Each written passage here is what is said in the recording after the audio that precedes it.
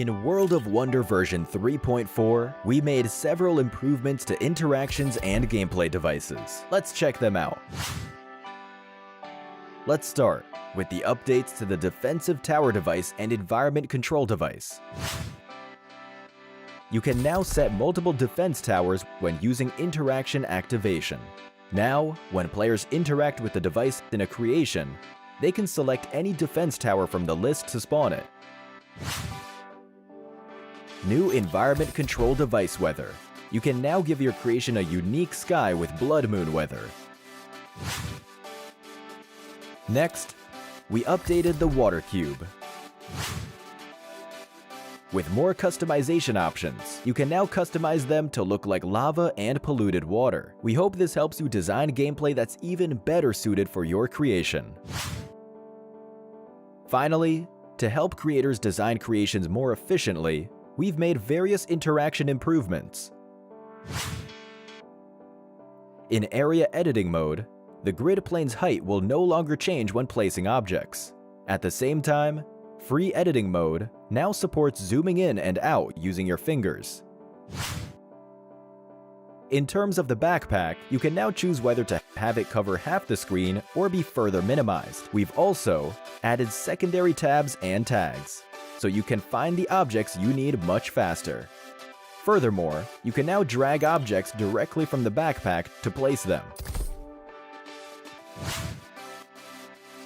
We also improved horizontal and vertical character movement by removing the effects of inertia.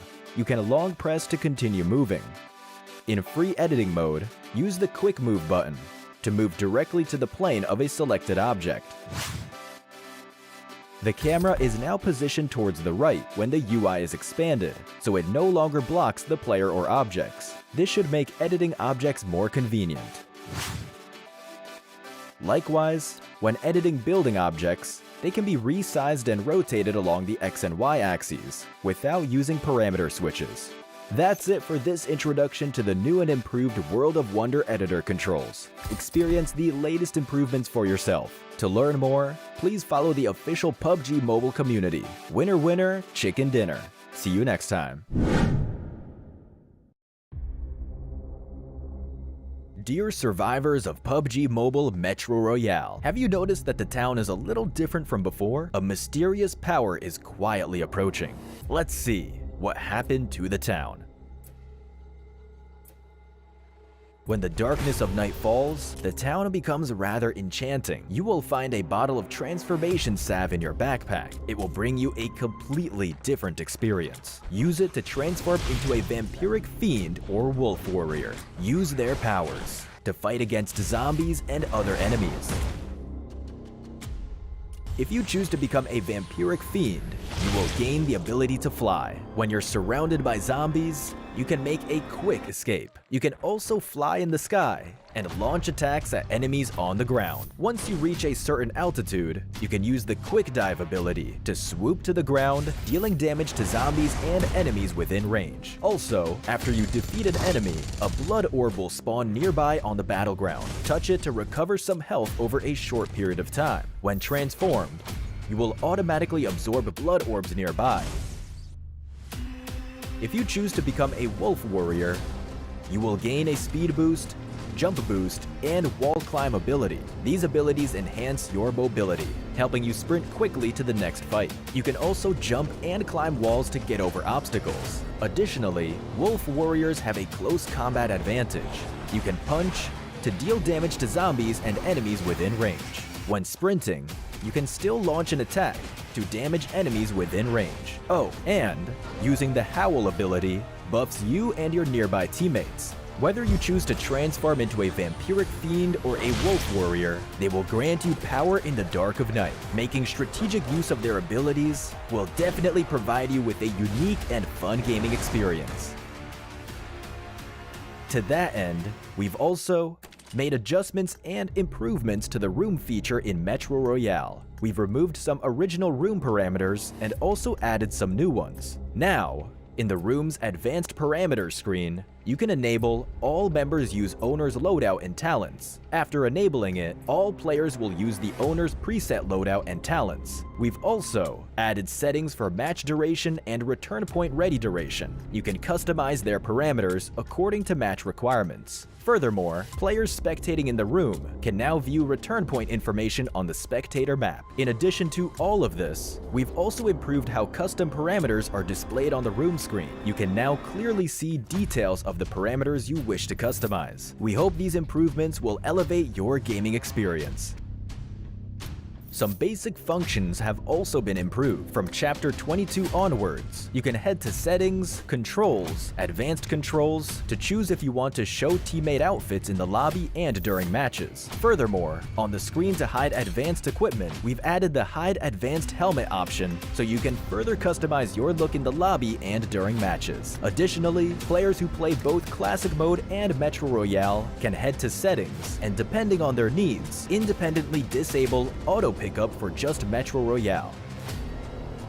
Chapter 22 also brings new season rewards and collectibles, so don't forget to increase your season level and get your collectibles and rewards. On top of that, Misty Port, Arctic Base, and the Zombie Uprising mode will have special supply crates scattered around. These crates may turn out to be a treasure specter when open. If you happen to come across them, don't let them get away. Defeat them to get lots of supplies. Remember to look out for them. Oh, and one final thing. You can swipe left from the lobby to access your most played game modes and set Metro Royale as a shortcut. That way, you can easily access Metro Royale. PUBG Mobile Metro Royale Chapter 22 will be available on September 12th. Don't miss out on this update. Embark on an enchanting adventure, and may your evacuation be safe and your loot plentiful. Fortune favors the brave.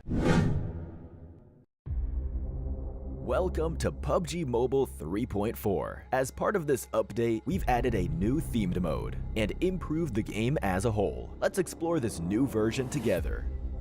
The conflict between the vampires and werewolves has lasted for several millennia, and now you can take part in it as well. Welcome to PUBG Mobile's newest themed mode, Blood Moon Awakening. Allow me to introduce you to the new themed areas, where the werewolves and vampires call home. Let's check them out. The area before us is vampire territory, the Crimson Castle. It has loads of supplies, and you can access the final reward crate sooner through battle. Here, the sky alternates between day and night. Hide in one of the many coffins inside the castle to ambush your enemies. You'll also find the vampire throne there. Legend has it that activating it unleashes an immense and mysterious power. The castle's altar room contains ritual crates that contain rich loot and the activation item for the vampire throne. Additionally, crimson keys can be found throughout the map. Use them to open a portal that will bring you or your teammates straight to the Crimson Castle. Have yourself a blood-sucking adventure. Here, we have before us the ancestral home of the werewolves, the Wolf Settlement. There are various ancient buildings here to explore. This area also alternates between day and night. At night, you can activate a puzzle via the ancestral statue beneath the spirit tree. Find the lost wolf spirits to get the ancestral treasure. Lastly, let's go over the new vehicle in this version, the two-seater animal vehicle, Horse. It can swim and jump, and you can fire from it while mounted. When you're with your team, it can follow allies. It can also be fed and recalled. A horse infected with crimson energy gains an additional double jump ability. Are you ready to explore the land of the supernatural? I look forward to seeing how you fare. Now, you can use the new character transformation mechanic to join the battle as a vampire or a werewolf. First, let's go over the Wolf Warrior. Use Wolf Salve to turn into a Wolf Warrior. After transforming, you'll gain a dash ability and the ability to scale walls by jumping. Finally, they have a special Howl ability that grants themselves and all nearby allies enhanced movement speed and damage reduction. Next, let's go over the Vampiric Fiend. Use Blood Oath Extract to become one. After doing so, eliminating an enemy in either human or vampiric fiend form will generate a blood orb. Touch them to quickly restore your health. Vampiric fiends can absorb these orbs from a distance. Right after transforming into a vampire, you'll grow wings and gain the ability to fly. Fly swiftly over short distances, or swoop down swiftly to strike a target area, dealing damage and knocking enemies back. Finally, vampiric fiends can fire energy bombs that unleash crimson gas on impact. Players caught within the gas cannot use medical items. Now then, which of these two creatures do you prefer? Get in the game and try it out. In the new version, we've added several new mechanics. Within the Crimson Castle, you'll find the formidable boss, Dracula. Pick up a crimson crystal from the map and crush it to open a crimson rift that will bring you straight to his lair. Dracula has two forms. In his first form, he'll approach his prey swiftly and unleash powerful melee attacks. He may also turn into a bat and teleport beside you. After defeating him in the first phase, he'll enter a frenzied state. Dracula uses various ranged attacks in the frenzied state and also brings out a shield. But fear not, after breaking his shield, he'll take a lot more damage. Get behind cover to evade his ranged attacks. Challenge Dracula now to get amazing rewards. Moving on, we've also spiced up treasure hunting with gargoyle troves and treasure specters. You'll get loads of great rewards from them. Additionally, we've added a banner display mechanic that lets you show off your elimination count after transforming. Let everyone know your achievements in Blood Moon Awakening. In this version's updated classic mode, we added a new dual-wield firearm, the Dual MP7. It equips to the pistol slot, is agile, enjoys a fast rate of fire, but does not support aiming down sights. Likewise, we added a new vehicle, the Hovercraft. It can be operated on land and in water, and is equipped with armored glass that prevents players inside and outside from firing at each other. We've also added the self-AED to classic mode. We hope it adds another layer of tactics. Also, the Crimson Castle Plaza themed map has been added to arena mode. Defeat enemies with your teammates in intense battles like never before. Stay tuned for classic mode update videos to learn more. With Blood Moon Awakening's arrival, you can now also fight zombies in Metro Royale's Zombie Uprising mode as a werewolf or vampire. Choose from different abilities to thwart the zombie waves. We've also added treasure specters to the Misty Port and Arctic base maps. Defeat them to get great rewards. Furthermore, we've made some room and basic feature updates. Follow Metro Royale announcements for more details. The new version brings the debut of the Maple Courtyard Palace series of home items, along with an event celebrating its launch. New stylish items await you. Don't forget to join the home competition.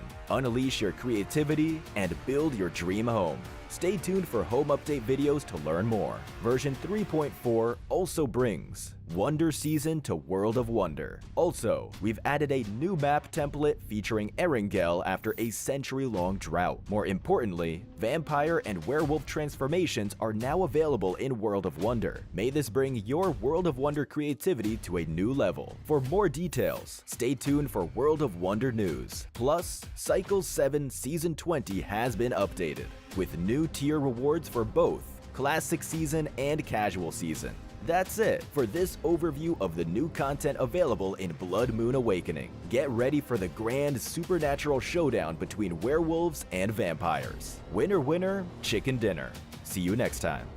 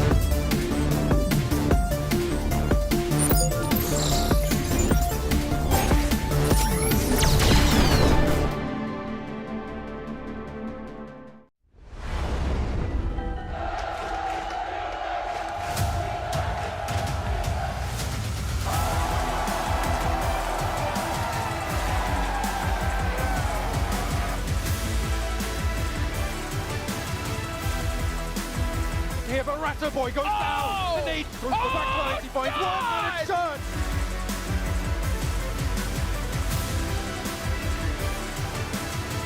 There's the response back though. First pickup. Yo! He goes on to do it.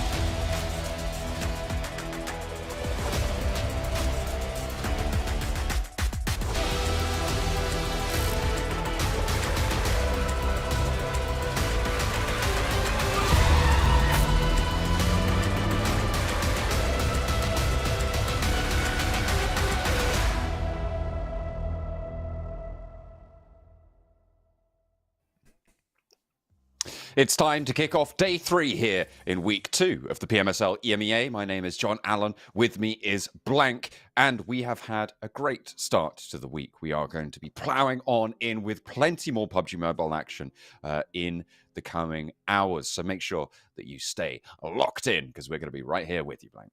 All the way, all the way. We're never stopping. We're never giving up. We're here with you to the end, which is the finals in a couple of weeks' time. But obviously, we're heading into day 3 now, more than halfway through the week, obviously, with Team Spirit putting up a lot of points here. But big old congratulations to Heroic, who've done fantastically well, which you can find out more about over on our socials, which you can find down below on the screen right now. PUBG Mobile Europe official over at YouTube, TikTok, and Instagram. Absolutely. Make sure you're heading over there, checking all of that out so that you can stay fully up to date with everything. We're going to be taking a look at the prize pools in just a moment. We've got a lot of money on the line for these teams, and the top 16 will be moving into the finals for a chance to get their slice of that $227,500 that is going to be on offer over there. A lot of goodies to pick up along the way. We've got show matches, we've got player bonuses for individual achievements, we've got match chicken dinner rewards as well coming on through, so making sure that you're getting as much as you can on that front is always good news. All of that added up together, 400k. That's a lot of money. It is a lot of money here on the line for these players. Just under half a mil, with 55k at the top, first place over in the finals prize pool, and 5k for just making it over here. So a nice chunk of extra cash just to get up towards that 16th place in terms of league ranking points, because at the end of this 3 weeks, we will be getting rid of 4 of these teams who did not make it to the top 16. Checking out our calendar up next, which is how everything will be going down over the next couple of weeks. We are in PMSL EMEA week 2. Week 1 is finished. If you didn't catch it, you can go catch it up over on YouTube or any of your other preferred platforms. But we are currently making our way through the Saturday and Sunday tomorrow. But right now we're playing out Friday's games, and it will be 11th, 12th, and 13th for all accumulate for those finals. Ooh, it's getting closer as well to divvying out the second set of league bonus points. Let's take a look at our teams that will be playing today. They're at the bottom, Group D, sitting out at the moment. Power, Footballers Chaos, IWNRX, and Heroic. 2 big names right now this week who will not be taken to the battlefield, so an opportunity to try and catch up their tally. We will continue to see Team Spirit taking on the rest of the lobby as well, though. That is a pretty rough group in Group C, I think it's safe to say, for Brute Force versus Pro Falcons, having Team Spirit in there where they weren't performing super hot last week. This week, they are a titan in this one, and you can see that on our overalls as we head on over to the standings. Let's take a look. Right at the top, of course, is Team Spirit. Yeah, 138 points. It's not bad at all. But I mean, for Virtus Pro as well as Brute Force, neither of them are doing too shabbily in their games. I mean, Brute Force in 5th place right now with 70 points. And Virtus Pro not far behind at 5-point differential. Same to Power, 65 points to them. So every single one of the teams in Team Spirit's group is on that first page, which is very important to take note of. Heroic and IWRX will not be playing today. So both the 2nd and 3rd place in the podium will be out. And like you said, John, this is a great opportunity for the teams underneath them to try and catch up a bit. Yeah, absolutely. Definitely a good chance for them to try and clamber on up there. Sorry, I thought I accidentally closed out of my connection to the stream there, but we're good. We're locked back in. Yeah, Trovo 2030 on this page, as well as Zeus, the highest 2 performing teams with 6 matches played. S2G dropping down behind Zeus, but just ahead of Trovo 2030 for the time being. And then we start to get into some more dastardly scrapes here, especially with Falcons. They are the last team in that group with Team Spirit. Team Spirit, Falcons, Virtus Pro, as well as Brute Force. So being down in 18th may be a little bit of a symptom of that. Not ideal. 28 points that they've been able to get on 12 matches, and they are currently our worst performing on average, I believe. And I mean, at least 8 of those points come from just killing Brute Force over in Severny, which is sort of amusing. But with that, look at that. Team Spirit actually getting up towards second place at the moment. Maybe, potentially, if they can continue this kind of performance, get themselves a direct invite just from the PMGC points alone. But IWNRX retake the throne there at the top spot with 919 points, with Brute Force tied with Team Spirit. So realistically, right now, it's those 3 teams that are battling out. Yeah, with a 28-point difference between Team Spirit and Brute Force all the way up to IWNRX. This is definitely all to play for when you consider that we've still got 2 more days here and next week's games to play out as well. There is a lot of points still left to earn as we drop down and take a look further down the tables. Very unlikely that any team on this page is able to make it. I think it's bordering on mathematical impossibility, even if not improbable. Yeah, again, for all these teams underneath, because they've had either bad performances over in spring or just have not competed in spring, you have this awkward scenario where they just don't have the points to total up towards that big old 900 point standing. It would be fairly impossible and require basically them to do something that no one's ever done in a lobby like this before, and also IWRX to basically say, yeah, we're just going to sit out the rest of the games. I mean, it would be quite nice. I imagine that we're going to see 1,000 points potentially broken on those tables as well. Let's take a look at a head-to-head between Zeus and Trovo 2030. These are, of course, our 2 highest performing teams with 6 matches played, and they are fairly neck and neck, but Zeus definitely leaning more heavily on those elims, and they are slightly ahead in the tables, whereas Trovo 2030 going a little bit more down the placements route. It's not by a lot, though. 0.5 eliminations, but I mean, over 6 games, that does add up. 3 eliminations, technically.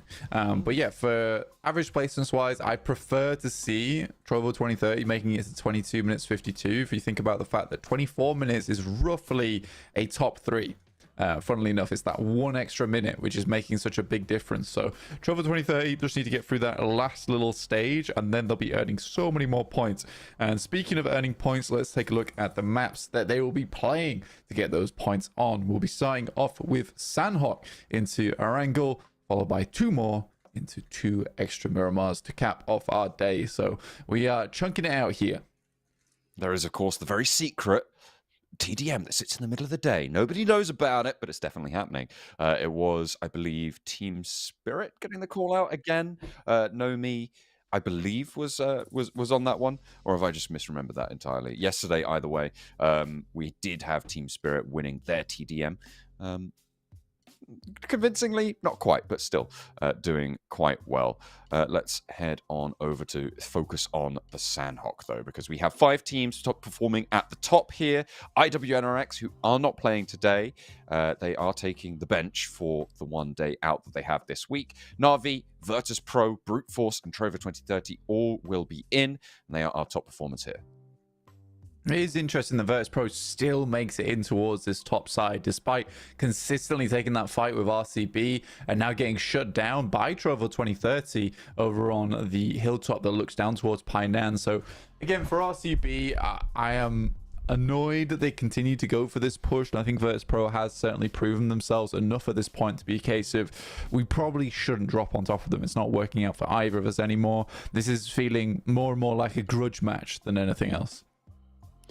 Certainly has been a little bit messy from time to time, but we'll see if it's going to extricate itself from being as problematic for them.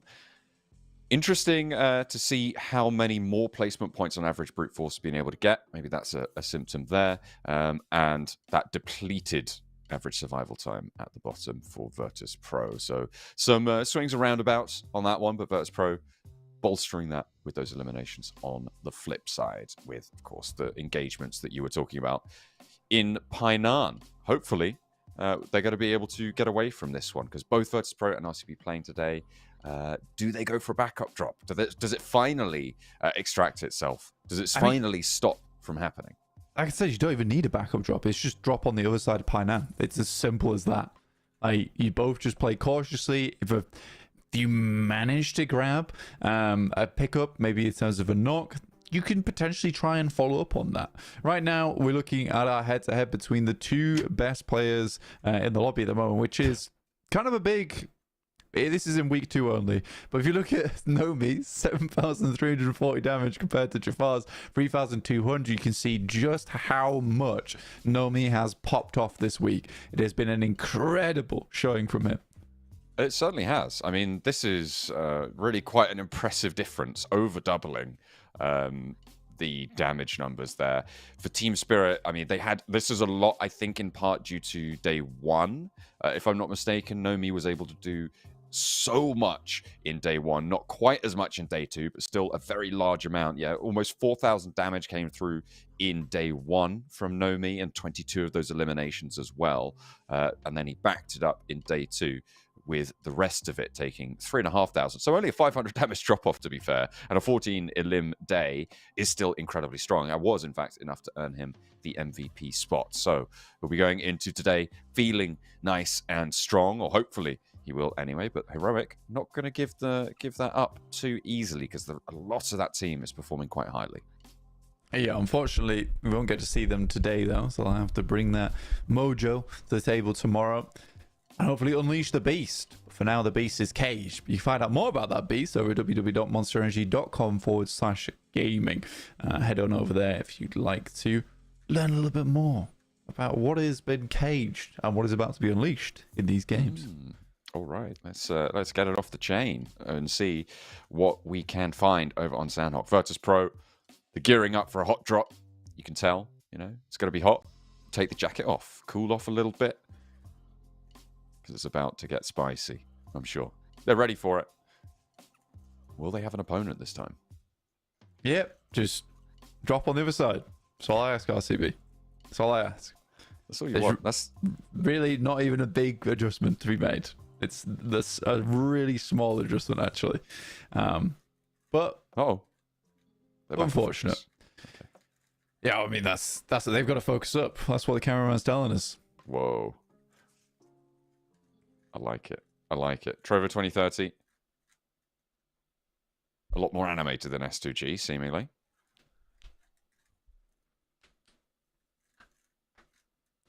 There's a little bit of somber atmosphere across some of these teams. Zeus, one of our highest performing 6-match team right now. They're going to want to keep that record rolling. Na'Vi seem to have stolen Team Spirit's way of doing things over towards this week. Has not been as strong as they would have liked. If you want to see our best teams from EMEA and around the world competing for the title of Global Champion, then you need to grab a ticket for the PUBG Mobile Global Championship at the end of this year. Scan the QR code. There's a 40% discount. That is right, 40% of that ticket price just gone. It's almost free. Well, not quite. 60% of the price there, and that discount is available. Make sure you grab that early bird discount so you're not wasting any time locking that one in. All the information on the QR code that has now disappeared, but you can scroll back in the VOD and make sure that you catch that one as well. As we head into our first match of the day, it is Sandhawk. The QR code will return later, but right now, like John says, it is Sandhawk on your screens. Getting ready to get in towards that plane path and zoom across the island of Sandhawk itself. And we'll see exactly what these players can get done here, starting things off strong. Obviously, Painan right now, very easy to get over towards. The plane drops directly across it. If I was a smart man on Trovo 2030, I'd probably immediately, like I did yesterday, set a player over to gauge interest over towards the location of Painan, see what's going down between Virtus Pro and RCB.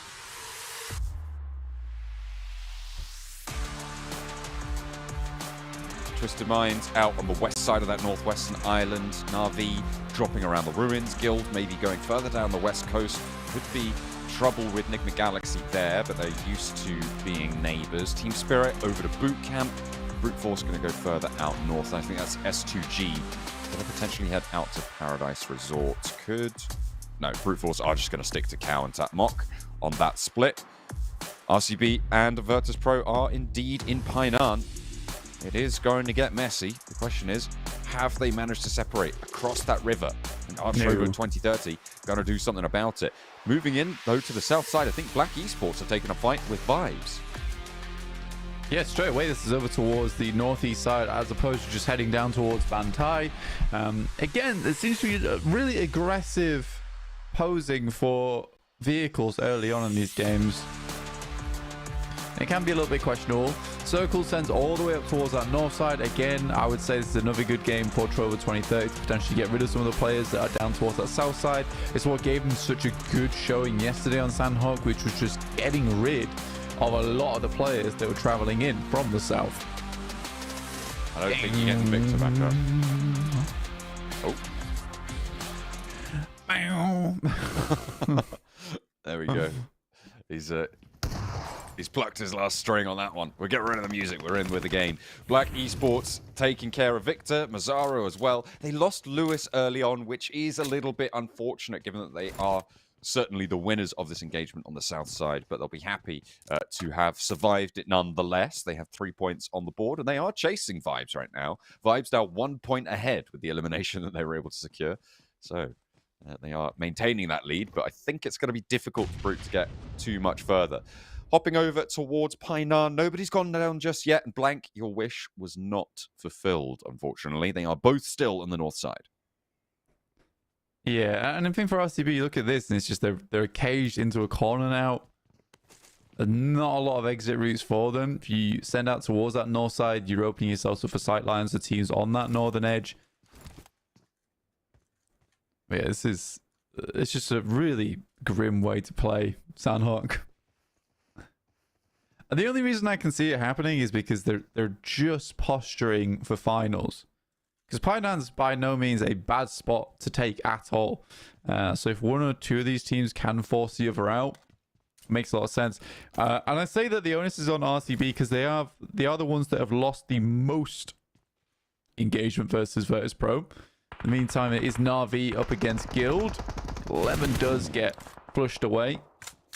And Exa got knocked as well, and flush. So 2 players down for Na'Vi. I thought it was good on the opener. They did manage to get a knock and a flush, and another knock over towards Guild. They had all 4 of their players alive, but they just get spotted on the cross angles. Painan now is popping off. Bishke spotted, flushed as well. So Virtus Pro losing first blood over towards RCB on their engagement in the middle of the map. It's going to be tough to come back from that one. The off angle from RCB across the river now is full gravy on the points. They can just play that as a bonus. Icy playing close, could get naded out. It's dangerous. 3 hot drops on Sandhawk, and it continues to be a really brutal early map.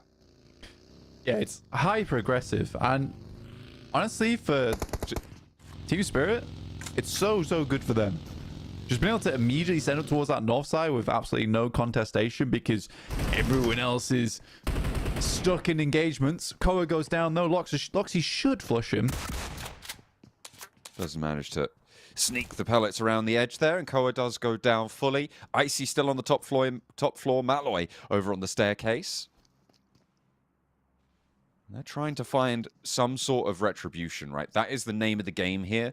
Trying to get a point, 2 points, 3 points would be great in this fight because you know you're very unlikely to be winning this one out fully. Icy wants to posture for a spray down. Spots Azel on the rooftop. Could potentially find an angle there, but not quite going to find it. Oh my goodness me. Sliver of him shows, and Icy's ready for it. Virtus Pro picking up another knock over into Painan, but Azel very easily resable here. Now they know that both of these players are on the upstairs. More scraps kicking off as Twisted Minds losing players over on the Northwest Island. Yeah, again, Brute goes down. The Vibes actually holding their own. Icy again knocks Azel. Those guys have knocked 3 times in a row, and they're once again have to go pick him up. Molotov could be good though. There it is. Silas puts it to bed. Shoots out the sleep to Icy. Wants to follow it up, but the Molotov dropped underneath the windowsill. Can't really go for the res because you know these players are right over the ridgeline. Malloy going to use his teammate as body cover. Zazel trying to chunk out with the DBS, and Malloy, yeah, it's a very slim chance he can get away with that one. Virtus Pro going down. All 4 players added to the RCB tally, and they will win the Painan Hot Drop. Yeah, good for them. It comes back their way. I still think it's fairly it's misguided, especially on this circle as well, because you get the false positive of, oh, it worked out, but you know, no one checked that fight at all. Trovo 2030 opted to quickly get up towards that north side of the map as the Team Spirit. For RCB, it is a clean fight for them, so well played nonetheless.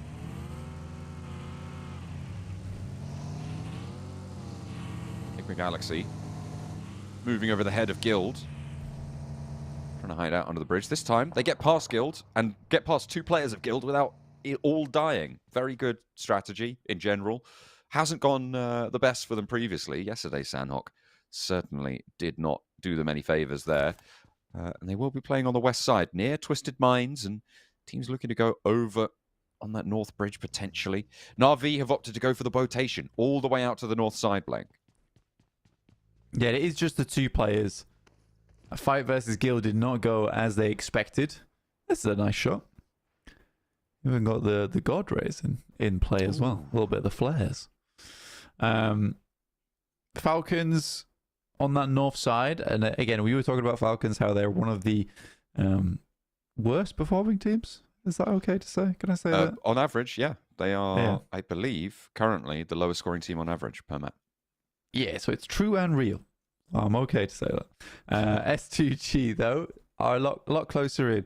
Brute Force, I think that they've lost some of that luster that we've seen from them before on Sandhawk, where they were very aggressive on this map, easily been able to take a lot of teams, but this time the spread is not so thin. You know, they're grouped up trying to deathball this a little bit more, as opposed to taking really, really aggressive angles. Fireflux taking 2 knocks. This is really not going well for them. They are at the bottom of the tables. I know Falcons are the lowest on average, but Fireflux are just the lowest right now. They have had their day off already, though. Solke down, Ketch and Scarface trying to get away. And Drover 2030 hunting them. Seeing what they can do. The circle is really nasty here, Blank. It's gone all the way up. Kept about 50% of this circle in the water. As we get a little replay on Izel catching that first knock, getting the flush. The off angle on the south side for RCB playing well this time. It has been a few times that it hasn't gone as well, as Icy just keeps getting these knocks onto Izel. None of it stuck though, and in the end, Virtus Pro did indeed go down. Fireflux still dead last on 2 players alive. They have managed to get through right up towards Cal, so a decent position for them to try and survive and try and last this one out.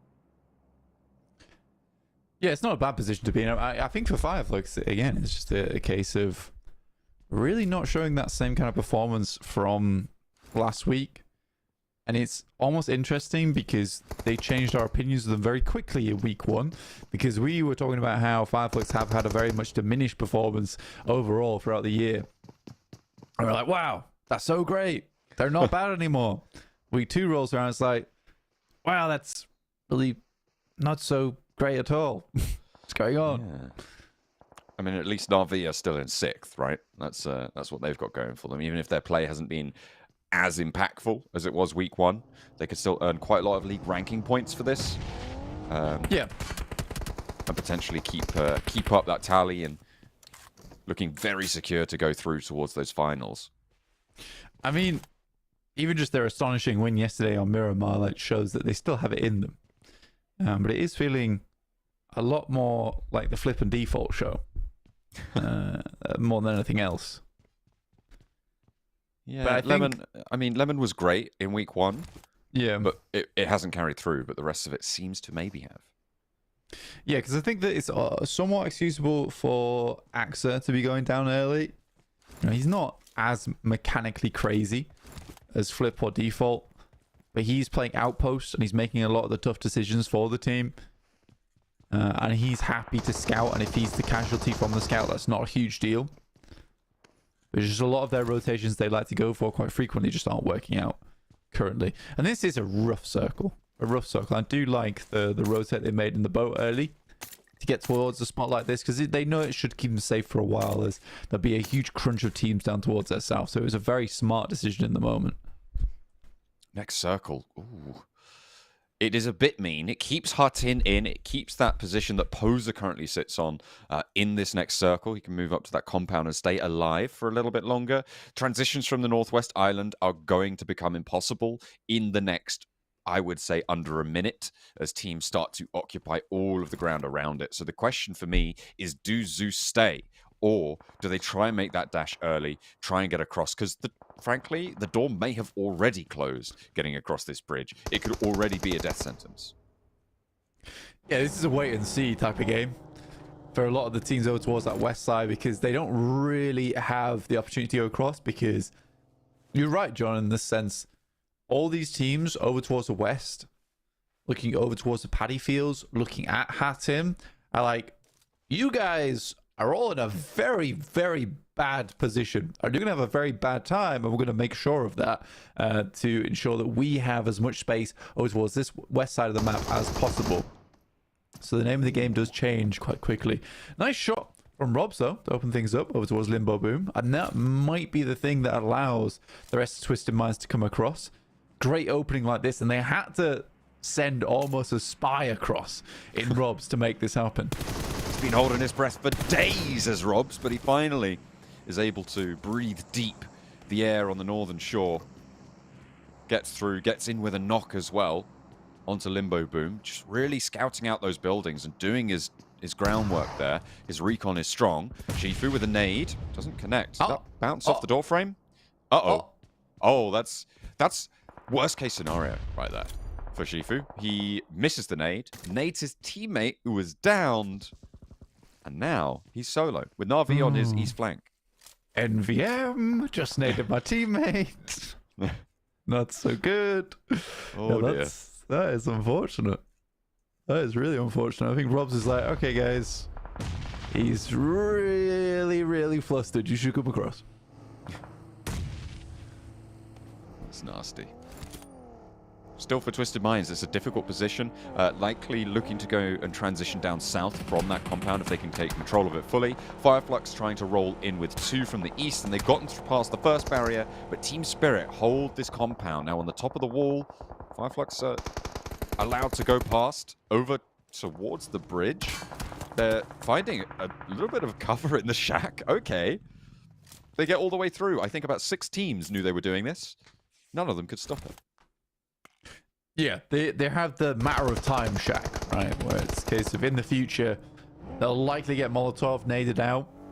But at least this gives them potential time to ladder up. But with 15 teams still in the lobby, how quickly can they climb that ladder is the real question. Falcons so terrified that they are withdrawing into the blue. If we just go in the blue, what? then we die to that, not the enemy. Another knock onto Ali, but brute force now down to 1. Is it going to be enough for Furia? He steps up, wants to keep the points alive, and will be going well. Falcons yet to fully convert because it's just Spark here. And S2G trying to sweep through. This hillside that sits down to the south where Na'Vi currently bordering on is going to be the only position available for the teams on this northeastern side. They're going to need to fight over it, and you can see they didn't want to do that earlier on. Instead, they're forced into a 3-way engagement. I think S2G should just be able to sweep through, take the fight with Na'Vi, and take this one down all the way. Yeah, maybe. It depends how many angles are over towards them, because they have to cross pretty open ground. And Na'Vi can continue to play over towards this little bit of high ground. Retreat down towards the ridge, but yeah, Fury makes it way in, and that's actually a really good play from S2G. Instantly capitalized off the back of that. Beautiful chase down. Team Spirit put their first point on the board in a very important compound. They have been making decisive rotations a lot more this week, and again, they seem to have been able to find one here. Default with a challenge, but Kelsey shuts it down. Now it's just flip. The nade sees the flush, and Na'Vi guaranteed one. Twisted Minds could enter at any moment as well.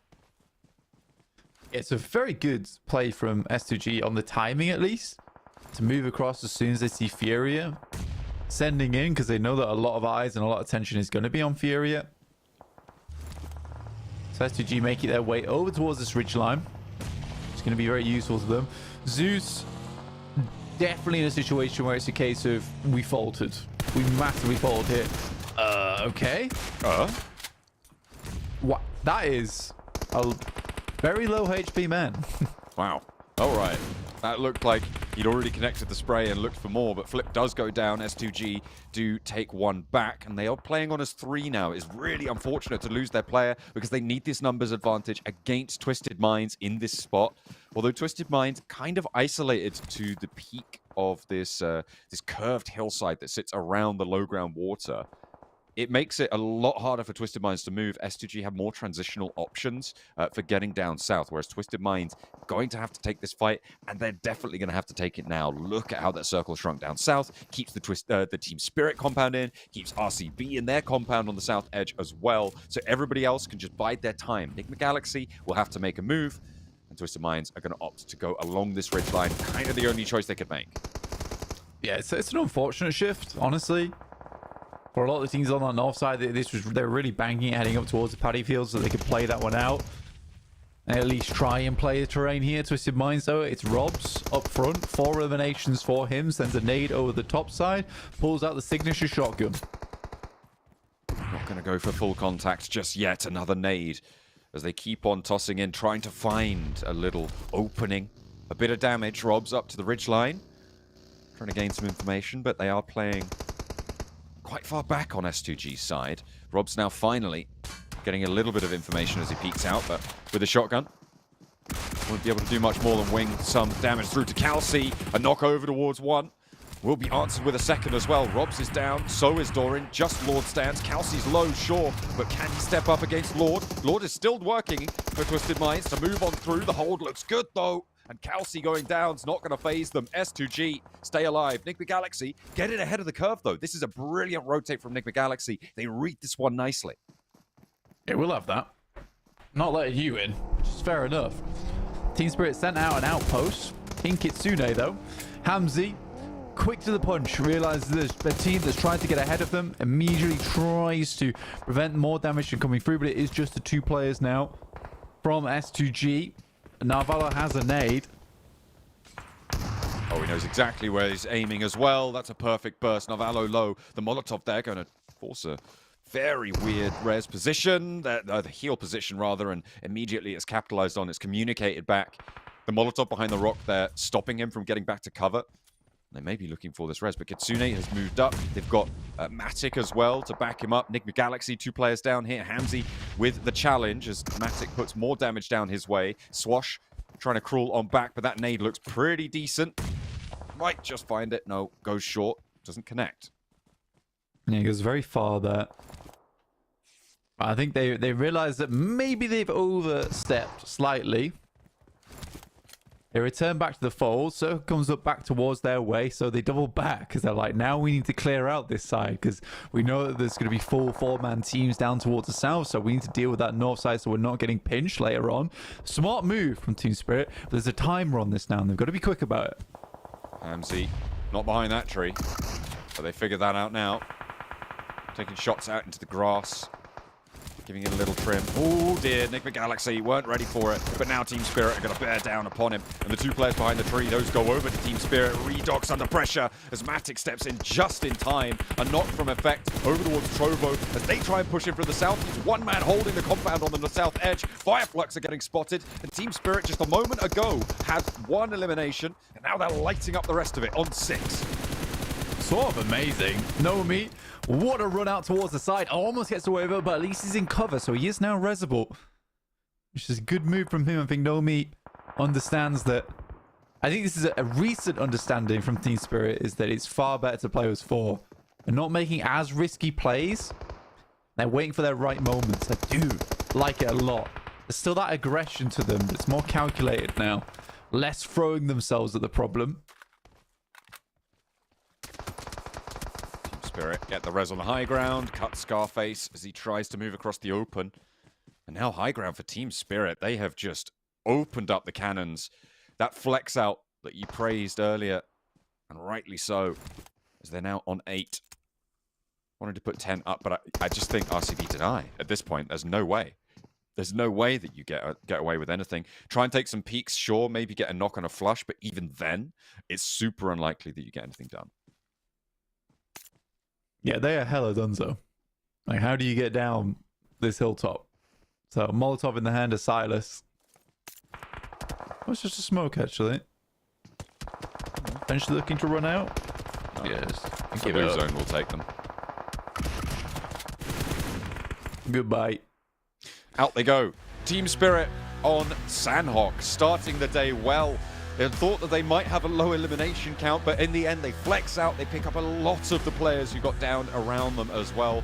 I'm imagining this is a fairly low damage chicken dinner for Team Spirit, but they got a nice chunk of points to kick things off as well, and their day will be strong. A great way for them to remind us just why they're at the top of the tables. And now they can accelerate away from Heroic. Yeah, again, that is a lot of chicken dinners picked up by Team Spirit over the course of 3 days. I genuinely was very, very impressed with that game. Like I said, they flexed out towards that north side and they realized actually this is getting kind of bad, and Trovo 2030 might push us from the south side. And as soon as that circle moves back up towards the north, they rethink the decision and they understand that, look, we need to quickly clear that out. So I like that the decision making is just rolling all the time at the moment for Team Spirit, and they're not just committing to one idea. There seems to be constant discussions in the team of what's best next. Also, the fact that you can leave Effect solo in a compound and just rely on him to clear out teams trying to push you, that does help. Yeah, I think that actually was probably the second most important thing that they had going for them in that match, right? That flex out to the north, I think, was the best call. But you're right, Effect's hold on the south against full squads on his own was absolutely something that you could not have lived that map without Team Spirit. I mean, maybe they would have had a chance because as the circle fell, sure, they would have had to go back to that compound, but I think they could have cleaned it out fairly effectively from the high ground that they had over it. Could have potentially been an opportunity for them. I'm not too sure what Nick Galaxy were thinking, not going for that awareness behind them. I'm sure they've taken the fight to the south side, but you've already had that fight up the hill. You know there's players there, and it probably was just a case of, well, there's no real good option. We've just got to hope that one side doesn't peak. Yeah. And I think that's the difficulty a lot of times in those situations. I'm sort of interested in how RCB plays out the rest of the day, because they get a good start here, and that's usually the thing that slows them down a lot, is that going into the next game, it is tough. However, Trovo 2030 once again putting up good points and getting into a end game circle, so happy for them. And Default and Flip with a really nice rotation. So a lot of moving parts during this game, and it certainly feels like a lot of our teams are starting to feel a lot more comfortable within this tournament. Certainly seems to be settling down into a little bit of a rhythm. 1,270 damage for Team Spirit. I feel like that's about where I expected it to be for their chicken dinner. Really, really low in general. You see it a little bit closer to the 2,000 mark for a chicken dinner team, and all the way up to about that 3,000 mark at the high end. So definitely on the low end of our spectrum here for Team Spirit, which is reflective of the fact that they took so many of their flights late into the game when not a lot of healing got done against them. Again, they had such an insane spot. It's not really worth it to send over towards that top side. In the meantime, we'll be heading towards a break before we head over towards Erangel to start our trio off. So we'll see you there shortly. See you soon.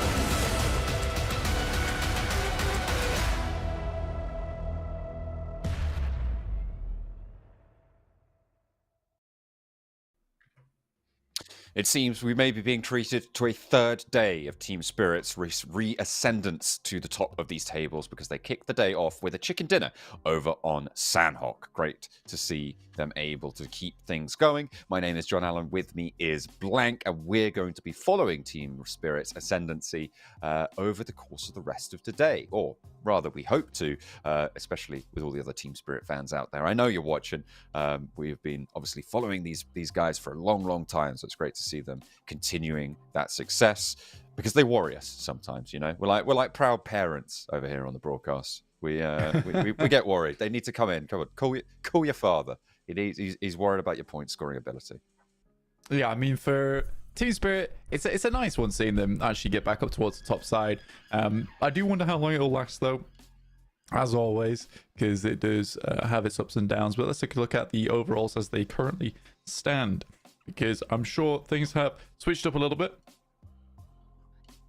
Yeah, Team Spirit 156. Heroic obviously not playing today, which means that opportunities for teams to try and catch up, to try and get a little bit closer to those averages that Heroic are on, because of course it is that 10-point average that we just keep banging on about that sits towards the top of those tables. Team Spirit far and away exceeding that, currently 26 points ahead of their counterparts around the 10-point average. With 26 points ahead, I think on 13 matches, that puts them at a 12-point average on the nose. So fantastic stuff from them to be able to put 2 extra on the board per match than you expect from a first-place team. Great stuff from them all round. Yeah, again, I think overall this has been a very interesting week in terms of who's been dropping down the tables, who's been not doing so great. I mean, Fireflux with 7 games played and only 27 points is a little bit rough. RCB have been doing their best try and get back up towards that top side, and they've not done badly at all. It does look a little bit better, but I just think that sometimes RCB lack a little bit of that oomph, honestly. Let's take a look at our top 5 from Erangel currently and who's been performing the best so far, and it does continue to be Power. Yeah, they still keep up those average. Remember, they were placing super highly yesterday continually in Erangel as well.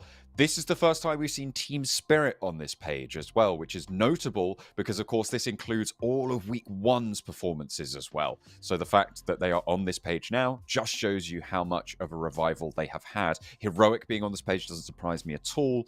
I think, actually, in general, Power may be the most surprising to someone seeing that for the first time, but we know from yesterday that they have had a very, very clean record on the grassy pastures.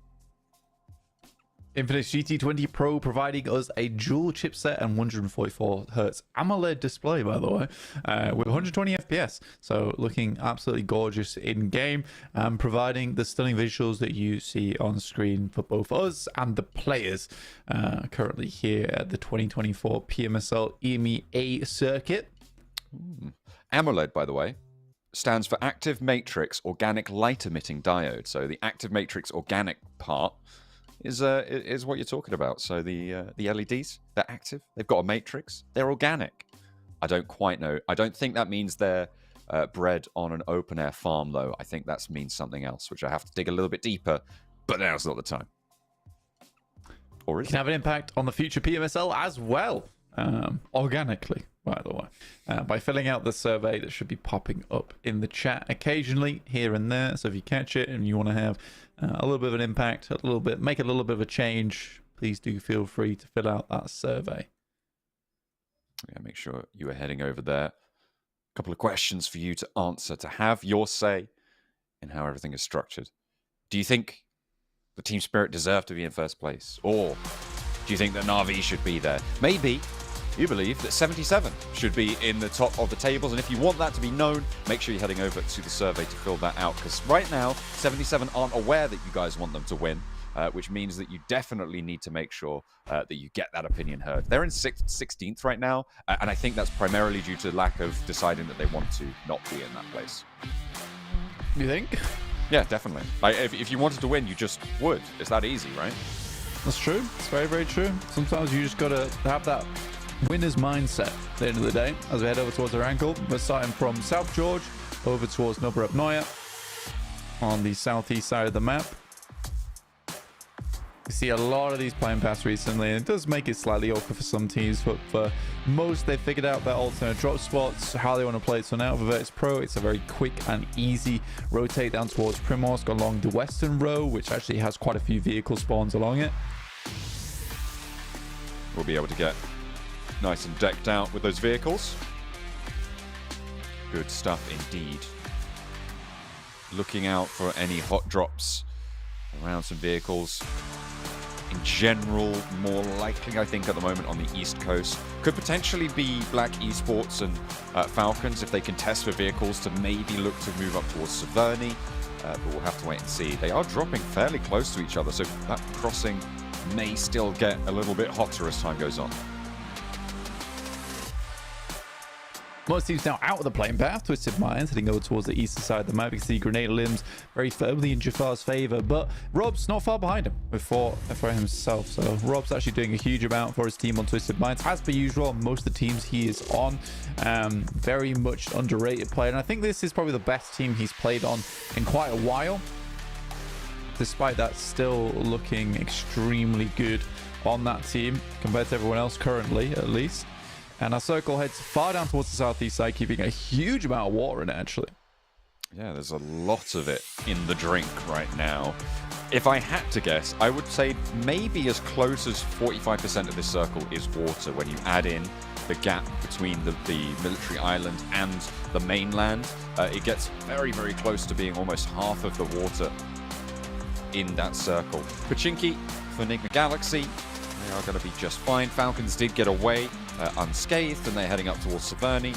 Black Esports split around Ruins and Sunken, and they are chilling for the time being, but those vehicle spawns are going to be all important to get them into this next circle. Yeah, absolutely. It will be a little bit of a trek down towards this way. Boom. And yes, Naya, currently held by S2G. Every time. Just hitting those riffs. Yeah. You gotta love it. Mansion, shelter, prison, all open at the moment. Team Spirit in farm down towards that south side. My favorite bit is the drum breakdown at the end of that song. It is It's, like a and then smooth. so unbelievably long. I've heard that before. Okay. When talking about Miramar games, because they go on a lot longer than comparatively to Sandhawk games. Right, of course. Of course. That's all right. I'm taking it back. Over towards the western side of the map, very clumped up in terms of the squads at the moment. Right now, we'll have to find some kind of escape route. Track the teams around them effectively, make their way out. Not too sure what's on that ridgeline for them. I think they may just be redistributing their players or grabbing some more vehicles. I'm not sure, but they stop off. Twisted Minds. Moving past Milta right now.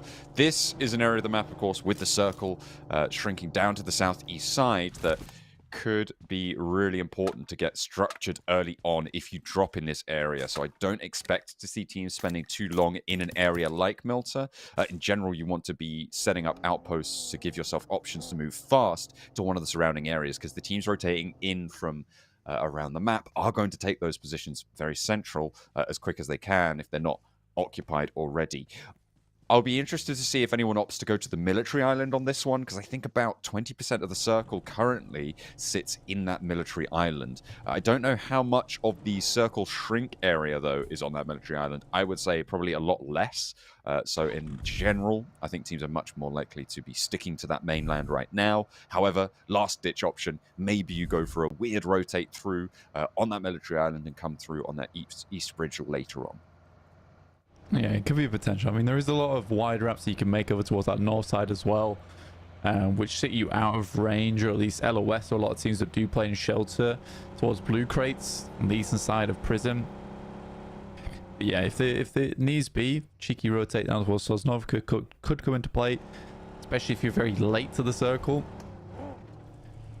Team Spirit once again making this aggressive but decisive rotate over towards a compound on the eastern side of prison. Again, they start in farm. There's no reason why they shouldn't be taking advantage of this circle. This is what's happening a lot more frequently. And it's leading to more wins for Team Spirit. Because on week 1, there were a fair few circles that benefited them. Special Narangle, Sandhawk, Miramar. And they just were not the first to rotate towards a central spot. This time around, they are taking advantage of the current lobby format and already finding Gazelle on a knock as they attempted to make their way to a similar position. Silas going down 2 is bad news. It is stolen away by 77 though. Yeah, Zell does get flushed out. RCB taken fairly low here. 3rd place, not ideal to defend that spot, going down to 2 early on. Obviously, they were able to win against Virtus Pro in the previous map, so they had that advantage going for them. But this time around, not so lucky. However, they get a position in the circle. They could stay alive a little bit longer, but Team Spirit are on the hunt. Look at this flex out. I mean, why not as well? You know the team is very much diminished. Go have a little look, see if you do need to rotate down towards that south side eventually. You don't want there to be 2 players here waiting in earnest to take you down. Matic looking out over towards the buildings off in the distance, assuming that RCB has gone far, or potentially even trying to scout out where 77 is playing. And this is good from Team Spirit, honestly. Getting more information, lay of the land. In comes Trovo 2030, and again, for Matic, this is very good news. He'll be able to provide that information back across. He knows that the rest of the team should be rotating through soon, so likely have to regroup with the rest of his squad. Nice and timely hop in because he's taking damage already. Does he get cut down? No, not just yet. The vehicle is in danger now of exploding. That could potentially tag him if he steps a little bit too far. Needs the cover of the tree. The smoke allows him to get away from it, potentially get rid of that vehicle, and a rescue mission now needs to be mounted. He could have gone a little bit earlier, but as soon as they spotted that, they were lighting it up. And RCB with the remaining 2 wanting to get some sort of revenge over towards Team Spirit, but he pops the med kit, gets back to full health. And now the rest of Team Spirit could start to marshal their forces. Pushing up though from Wild, maybe a little bit over-aggressive for my liking. Trovo 2030 seem to be wanting to leave this one alone and not going to be impactful on this fight. They will take sightlines out this direction, but not really doing too much more than that. Team Spirit might not be too happy with Matic in this situation, though, as he does give up a vehicle for him. They will need all the vehicles they can get in towards the end game if they want to make some efficient rotates. Somewhat annoying, and that is a really horrid circle. Sees a huge amount of water in. Very difficult to play. And Team Spirit might have actually been better off just staying in their original drop spot. I mean, it does seem that way, but you can't really call something like that. You expect it to be going up to the mainland. Teams could potentially now look to get down to the military island, but even then, I don't think you do that. I don't think you go for that push. Na'Vi and Brute Force don't leave, but in the same vein, I don't think anyone on the north side leaves from that north either. It's going to be a fight around the mouth here, just the west end of Milta, around that bridge position as well. A couple of positions that you can take up, but it's going to get nasty fairly quickly here now. Yeah, it's an incredibly rough circle to play. Rob steps out into a Molotov, and Zadira will pick up. Nice little knock onto the back of that one. Shifu, again, really lovely step up. Just 2 players alive for Twisted Minds, and nade from Shifu once again. Won't quite tag on. They did nade out their own teammate there for 77, which is definitely not what you want to see happening. That's 2 team nades we've seen in 2 matches, which is something fairly uncommon at this level of play. Doran, no, he wanted to get the player back behind the wall for the safe res, but not going to happen. Team Spirit, okay, they've miraculously appeared in the middle of the circle again. Rotate through on the beach side, and they will have a little bit of cover for the time being, but they have to be worried over towards the further east positions. And they may have scouted that out, which is why they can go for this roll-up. Nades up on high, and Shifu has so many just bouncing about in there. They are rattling through the door frames. And Shifu does go down to the nade from Nomi on Team Spirit. They're putting more in, trying to isolate this lower floor. Team Spirit don't have a super huge amount of time on this ridgeline. The off angles will start to come into play. They need to make a move fairly soon. Matic finding Magnum, though, will clear out 77. Yeah, they need to get into this compound. Honestly, for Twisted Minds, you'd expect them to expend all their grenades, but they do get a little bit of a reset on some of the death crates that went through. Nice shot from Kitsune to keep Enigma Galaxy at bay. Eventually, Team Spirit do need to move up. It's a smart move from Team Spirit, but I would classify this as a gamble. This is absolutely a gamble. Team Spirit's got so many points and coming off from a chicken dinner. I think they can take this risk.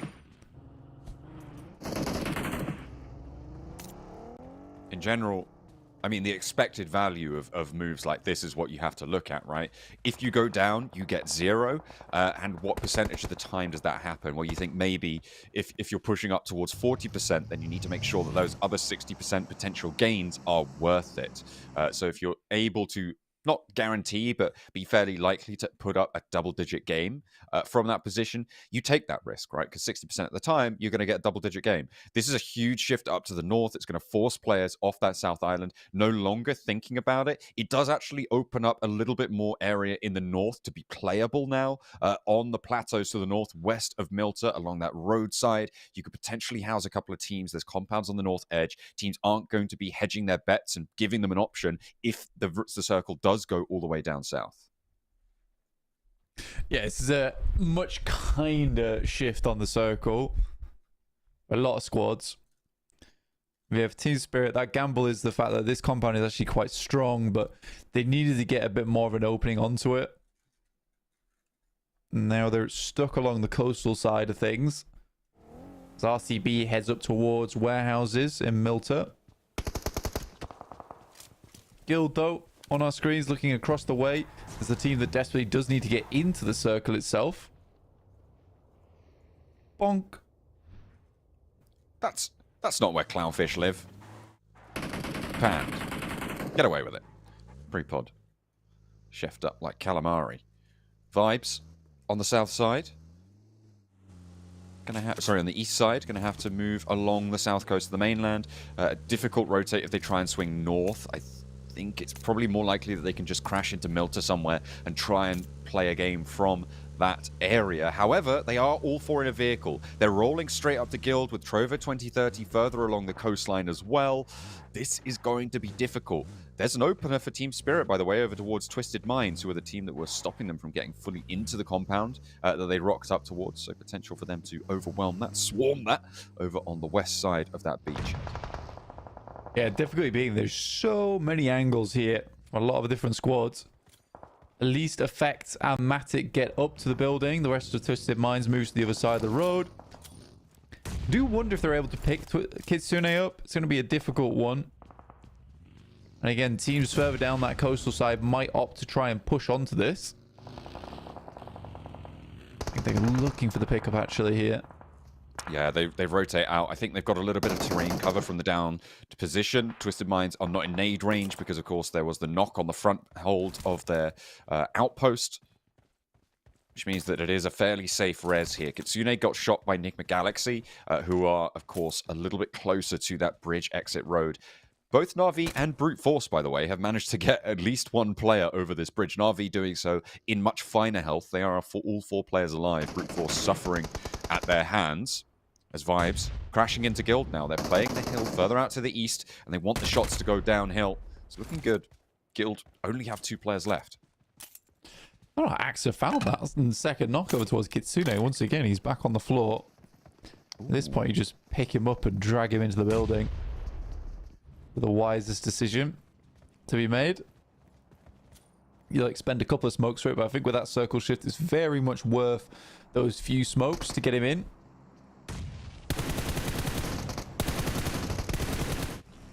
So, trying to catch the cross with the spray down, not going to be successful. Circle's going to shift further west. Guild now continually under pressure. Exo last to stand as the spray down and the flush comes through. Exo gets 1, looks for the flush, will be able to find the point, and I think that may have been the right decision for him. Could potentially have caught the second on the cross, but either way, will be able to add 1 to the tally.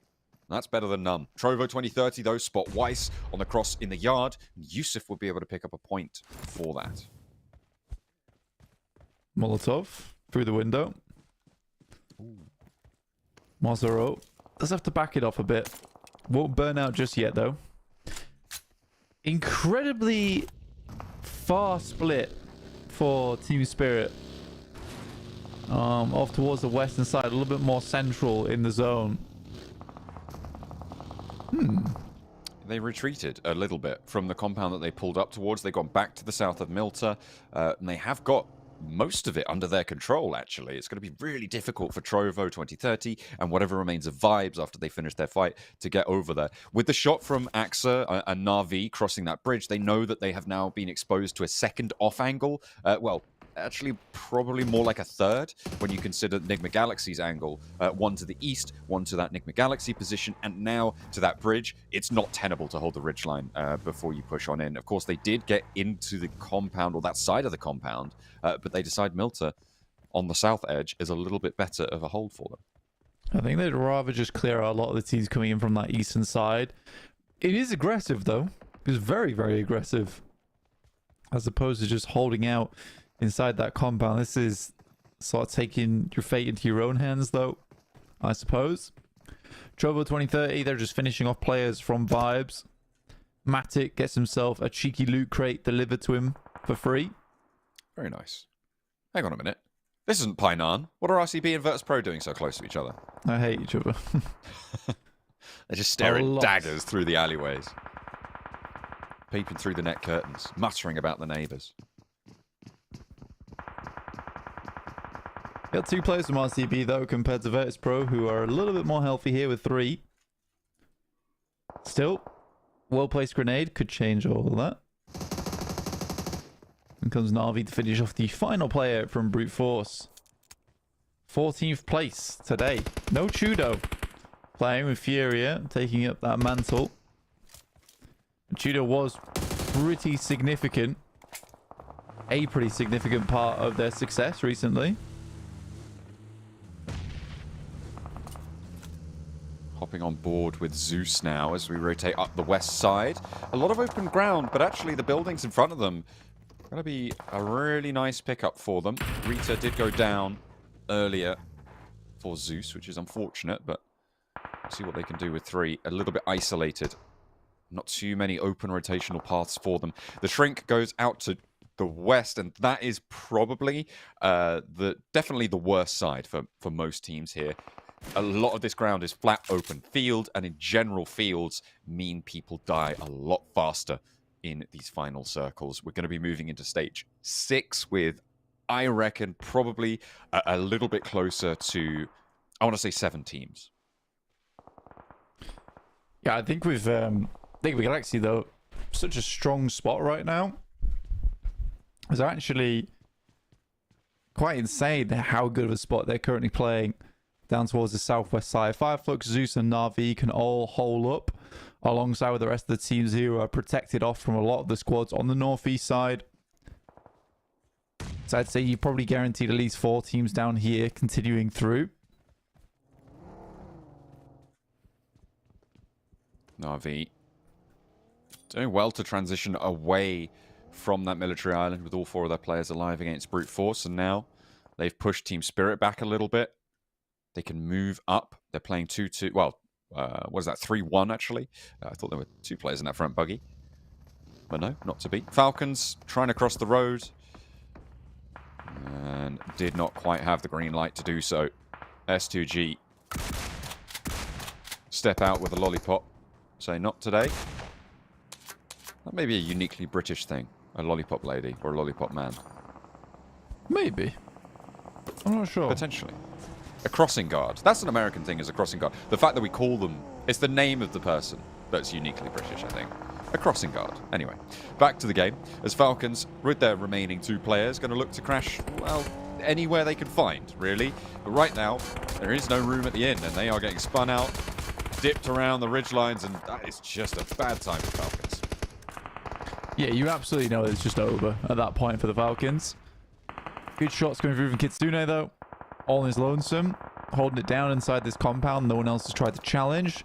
Na'Vi is attempting to get closer, though. I think for Kitsune, it's likely going to be a case of trying to call the rest of the team in. Nice nade, though, from Marcelo. Last alive for Trovo 2030. That's with P90.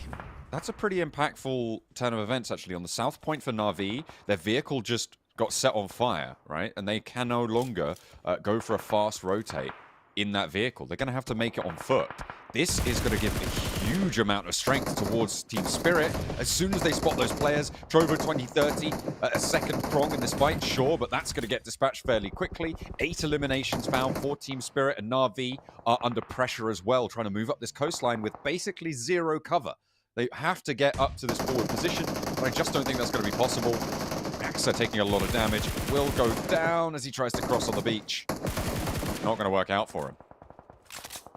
Yeah, this is a really odd game in terms of how strongly Team Spirit has held this, and no one has been able to challenge them whatsoever. I don't know what happened in those 2 days between week 1 and week 2. But yeah, maybe some unorthodox coaching strategies. I'm not sure. There is a big change, big difference in the team. It's like they've completely solved the lobby, right? They've just figured it out. They've spotted a glaring weakness that nobody else has managed to find, and they're just like, we're just gonna win now, right? And that's what I'm saying. You know, if 77 wanted to, they would, but they don't. Yeah, they get a granola bar every time they get a chicken dinner. That's all they're allowed to eat. They've been stashing up the granola bars over the first week. They consume them all at once, and now they're just... Yeah, now that they're rationing them. They're we're so mega level hungry right now. We're so hungry, we need a chicken dinner. I need a granola bar. Desperately. Please. Please, coach. Granola bar! No granola! After the You've chicken not dinner. won a game! Yeah. Back in the cupboard! Get your Infinix GT20 Pro in those hands. Come on. So look, this is why Team Spirit wins so often early, is they stack up the granola bars the rest of the day. So they need these wins early on, so they can keep going. Fireflux do need a win as well on this engagement, if nothing else. Zeus with now 1 player left standing, but a lot of Fireflux are low. A nade in from the heavens gifts Eren with a chance to pick points away from the rest of this lobby. The PPP zone is going to do a little bit of rattle-tattle over towards the Fireflux position, take some points into control. Nick McGalaxy, though, descend. And Lux will go down first. Scarface almost certainly going to go down next. Will Eren outlast him? Because the need to go into both of them. Ooh. Good step up from Scarface, though. A second? No. Not into Redox. Not just yet. He is going to fade away as SnowX puts a nade in. They know his ditch, and that will be the end of Scarface. Eren does outlast, but for how much longer? Nobody knows. Na'Vi, in the meantime, they move into the vacuum. A well-timed push from Na'Vi. Yeah, for Na'Vi, it's a case of, we don't want to fight Team Spirit anymore. That's terrifying over our eastern side, but this gives them at least an opening, something they can work with. They can scrabble some points away from. That's Zeus now out. Back Esports over towards that northwest side, and to make their way in, but S2G has been holding pretty well over towards the north side of the map, albeit not having to have too many engagements, too many fights for themselves, so they're still pretty pristine. Lemon healing up behind the wall. The blue zones is moving. He's going to have to find an avenue in. Let's take a look at a replay here. There's a nade to stop the cross for Falcons. I mean, yeah, Swash. I mean, he sees these guys coming, right? He knows exactly where they're playing. The bouncer through the little gap there, and yeah, there's no chance that Falcons are allowed to cross. Yes, a couple of really good grenades there from Wash. Been technically a 1v3 from the cover he had. Made it look a lot easier than it potentially was.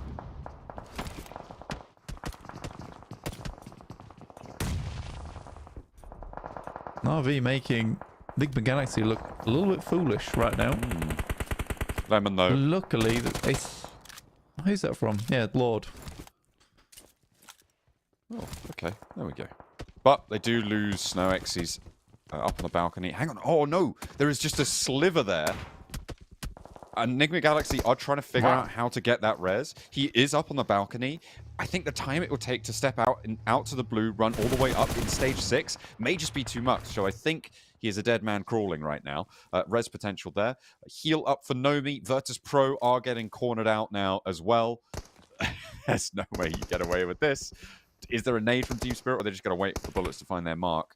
Icy stepping up for some healing. Malloy as well. They're going to break out. No smokes on either side. Effect doesn't have a nade. Twisted Mind's on the far side of the road. This has been the long-time opponent now for Team Spirit. Oh, there is a smoke. Oh, Virtus Pro. They might make the cross. Team Spirit opts to be sending away with it. It's more important for them to get across the road right now to Twisted Minds, who they know are a little bit weakened, to be honest. Wash takes shots over towards. Oh, dear. Lord goes down, though. Should be the second shortly. Team Spirit is just overwhelming them. Coops is there with a nade in hand. Spots Nomi clambering up to the wall. Dashes through. Coops drops it down to his left. Doesn't get the knock, though. And Team Spirit leaving one behind. Kitsune can get picked up later, but now they have to deal with Coops. They can break back, get Kitsune back to their feet. They're up to 13 limbs now, Blank. Twisted Mind's gotten rid of. They're on the west side of the road. S2G trying to descend, but Black Esports giving them a fight. Maybe not too much left of it, though, as Toshpik is the last to stand. Can he get this res on? Because there's just the sliver of HP left on the down player here. Hamzy steps out. Spray gets one knock. Toshpik, though, sends it straight back through the window. Yeah, it was very clean, very quick. I think they just about get over towards Kitsune in time, sending Matic out there to save his life. Malloy on the road. But Team Spirit have played what I would call a beautiful game. They even find Malloy trying to take the shots out. Oh, complaining about his situation, but maybe he shouldn't have shot at all. Alerted the demons in Team Spirit. But yeah, they've just played a beautiful game. It's been one good hold after another, one good split after another, one good spray down after another from this team. So granola bar and a back-to-back probably on the cards here. With Ralph in this position, I feel like, yeah, Black Esports just can't really do much movement at all.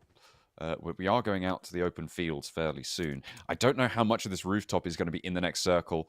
I don't think they're quite in here, but Black Esports going to have to move first, and in any case, which means that both of these angles, both of these sight lines with Effect and Nomi on the roof are going to come into play to counter out this rotation from Black Esports that they're gearing up for. They're laying the smoke foundation. They don't have a lot, though. They really don't have a lot of smokes. Well, now's the time to use them. Yeah, the vehicle has to be the cover. Instantaneously, there are shots, though. Wow. Wow. Okay. What can you do? I mean, it's getting torn apart. Nomi taking shots over towards Enigma Galaxy. The rollout with two. Black Esports, they drop one short. Kali breaks forwards, hits the deck, and does stay alive for a little bit longer. They're in the zone, but Lewis will get sprayed away. Kakali does get spotted by Kitsune and should get flushed out as well. Just Toshpik left standing, and Enigma Galaxy takes shots out this direction. But Team Spirit, they're just doing more and more and more. They are gathering storm right now, and it is spectacular to watch them make fun of the rest of the lobby, make fools of anyone who steps to them. Taking down Enigma Galaxy, their last barrier to victory. A 20 elimination chicken dinner potentially on the cards unless Narvalo goes down to the blue. Snatches that delight away from them. But Team Spirit with a back-to-back Sandhawk to Erangel. Doesn't matter where you drop these guys in. They're taking you down. It's a 29-point game. A 29-point game. Incredible stuff from Team Spirit. See, Matic is extremely happy with that game. They all played it really well too. I don't think there was realistically many mistakes from anyone on this squad that entire match. It was, like I said, a beautiful game from them. Everything was done to perfection. And it felt like everyone else is just still playing this grouped up mentality of everyone sits in one compound, but the way they stuck it out, slowly extended their base of operations, took down Trovo 2030, finished off fives, Virtus Pro. They were the final nail for a lot of squads. And it comes back to that one gamble of a play a little bit that you called out before. That rotate from the lumberyard high ground compound after the shift down south, that they went for that gamble rotate towards the south, towards the west point of Milta, and taking control of that. And it really, really paid off, right? That's what we're talking about when we say the expected value of a rotation like that. Because sometimes you go down, you get 0 points there. But sometimes you get 19 eliminations. And that, on average, is going to be profitable. This time around, they are certainly sitting heavily in the black. Yeah, again, for Team Spirit, it's just a case of why not go for that rotate in that moment. They sucked up so many points in this lobby. I mean, second place with 4 elims, third place with 4 as well, compared to Team Spirit's 19.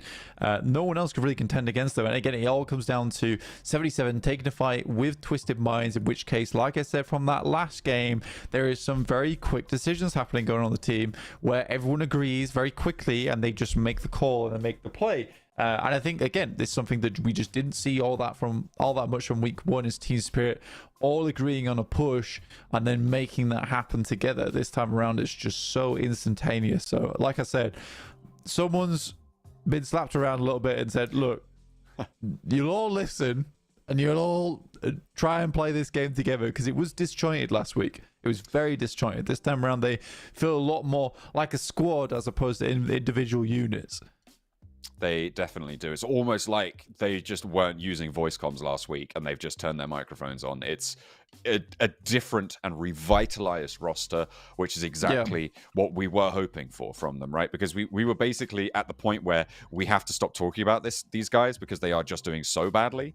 But now, we did step back into the limelight. PR control, honestly. We did damage control for Team Spirit. That's damage control. Wow. Yeah, there's very much damage control from Team Spirit as well. Just the top side, 3,307 to a measly 1,500 from S2G. I do think that, again, you're right. It really just feel like voice comms were off last week. And I think that comes from the fact that they had 2 abysmal days back-to-back, day 1 and day 2. And I think at that point, they were so disappointed themselves, and it only got worse. And you could just see their demeanor change. It was so important that on day 1 of week 3, they had such a pop-off day. And I think that has made them realize that, yeah, we actually are a good team. We just need to start making those decisions more frequently. However, on the other hand of things, this is a problem that they encounter so many times, John. It happens all the time where they're consistently making the same mistake of, oh, we're a little bit scared to make that rotate. Oh, we won't actually go for this rotation. And it needs to stop, because every time they switch up from that, it's fine. So just keep this play style all the time, please.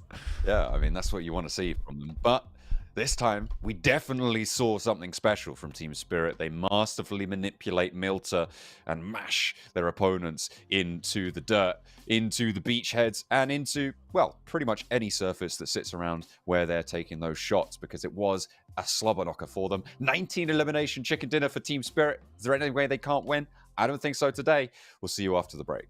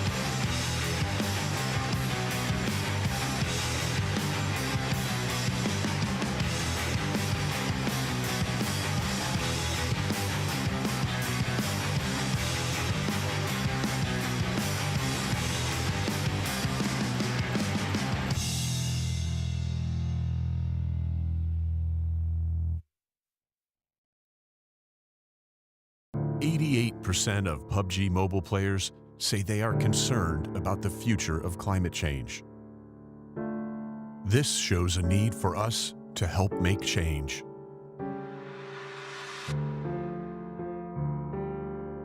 Experts say that climate change is changing the face of our Earth, and that we are already seeing significant repercussions around the world.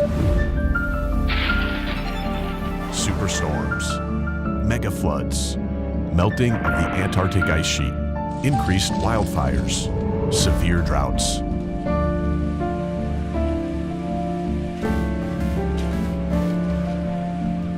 Experience the ruins of Erangel after 100 years if we don't take action.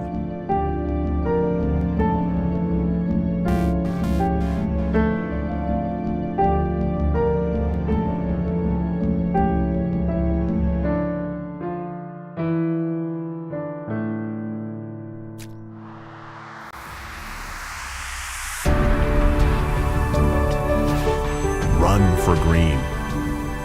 We will convert the energy of PUBG Mobile players running in-game into real-life green power. PUBG Mobile will join hands with hundreds of millions of players to implement offline protection plans around the world to help safeguard the future of our planet. Help protect the world today. Every step in PUBG Mobile will support real-world projects. Play for green. Together for Earth.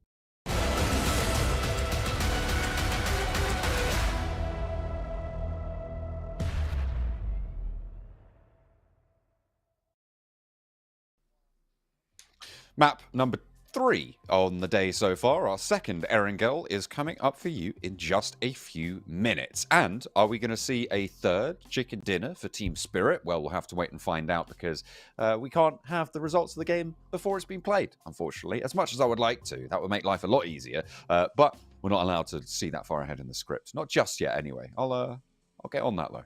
We'll see what we can do. Yeah, you can certainly try. Figure it out. What's going on there? But yeah, so far, Well, what is there to say, really? Team Spirit is just owning everyone.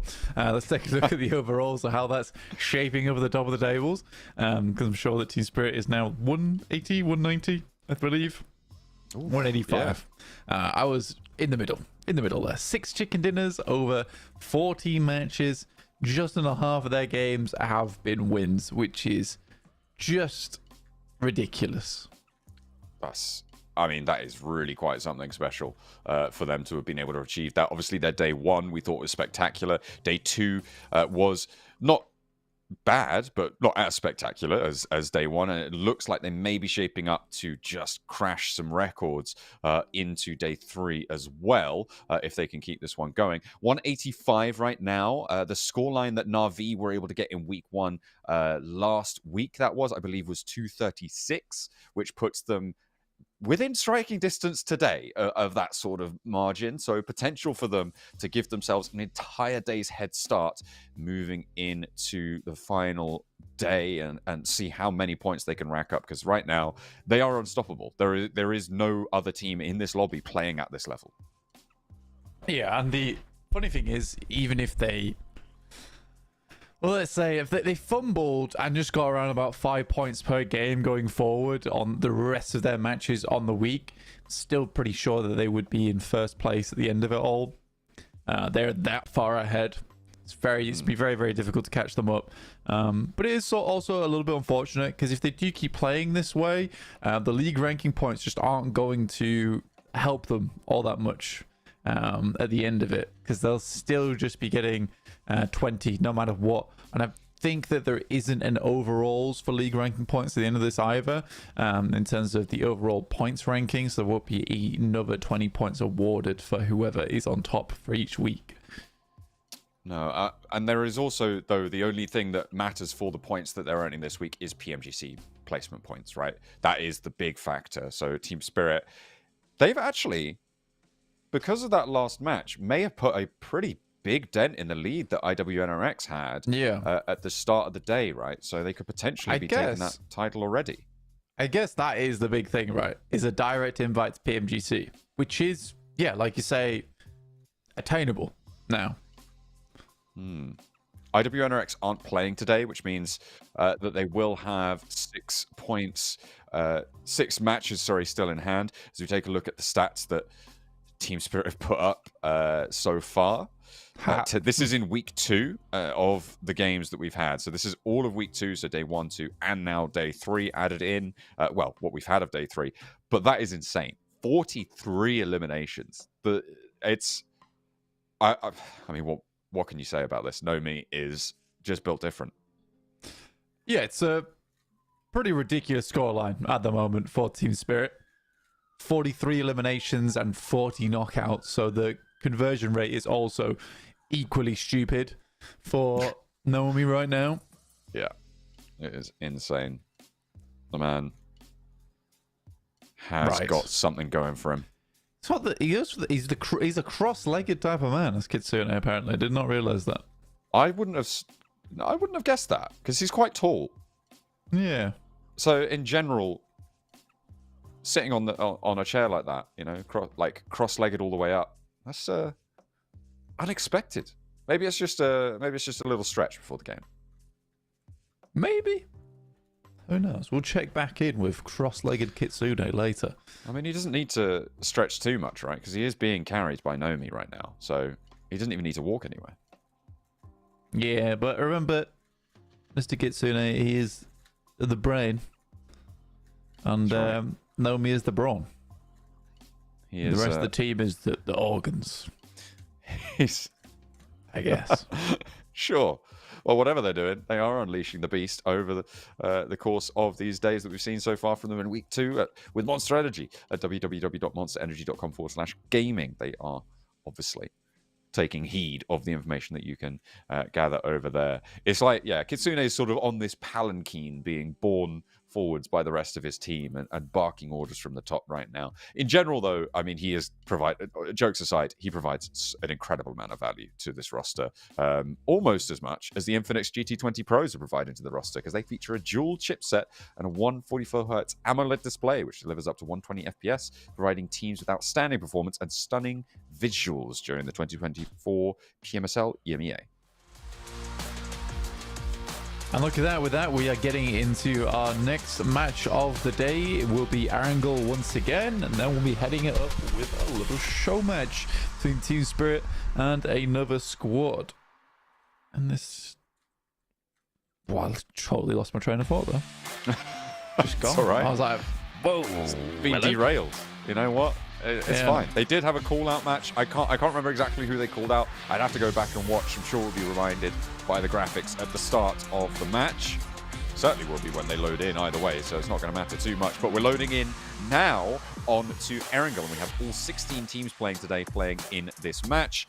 We're going from the east edge of Severny down towards Sosnovka military base on the east side. So potentially difficult for Virtus Pro to get to Primorsk. And generally that southwest side going to be a little bit harder to achieve. Wow. Just a little bit again. Hello? I was just looking at the eliminations. Yeah, it is ridiculous in comparison to everyone else. But yeah, for the moment, for Virtus Pro, it's going to be a little bit of a rotate down towards Pass Ferry Pier, towards Primorsk. They might have to get involved with some engagements down that way. But I think you do make a good point, John, in terms of the PMGC points. For Team Spirit right now, riding this wave throughout the rest of week 2 would be invaluable to them in terms of PMGC points, because who cares about finals if you can just directly qualify? Exactly. That is 100 points ahead, by the way. That's, oh my god. That is notably third place. They are 100 points ahead of third place. Heroic are on 119. So they would need, what is that, 20 plus 34 more points today to be able to get up to 219. So 34 points. I mean, it seems very doable for them right now, which is kind of crazy when you consider that they've got 4 matches left to play. But that's just how well they're doing. Yeah, and I mean, for Team Spirit, I wish them the best of luck. I think it'll be the first time in a long time that anyone on that team has had a direct invite to anything. Because that's true. They have been fighting for qualification spots for everything such a long time. They even had to qualify to this tournament, and they were in the survival stage for EWC. And I think that, honestly, I think if Team Spirit just gets a direct invite, they'll do a lot better, because I feel like they panic a lot. They get super stressed out when they can just focus on their own game, as opposed to, oh, we got to win this, and then we got to go qualify here, and then once we qualify that, then we'll be in the real thing. But we just need to do this first. So, yeah, I would absolutely channel the surfer within and try and get the direct invite here, and it is looking doable. Ride that wave. That is what they're looking for. But you've got to remember as well that there is still week 3 to play out to boot. So it's not like it's over just because Team Spirit take the lead. There is, of course, the chance for a rebuttal, as well as the rest of this week to play. So IWNRX will have an extra day after today closes to try and jump up those PMGC points standings. We'll have to wait to see how that all concludes itself. I'm sure it would be quite exciting. And you've got to remember as well, Brute Force are still also competing on those PMGC points tables. They were neck and neck with Team Spirit. That will no longer be the case, as Team Spirit have shown us exactly what they're capable of here. But Brute Force still on the outside track. Yeah, Brute Force down towards that southeast side. But again, like you say, they're neck and neck with Team Spirit at the start of this one. And that's mostly because of Team Spirit's pretty horrid performance in week 1. But big old potential for Team Spirit to bring it back now. I want to see third chicken dinner of the day. Ooh, put up 7 chicken dinners. I want to see it back to back to back. Oh, what if nobody else won today? Other than Team Spirit? Yeah. Just guaranteed qualification spot. At that point, No doubt about it. almost certainly, isn't it?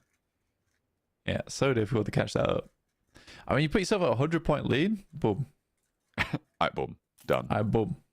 It's over. Unless they week 1 it up in week 3. Yeah, in which case it's over again. But a man can dream. A man can dream. That would be the most pleasing thing out of this tournament. Less because I'm biased towards Team Spirit, but because it will feel good seeing a team that's had to fight so hard for everything and have such horrible ups and downs finally just have a chilled out international for once. Yeah, it's not been great. I mean, yeah, like you said, at EWC they had to go in through the qualification spots based on the spring season here in EMEA. They had a little bit of a fall off in those finals where we weren't expecting them to at all because they absolutely blasted in the group stages, or in the league stages rather. And then casting my mind all the way further back to PMGC last year. Survival stages again. Yeah, they were in this. They were pushed down into survival stages. They were again not quite able to make it through there, and it's just been such a brutal turn for this team. Matic coming back in to pair up with Kitsune, Nomi in effect. Obviously, it seems like this tournament may be their opportunity, but as we've covered, it all hinges on their momentum, right? It hinges on them keeping their cool in the engagements that they find, because if they have another week like week 1, it's not going to go their way. Trovo 2030 coming up against Zeus at the moment. It's over towards crates. There's a lot of teams already barreled their way in towards the circle itself. Cheeky drops the shots, makes the player flinch. He takes the nade. Very good nade, in fact, though. Hard to place that one. Nicely found. And the rest of Zeus are immediately ready to go for it. Nade in again, over the top. Not going to connect this time. High bouncer. Yusuf on the sidelines. Catches the players crossing now. And will potentially look to try and cut around the edge. Pulls the pin, but no, thinks the auto shot is going to be better. Relying on the rest of his team to stop anyone moving in behind him and backstabbing this angle. Yusuf could be all important. Darkin on the long angle, and Maniac steps too far into these containers. Will get sprayed down by Marcelo. The flush goes through, and Zeus lose the first. It's a weird fight so far between both these squads. Very back and forth. Toshbit taking down Scarface for Fireflux. Like I said, that's the guy that props the team up a lot of times, and Fireflux is having pretty tough week 2. Zeus not quite able to connect either on these nades. And Trovo 2030, I mean, they're just holding this back, right? The weirdness in this fight, I think, primarily comes from Zeus. As Yusuf has still not moved from this box, by the way. He's chilling. Ragnarok, finally an opening found for Zeus. They can potentially move on through. The other player backing him up, Marcelo, is fairly low, so they do need to be worried here. Eren dipping in, grabbing a nade. Marcelo spots him, and he peeks out for the spray down. The nade needs to land, but will not connect. There's a beautiful shotgun shell to the belly of Marcelo. And now Trovo, they're cut down to size. They still got Ragnarok down as well. They are surrounded almost. As Darkin goes for the wide angle. Yusuf finally comes out from that defensive position. Provide assistance, but it feels more panic than anything. Hard north circle pops in the meantime as well. Look at how that's going to force everybody up to the north side of the river. I'm sure we're going to see plenty of fighting coming on in fairly short order here around those bridge crossings. But it looks like actually a lot of the teams have made it early as Zeus continue to contain Trovo 2030 in the containers.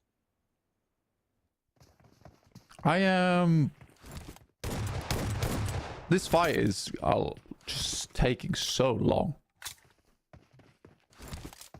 I mean, because they don't really have many nades, they force this engagement quite early. no vehicles around. They have to conclude it if they'd like to leave.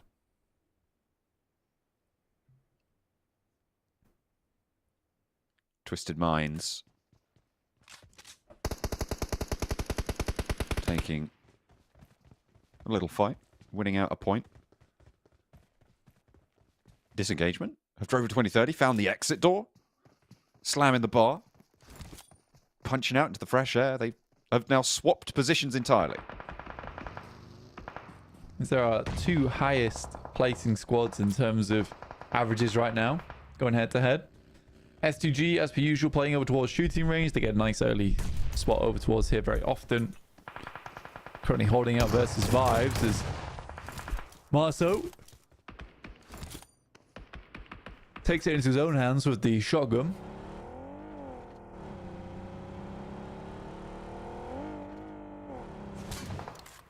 It's just getting silly at that point.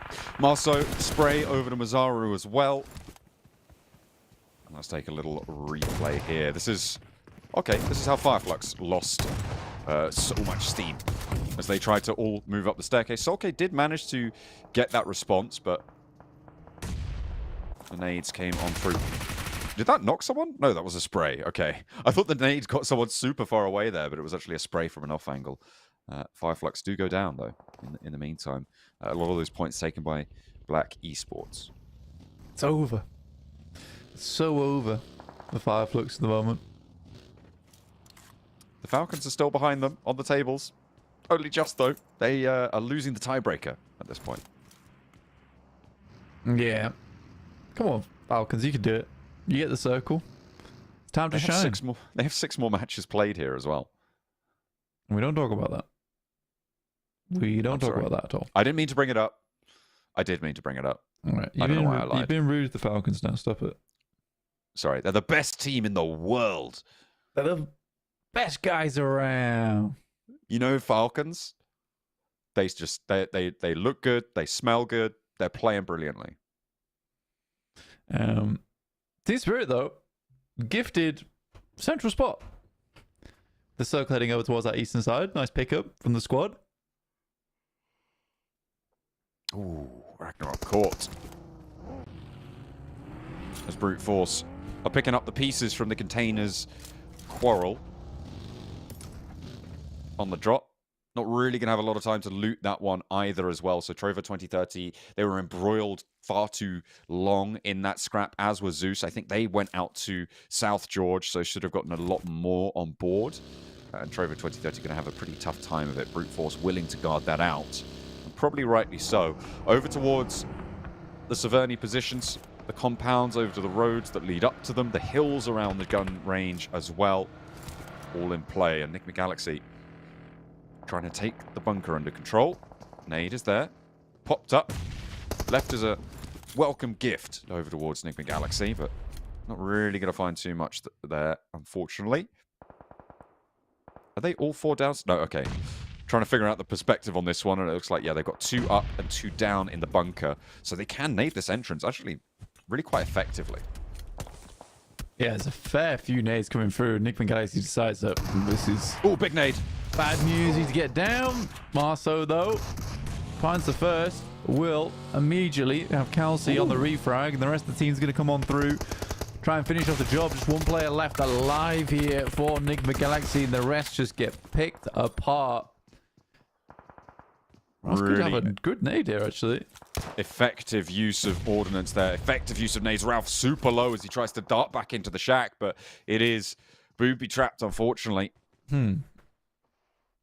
There's no one left there, but the nades are still on the floor. Oh, if they step out and don't see it, could be dangerous. Ralph nearly goes down. The airburst not quite on target. Gets the heal off as well, and another chance at the fight. Kelsey continues layering these nades in to allow this res and the heal to come through. The difficulty here is that S2G have put themselves all downstairs, which means that they have to fight out and get a little bit less information as they retake the gun range. Nick McGalaxy are gone, but S2G going to have time to mount up an offensive towards the top. They should do. I mean, no one really else is around here. Everyone else is too preoccupied over towards their sides of the map. I mean, Western Edge is Twisted Minds slowly charting the area around them. So as Virtus Pro Currently looking up towards Black Esports and Falcons. It's RCB though. 4 players up against Brute Force, who are madly encircling them. Giving the accelerator a bit of a bump as well. Okay. What a circle. That's All right then. I mean, We're going to what are you gonna PMGC, do? boys. What are you gonna do? It's Team Spirit qualifying. They managed to get the points, and at this stage, it's mathematically impossible that they don't make it all the way. Goodness me. I mean, tell me you want Team Spirit to win this game without telling me you want Team Spirit to win this game. It is uncanny what's just happened. Again, there's still a chance that they lose this. It's not free. What do you mean? They've got Nomi on their team. It's not. It's heavily It's literally discounted. impossible to lose. It's heavily discounted. Okay. In comes Zeus, but that feels fairly doomed as they roll on up into the sight lines of Brute Force as well as Team Spirit. Eren is just about alive, but Nomi has a nade, as does Effect, as does Kitsune, and bang, bang, bang. Explosion's going to force them out. And Eren, again, tagged. Taken low. Kitsune forced off the angle. Well, forced. Encouraged off the angle, should we say. Oh, no. Hey, though. To be honest with you, they just need to send it into the other room. And he's done. Oh. They assume he's in there because they keep getting tags on him. They don't realise that he sat waiting for that spawn. Nomi. He's so on the swivel, this guy. Look at him go. Beautiful. Checking every which way. They expended so many nades for one guy, though, which is the unfortunate thing. I do wonder how many they have left in the back pocket, because I think they really did need that for perhaps a tougher team that comes their way. In the meantime, Twisted Minds, RCB, both need to get a move on here. They're What's reaching each interesting- other's path. Oh, okay. I'll hold that thought, because RCP bumper to bumper with Twisted Minds, and it's not gone well for them. They lose one, but Na'Vi's on the high ground angle as well. Spray from Lord. He leans out, tries to stay behind the tree. RCP can still put lead down from the top of the hill. Silas picked away by Lemon, and Na'Vi continue to put nades through the smokes as well. Twisted Mind staying alive as 4. Nade in right on top of the forward player Doran, and towards the back line they're finding nades as well. Lemon is low. A third nade will seal the deal towards him, and Twisted Minds are continuing to keep this hold going. It is a knock over towards Lord, though, that maybe their first weakness is shown. A nade bounces right underneath Robs, takes him down and gets the flush. Yeah, it's a really nice nade there from Flip. It's lucky that it does roll and bounce towards them, but either way, it was fairly on target. Doran trying to send nades of his own. A lot of this southwest side getting cleared out as default. Runs another down. Catches him beneath the bumper. Spray down from Coop's not going to work out, and it's Na'Vi to win the fight at the top of the hill. On the southwest side, they're going to have to strafe along this ridgeline. S77 approach from the east side as well. There's going to be a lot of conflict here. The interesting thing about Zeus having Eren still alive here for Team Spirit is that anybody approaches from the south side, there's potential that a knock comes through, right? If Eren goes for that fight, tries to hold off as much as he can, they have this little early warning system. They also have a little bit of like a taunt on their south side, right? As teams move in, they're going to have to deal with Eren first, and Team Spirit can capitalize on that. So everyone on the south side has that little stumbling block potential to trip over on their approach. Yeah, not only that, but the fact that it's Vibes and Falcons on their north side, it is very easy to deal with, I would say. It's free, you mean? Heavily discounted. Can't imagine the Vibes or Falcons would cause too much of a problem for them. Uh-oh. Yeah.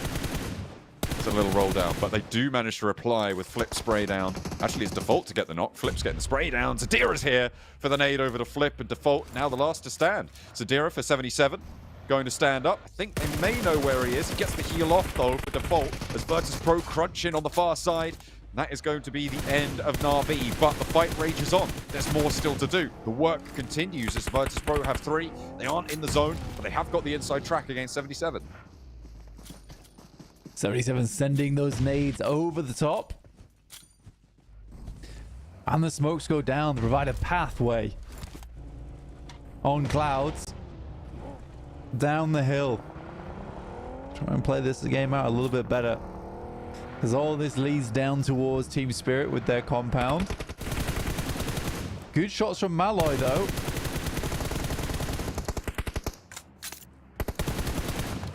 Guild eliminated. Malloy keeping his ridgeline under control. Virtus Pro have allowed 77 to get ahead of them here a little bit, and it's all up to the position out here for Bishke to give them that ridgeline to get a little bit further north. 77 extending further with vibes off in the distance. RCB contained on the south edge as well. Team Spirit just keep going. Goodness me. Brute Force as well, locked into that fight with RCB on the south side. They have had a down player. I'll try and get that res as soon as possible. Bishke continues to be an anchor for the team to try and regroup towards. The nades bounce a little bit long, but that one's good from Koa. Gets Zadira down, and 77 playing on as 2. He's going through. Zadira might be able to be picked up here by Shifu. Aaron finding one of the players from Team Spirit's bad news, but at least they do pick him up regardless. I think that is Team Spirit going down to 3 though, which is not ideal. Nomi got flushed as well, their MVP, so oh god, definitely far from ideal. That's basically them at half power, losing that one player. You're not wrong. You're not right. He is sort of 1.5 of a player on their team. 1.5 of a guy. He's got 2 hands. Shots. Playing on 2 phones. Guy's insane. Bishke sprayed down. Shifu able to make it work. 2 players for 77 now. 2 players alive for Virtus Pro as well. But I mean, what do you do with a circle like this? It's just kind of crazy. If you can isolate the positions to the west of Team Spirit's compound, I mean, maybe you can get some oversight shots, but even then, it's just so open. There's not really like a hard ridge to play towards them on. The difficulty comes with Team Spirit losing a player because they can't hold a 2-2 split on either side of the road. Eventually, they're going to have to regroup on one side or pray that the crash goes poorly for Brute Force. That's realistically how this circle is going to end, is with 2 teams on either side of the road. If they can get shots over towards Brute Force as they come in, though, you can see how open it is and difficult to crash that location. They only have 3 guns poking out from these windows. And Brute Force will have backstops to take shots over towards them. This has to be very clean from Team Spirit. And they don't have a lot of nades. Remember, they expended so many of them over towards Eren. And they're crucial. Yeah, and they're crucial for preventing actual crashes like this. Or at least getting some opening damage onto them to allow them to have a big advantage in the opening phases of that crash. Brute Force, I mean, they know there's a team in here, right? They know Team Spirit are here.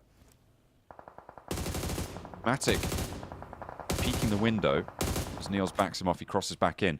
A long wrap around towards this west side. Brute Force trying to find a different angle against the approach, but Matic tears pre-pod out of this approaching vehicle. That is how you stop a crash. 2 players now on in to try and go for this effect, layering damage through. In the meantime, Falcons and Virtus Pro clashing. It's 1-for-1 on the trade knocks. Falcons have the numbers advantage here. Virtus Pro now, just 1 player alive. It's Koa. Shots out that direction. Can Team Spirit hold Brute Force, though, as well as Virtus Pro do finally fall? Falcons now on the outside track. Could potentially find a third party. Furia, nade in the building, is cooking up. Brute Force on their last surviving player. And a good open. There's the nade they were looking for. 9 eliminations now. And it's the end game. 3 players alive for Team Spirit. Falcons actually going low to Brute. And a lot of damage done. This is their chance. Can they read into this? Can they flex out? Have they been tracking this? Has Nomi been able to feed that information on the elimination feed back over? Yeah, I mean, for Team Spirit, though, honestly, Matic, hats off to him. What a wonderful hold, honestly. You got Neos, as well as the players coming through on the vehicle. It was a very good call out from someone on the other side of the road who said that they're trying to wrap around the crash on the backside of your building. He immediately stops facing Neos on the backstop and then goes for shots that way. So Neos' position completely becomes useless. But yeah, very, very good switch. Now it's a 4v3. Again, Falcons, not exactly the best team in the world. However, certainly a team that can do something in a 4v3. Okay. There was a second half to that sentence. Gotcha. Yeah, they're saving... 37 bullets. Oh, no. That's So, not a 3.5 ideal. versus 3. Yeah. Ragnar's got quite a few, though, be able to pass them back. I mean, it is kind of a little bit unfair that this circle has done this. Team Spirit. With this ridgeline that Matic's holding as well. I dare you to go for the loot crates. Yeah, go on. Yeah, go on. Go for the loot crates. You can see those red plumes of smoke on the left-hand side of your screen. They sit in the circle just ahead of Falcons. At the moment, Team Spirit, the highest elimination count is on Kitsune. So I was making fun of him before. But you know what? Take Nomi out the mix all of a sudden. Kitsune's like, oh, yeah, I'm actually also really good at this game. So I was just letting Nomi get all the eliminations. It was actually really easy for me. I just didn't want to put in the presses. I didn't want to Spark touch that AMOLED screen too much. I don't know what Spark thinks he's doing. But he's so sneaky. He needs to get back in the vehicle because this is a really bad spot to be in. Oh no, is this potentially a terrible rotation as well? They are rolling up, all three in a vehicle, and they are just going to step out. Spark is trying to suppress it, but this nade, he has 7 nades effect. Okay, where have you been hiding those? Spark breaks cover, the blue zone's there, he goes down off in the distance. Now Matic can regroup, he knows that all 3 of Falcons have hopped out into this angle, as Effect starts pushing these nades on in through towards the Falcons building now, the corner of the compound that they hold. Matic reposition. This is how you go for the Matic. Classic. He's going to take the side swipe. I'm expecting in 3, 2, 1. No, he's regrouped. It's the Effect nade instead to the backlines. Matic thinks better of it. He's reined in, finally. He listens to Kitsune's call there. And they break it back. Effect, 2 more nades behind the wall. What are they doing? They're all dead. Effect just puts a nade on top of them and they're like, wait a minute, we didn't expect to make this. What do we do now? It's Team Spirit. Oh, crap. We're going to die. And they do. It's Team Spirit with the 3-beat, a triple chicken dinner on the cards. And it is magnificent. That's probably the highest pitched laugh I've had in a while. I honestly did not expect the nade to take down all 3 of them. Fair enough. It was like, oh, and it's over. Wow, okay, interesting.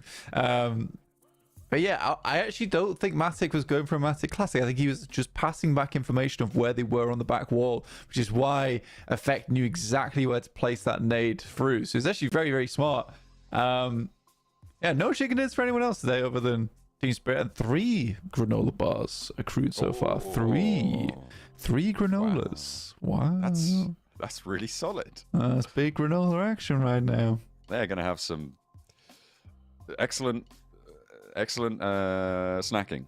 Eating good. Hell Eating good yeah. tonight. A lot of fiber. Yeah, maybe too much. They're doing well. Yeah, you've got to stop winning now, guys. I've heard some horror stories, actually, so yeah. That's, don't want to get in a lift with them after their day like this. True. Dear me. But yeah, what a wonderful game. Another awesome game from them. Just so good. Circle's like, man, you guys fancy going to PMGC? Team Spirit, though. Would you like to go to PMGC, guys? Oh no, I've just been told what graphic we've got next. No. Team Falcons team stats. I'm not sure if is this going to be from this match or from week 1. Yeah, this is just this match. Does it count how many times they all stacked on top of an enemy nade? Is there a row for that? Because that would be a big 1 on that. Big 1 on all of them. Yeah, I mean, to be honest with you, Spark does make a big mistake. Let's be quite frank about it. The fact that he didn't get in the vehicle and regroup the rest of the team, like that off angle was providing them with absolutely no value. And the value they had was that they had 4 players compared to Team Spirit's 3. But yeah. And if you're going to choose a player to be on the off angle, choose someone with more than 30 bullets. I mean, like, that's kind of the whole thing of having the off angle, is that you can take shots, right? If you don't have shots to take, what's the point of you being there in the first place? It was potentially a big misstep there for the Falcons. But Team Spirit are very happy to claim a third chicken dinner. Can anyone stop them? Because right now, it's looking insane. We'll see you guys after the break.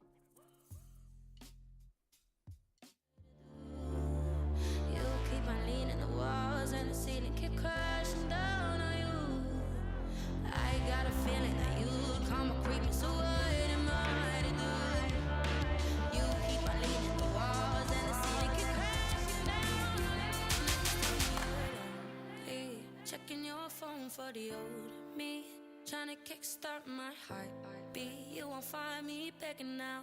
I'm feeling supernatural. I'm feeling supernatural. So the next time you're lonely, checking your phone for the old me, trying to kickstart my heartbeat. You won't find me begging now. I'm feeling supernatural. I'm feeling supernatural. I'm feeling supernatural.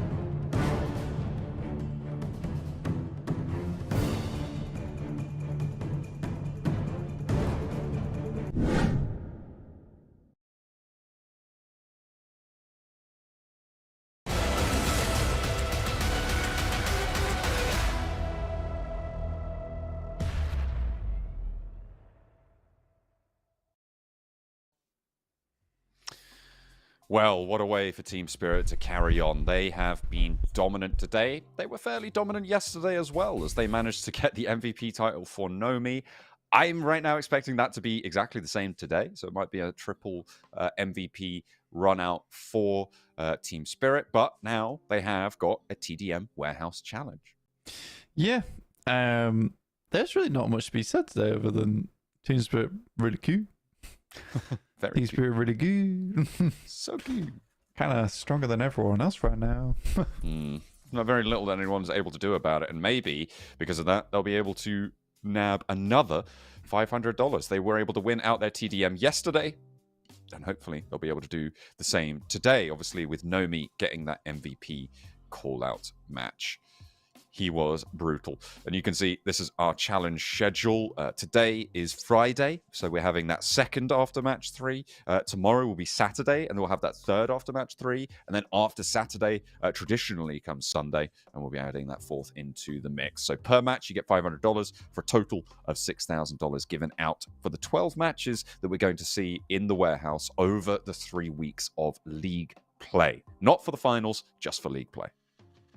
That's correct. So we'll be getting into game very soon on the Warehouse Showdown.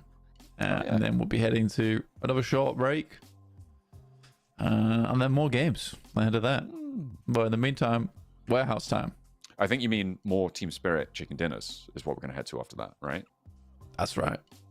More. That's right. more chicken dinners for Team Spirit. Here are previous results: 40-39, Team Spirit winning versus S2G. However, this was a lot less close. About 7 minutes into the game, it was about 38-25. Somehow S2G turned this into a 38-38 at the last minute of the game, which was somewhat crazy. I think S2G actually managed to get 39-38 at one point, right? In the closing moments of it. Yeah, terrifying. But then Team Spirit were like, bat, bat. No. And S2G took it to the chin. That's a 2SG on the graphic there. That wasn't right. Hit them with the finger wag. Did you just see the top of my finger there? Yeah, pretty good. That's both now a Smiling Friends meme, but I think you maybe brought back the Jurassic Park meme. Was that correct? Yeah, that was. Yeah. Thank you very much. That's the. See, I was having this debate with someone the other day, and they were like doing it, and I was like, Smiling Friends or Jurassic Park? And they were like, Smiling Friends, and they're like, what is Jurassic Park? And I was like, Oh, you don't know what Jurassic Park is. So you know those films that Chris Pratt's in? Yeah. It's those, but with like Jeff Goldblum and way cooler. So. To be fair, Jeff Goldblum in that first one, awesome. So good, so good. Life finds a way. It's a good line. It is. You know? It is. Chaos theory. Something like that. Yeah. I don't know. Well, we're going to see some dinosaurs. We're going to go in this Jurassic, what is it, a park? Okay. Yeah, we're going to have some fun. A good time. Pretty good, actually. I'll give you that. That's actually quite a good impression. I like that. Yes, I've been working on it in my bedroom on my own. And it's now public. Practice that. I'm not sure where the game is. I think it's coming. I don't know. At some point. But we're waiting. Maybe we stare at the camera until the game starts.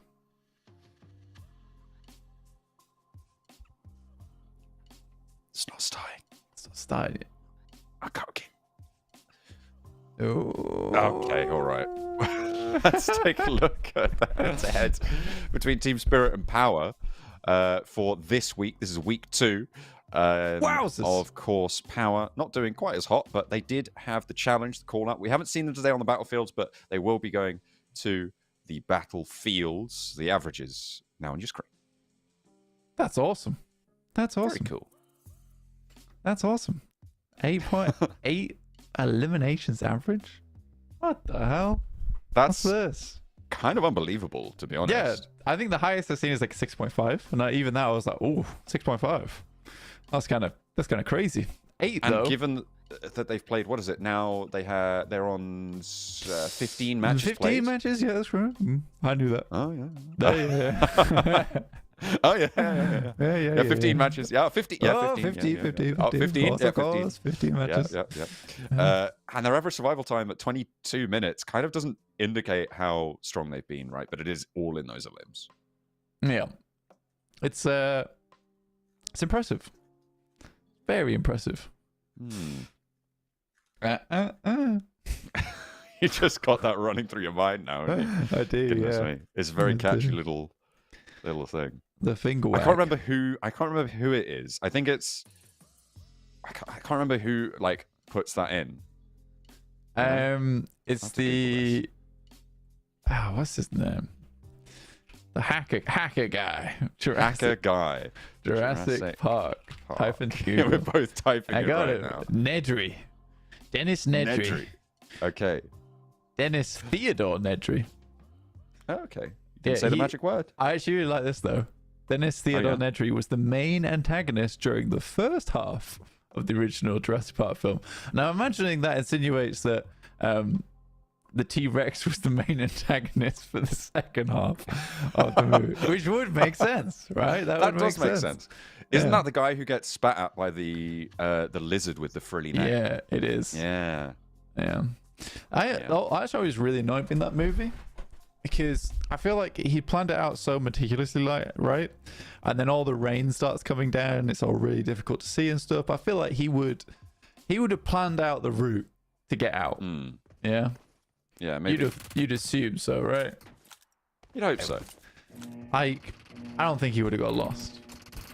Yeah, it seems a little bit unlikely, but that is far less fun dramatically. We're going to be having one hell of a dramatic show, I'm sure, between Team Spirit and Power as they take to Guys, the warehouse. It's on the screen. It's a match. I don't believe it. That's a nice name. It's too far, though. Yes. Ooh, power. You better get ready for the power of Team Spirit. Oh, yeah. Got to stand up to it. Satan's about to get exercised. Certainly going to have a lot of running around to do, so plenty of exercise for him. If he wants to take this one down. Hey, they start off well. And Nomi is the one to go down. Damn. -1 circle for you. Well, no.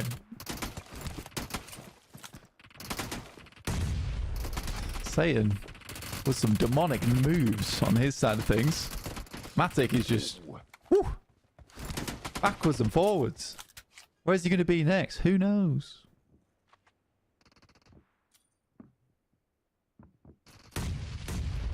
Four to 4.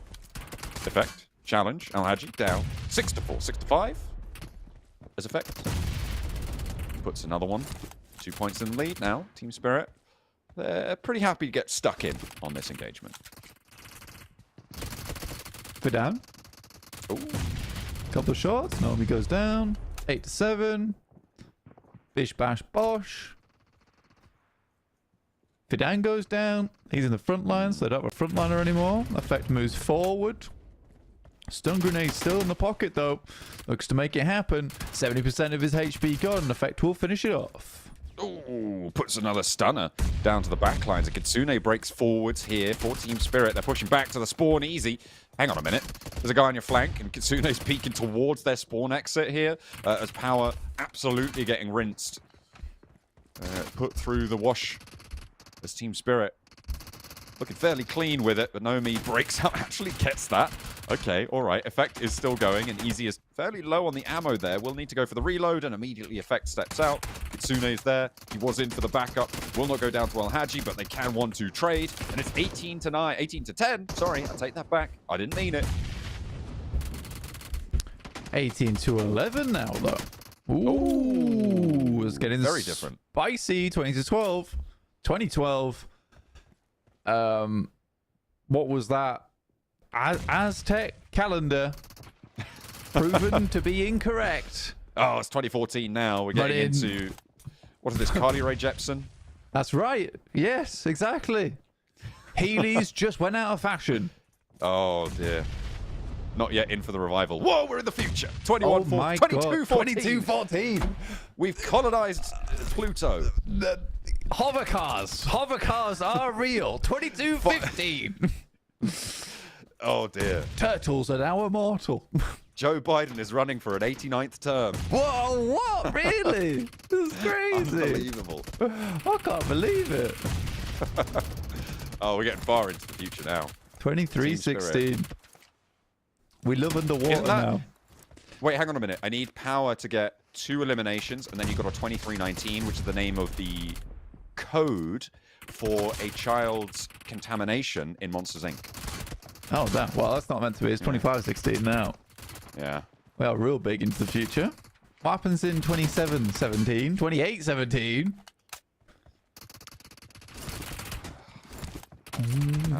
I don't know. I can't keep track of the years. They are just flying past right now. Oh, we're in the year Oh, my 3000. Okay, all right. Busted have just released a hit And your single 117 years ago. They live underwater, but not much else is different. And then the Jonas Brothers have ripped them off. Oh my goodness. Damn, that's so unfortunate. It's really mean. They've been brought can't back believe from they've done that. cryogenic freezing. Oh dear.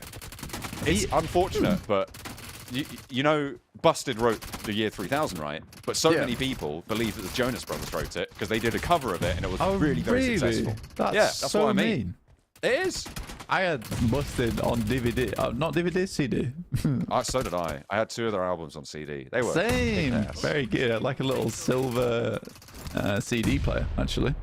The one where they had that little mugshot lineup. Oh, by the way, Team Yeah. Spirit won that. I don't know Wow. if you caught. Well it was done. pretty dominant. Really But good. yeah, the one where they had a little mugshot lineup of the 3 of them. Yeah. They were real punk, real cool. It was super sick. I enjoyed it. Team Spirit, though. And most dominant win so far, by the way. Very good. Very good from them. What else was I going to say? Yeah, don't you think it's weird that the announcer goes, be careful You're about to win. Maybe that's to the other team. It's like, No, be no, 'cause careful, it's like they're you- about to win. No, it's be careful, you're about to win. Specifically, you are. I'm like, sure, it'd be like, well done, you're about to win. Not. Oh dear. Well, careful. Team Spirit looking like the Tyrannosaurus Rex in the second half of Jurassic Park there. A major antagonist and a major force to be reckoned with. Could not be handled. And Team Spirit, find a way.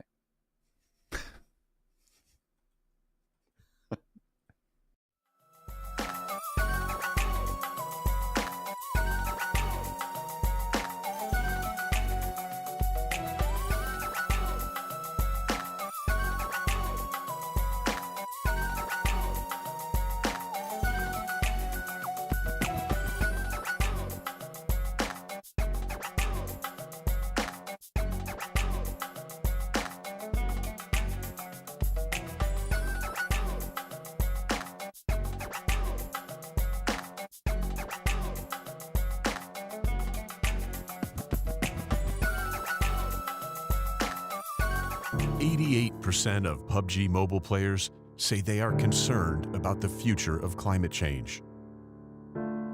This shows a need for us to help make change.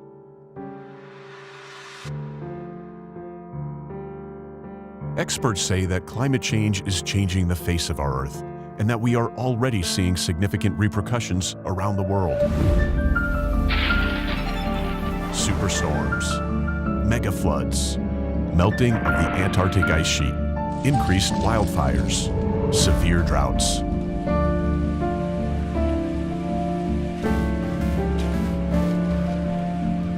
Experience the ruins of Erangel after 100 years if we don't take action.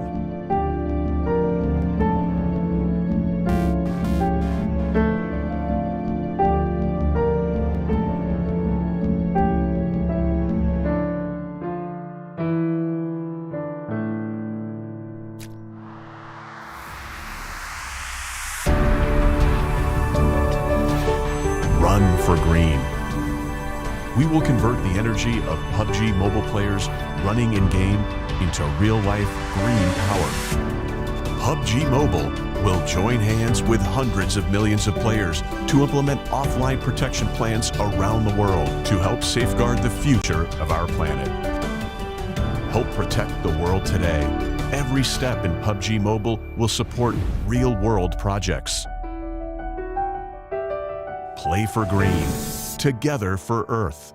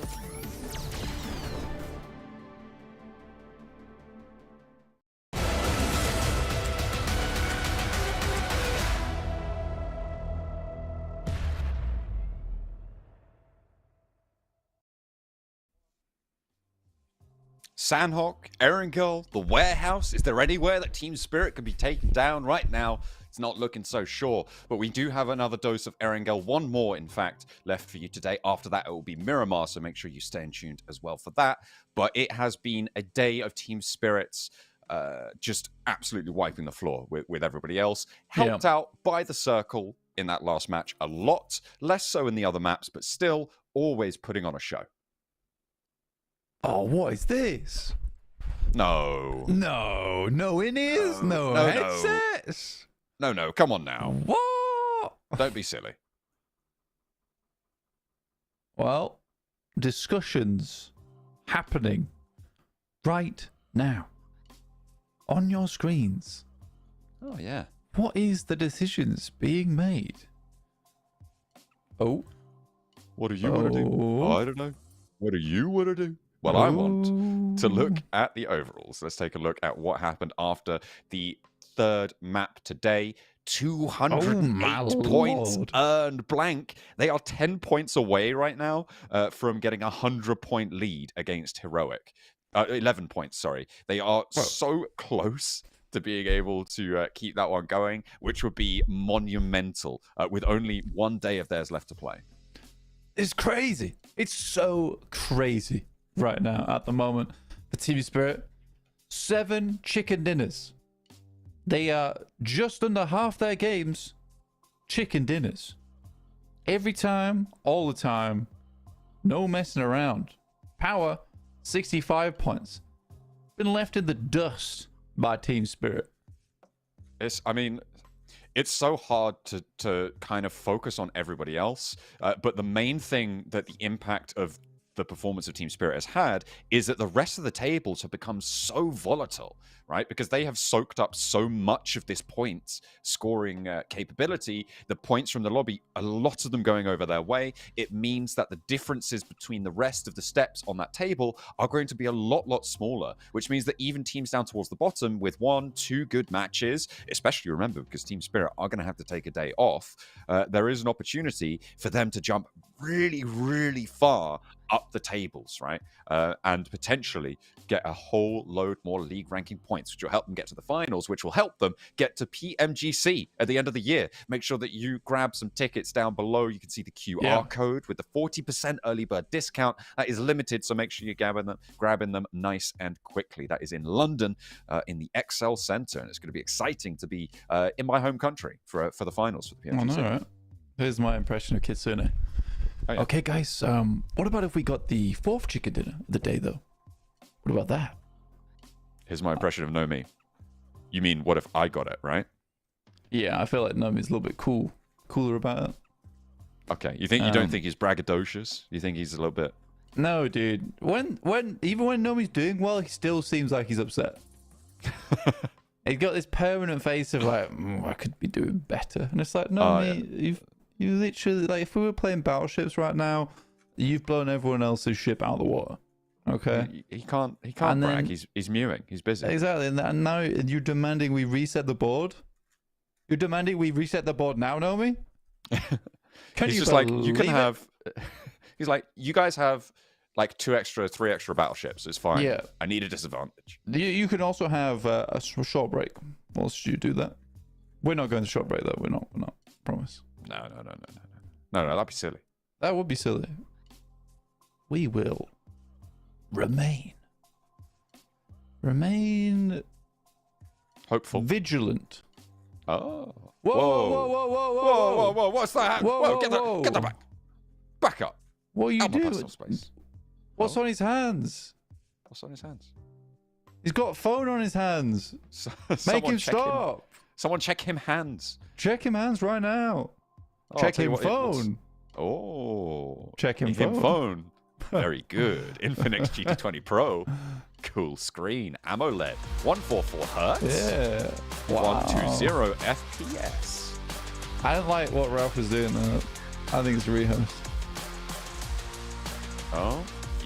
Is that what you're vibing with right now? Yeah, he was like, something's wrong. Oh, the plane's going. Yeah, I'm seeing it. Tricked you. Are you worried? I can smell it. I think you're worried. I am really worried. I mean, a referee came over like to 2 tables Plane path from South George over to Novo as the guitars carry us in. Little opening motif for the match. I guess you could say it's the guitars, right? I was like, is it synthesizer or guitar? It could be like synth guitar, but yeah. But yeah. No, that's guitar. Yeah, that's guitar.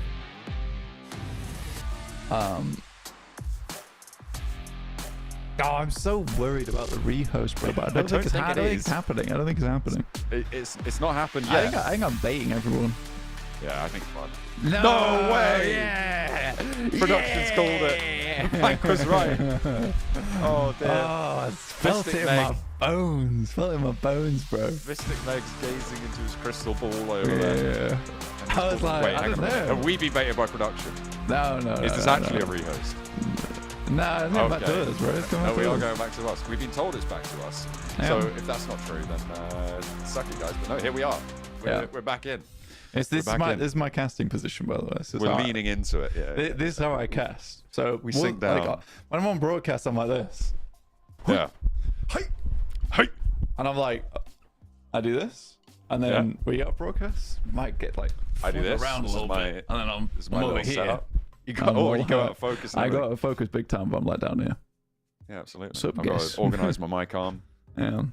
It's probably yeah. not good for my voice, honestly, because I'm shrimpified right now. Super shrimpified. Sometimes if I get really hype, I have to stand up and I have to bring the mic with me like this. Oh, But we're really? going to go to a break. We're going to go to a break, guys. We'll see you guys in a few minutes. All right. See you later, guys. Bye. See you soon.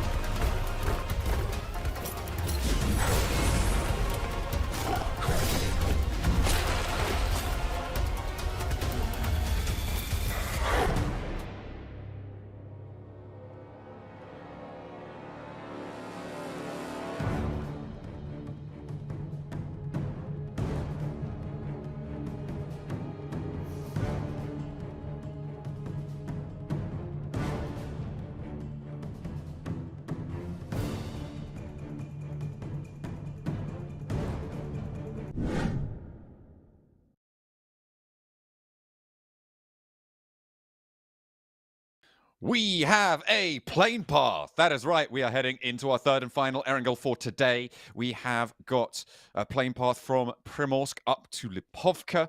We're going to be changing things around. You saw there the damage numbers. No, that was not a glitch. Nomi is just that far ahead right now. Team Spirit have been leading by example at the front of the tables. They have broken past that 200-point barrier, and they are looking for more as well. We'll see what more they can get done in the 3 matches they've got left today. Guild dropping down south onto a backup drop there on that military island, so could get funky, but it looks like over on the west side, is that Team Spirit and a hot drop? Let's, yes, it is. Versus Zeus. Nomi has punched Maniac to death. Darkin. Ooh. 2 micros, he's on his back, prepared to dual wield the darkness that is Team Spirit that looks to envelop them. Nomi already on 2 eliminations so far. A hopeless grenade sent out the window, hoping to deter the terrible mass Team Spirit players underneath. Oh, no. That was unfortunate. Punch him. If he'd have held his nerve. Punch him harder. Get him. Harder. Back. Looking like He's Conor taking McGregor no damage 4 for years some ago. reason. How did he do that? It's like invincible. It's like, he's actually a Teenage Mutant Ninja Turtle. Super So strong we're punching shell. him on the shell. Yeah, true. Yeah. Nice. Congratulations, Team Spirit. Cowabunga. Cowabunga, guys. Ride that wave, dudes. That's right. You want a slice Whoa. of pizza after this one? Master Splinter, let's get some pizza. What's the evil guy called again? Shredder. Shredder. Yeah. Shredder. All these references, I feel like this is very much Jason Kaplan's territory. No, dude, because there's a new Teenage Mutant Ninja Turtles directed by Seth Rogen, which is actually very good. Is it? Is it Yeah. animated? Yeah. Oh, It's actually a really cool okay. one because basically I think it's a bunch of teenagers. I think they literally brought in a bunch of teenagers. Would you look at that? So to voice the Teenage Mutant Ninja Turtles. Okay, that's and good. he basically doesn't really give them the story is they didn't really give him a script, Yeah. and he just let them just riff, and Right. it turned out quite well actually. But everyone complains that like it's not good enough animation. The fight scenes aren't that great, but like if you actually watch the show, it's pretty awesome. Yeah. All right. There I'll you give go. it a chance. You should. It's very Because good. there have been some pretty big missteps in the Teenage Mutant Ninja Turtles history. Yeah. Some of the live action stuff is. No, the live action questionable. stuff is kind of good. Some of it is. Yeah. Some of it isn't really not. It's No. Yeah. very touch and go. Some of it's quite terrifying. Yeah. It's like that Mario film from what was it, like the 90s, I think. Yeah. Some I of that is just I know which one you're talking it's like about. terrifying. Not the new one. The Koopas are horrid. Yeah, that's just like, Koopas, what have you decided to do? Mario Even Mario and movie. Luigi. Whoa. Like, Live action. yeah, Let me it have was a not the look. choice. It was not the play. It was I not have the to- I have to remind myself. Yeah. This thing. play. This thing, yes. Accurate This- description. This thing is not right. Let me send you a photo. It's a bad time. Okay, yeah. You guys can watch the game. We're having a conversation about Mario right now. Oh my god, that is really awful. That's Yeah. Bowser, right? No, that's a Koopa. Is that just a Koopa? Oh, Yeah, it's meant to be a Koopa. yeah. That's actually sickening. Yeah, it's disgusting. Take that isn't away. it? Yeah, sorry. that away. I'll delete it from the chat. I apologize. Thank you very much. Twisted Minds and S2G going to be clashing a little bit on the Heaven compound here. Twisted Minds uphill. The circle is on the east side. So actually a pretty important compound. Generally, you are going to hold this as 2 teams on a wide split, but this early on definitely could afford to go for a roll down on either S2G side or Twisted Minds side. With S2G getting the pick, this is an opportunity for them to fully push in, but I feel like they may need a little bit more cohesiveness right now. S2G quite split. Yeah, I mean, the first pick is great, but actually working this compound is a different thing entirely. They instantly get the refresh on Coops. Not a Cooper. Just a Coops. 77 though, 1 elim. Pretty banging. Pretty good. Team Spirit though, come on. I know you want that 4th chicken dinner. Show me the money. Oh, Coop's up. Oh, the slow-mo. Let's go. Wow. Yo, did you hear that slowdown? He nailed that. Oops, don't do it. You'll never make it. It's like that scene in the first Spider-Man film with Tobey Maguire, where Flash the bully, played by Joseph Manganiello, I think. Is that his name? Damn, Joe Manganiello. Let's have a look Flash the runs bully. at him, and then he like starts swinging, and Tobey Maguire's like, "Why are you just like moving in slow motion?" And he's like, just dodging out the way. Yeah. Just like slaps him back along the corridor. It's great. More film talk as Team Spirit find guild. Joe Manganiello. Oh, I think, yeah.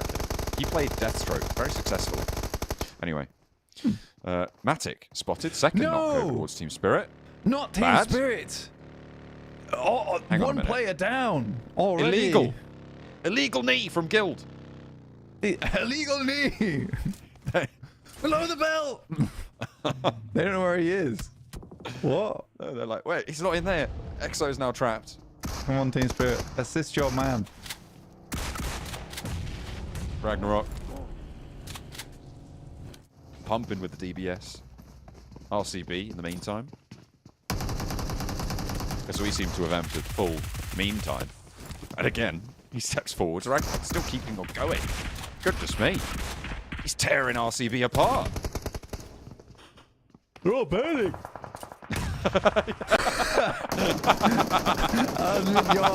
I'm so sorry. I'm so sorry. Can we get that as an audio clip? Please. That was beautiful. Oh dear, not so beautiful for RCB though, because Yusuf dismantling them. Sorry, Ragnarok dismantling them primarily. Yusuf down. A sacrifice. They're all burning. They're all burning out there. They're all running into the fire. It's not good. What would you say they're burning like? So they're burning like fries in hot oil, Okay. which was unsupervised, Okay, right. uncoopavized. Even better. Here we go. Matic is still down, but Kitsune is still alive. Nomi is down as well. Ragnar with 2 players alive on guild. Spot the nade. Alright, boom. No 4P. Can't happen now. Yeah, that's sad. Oh well. They got 5 elims though this match. This is not a bad game. Like, I'm not interested in this match anymore. yeah. It's kind of sad. Like, I know there's like 4 teams rotating in parallel right now to a mad hardship to the east, but like Team Spirit are dead, so like tuning out right now. Did like a nollie in the car. What the hell? Whoa, that's Do it bonus again. points. He needs to chain that trick. It does. 300 times 3 multiplier times 4 multiplier. Front side, 180. Triple kickflip. Pizza slice. I think we've gone insane, Blaine. Yeah. Been a long couple of weeks. Definitely has. Virtus Pro challenging guild, but they beat Team Spirit, which means that Virtus Pro are doomed, even though it's just Exo. Come on, Exo. You got 6 grenades to work with here. That's so many grenades. It's a plentiful amount of grenades. Do the same trick you did versus Kitsune. Yeah, give him Bank it the off the old window. Give him the old razzmatazz. Sees his little face in the window there. What are you doing? Yep. Yeah. Yeah. Now they won't get that. Trick him out. Trick him out a little bit. Wow, what a trick shot there. Bishke banks it off the back of the stairs, and Virtus Pro But we're likely going to die the brute force, Do you think? though. Yeah. Okay. Yeah. Yeah. Almost certainly. Yeah, I think so. Anyway, Yeah. back to the game at hand. This is... Where is this? This is right This is down towards Narvi. Fiery Pier. This is behind Virtus Pro. Yeah. Coastal side rotate. Looking nice coming up the beach. Oh yeah. Perfect suntan. Although with the jerseys that they wear, that is cut off mid-bicep. You know, who is it with the bad sleeves? Is it Kelsey? It might Is be... someone on S2G? Yeah, I think you're right. It's either Hamzy or Kelsey. Either way, if they were going for a suntan, do you think they'd come away with like little tan bands on their arms? Just like little tan strip. I think you're right. It's Hamzy. I think it's Hamzy. I think it's Hamzy. Yeah. Yeah, maybe. I don't know. Could be anyone. Could be literally anyone ever. Yeah. Anyway, here's your lesson. Pull your sleeves all the way up. And always wear sun cream if you're going and out. And always wear sun cream. Oh my god. If you've not heard the equivalent of the 2008 TED Talk that is always wear sunscreen, go enlighten yourself right now. Yeah. I had a real bad run-in with the sun in Greece. I forgot to put sun cream on my feet. And I pretty much couldn't walk for 2 days. And the rest of the time, couldn't go out in the sun at all. It was a great holiday. Bad. I think I did something very similar in France though, but I was like, I was just like strewn over a really old-timey chair.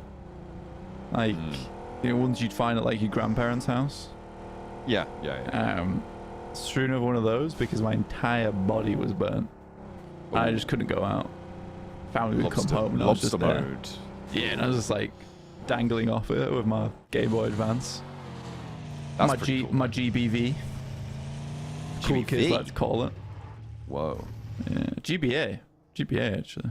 Yeah, what's the V about? Don't know. Advance. I was like V. Advance. GBA. Yeah, that's right. What was I talking about before this? Yeah, always wear sun cream. Have you not heard like the poem? No.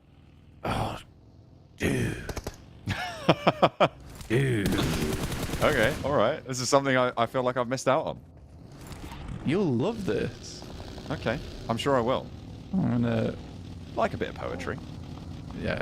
Inherited that from my mother. Big fan of poetry she is. Loves the stuff. I can't. This feels like. It feels like it's a John Allen niche. Yeah, but this is okay. up John Allen Street. Okay. There you go. You can listen to that after the show. Yeah. Oh, fantastic. That's a treat for you. That's a 5-minute treat. Oh wow. Yeah. And afterwards, I'll always wear sun cream. Although I do that anyway. It's just advice for life. But he gives so much advice on life in that poem. But sunscreen is still the top one out of everything, which it should be.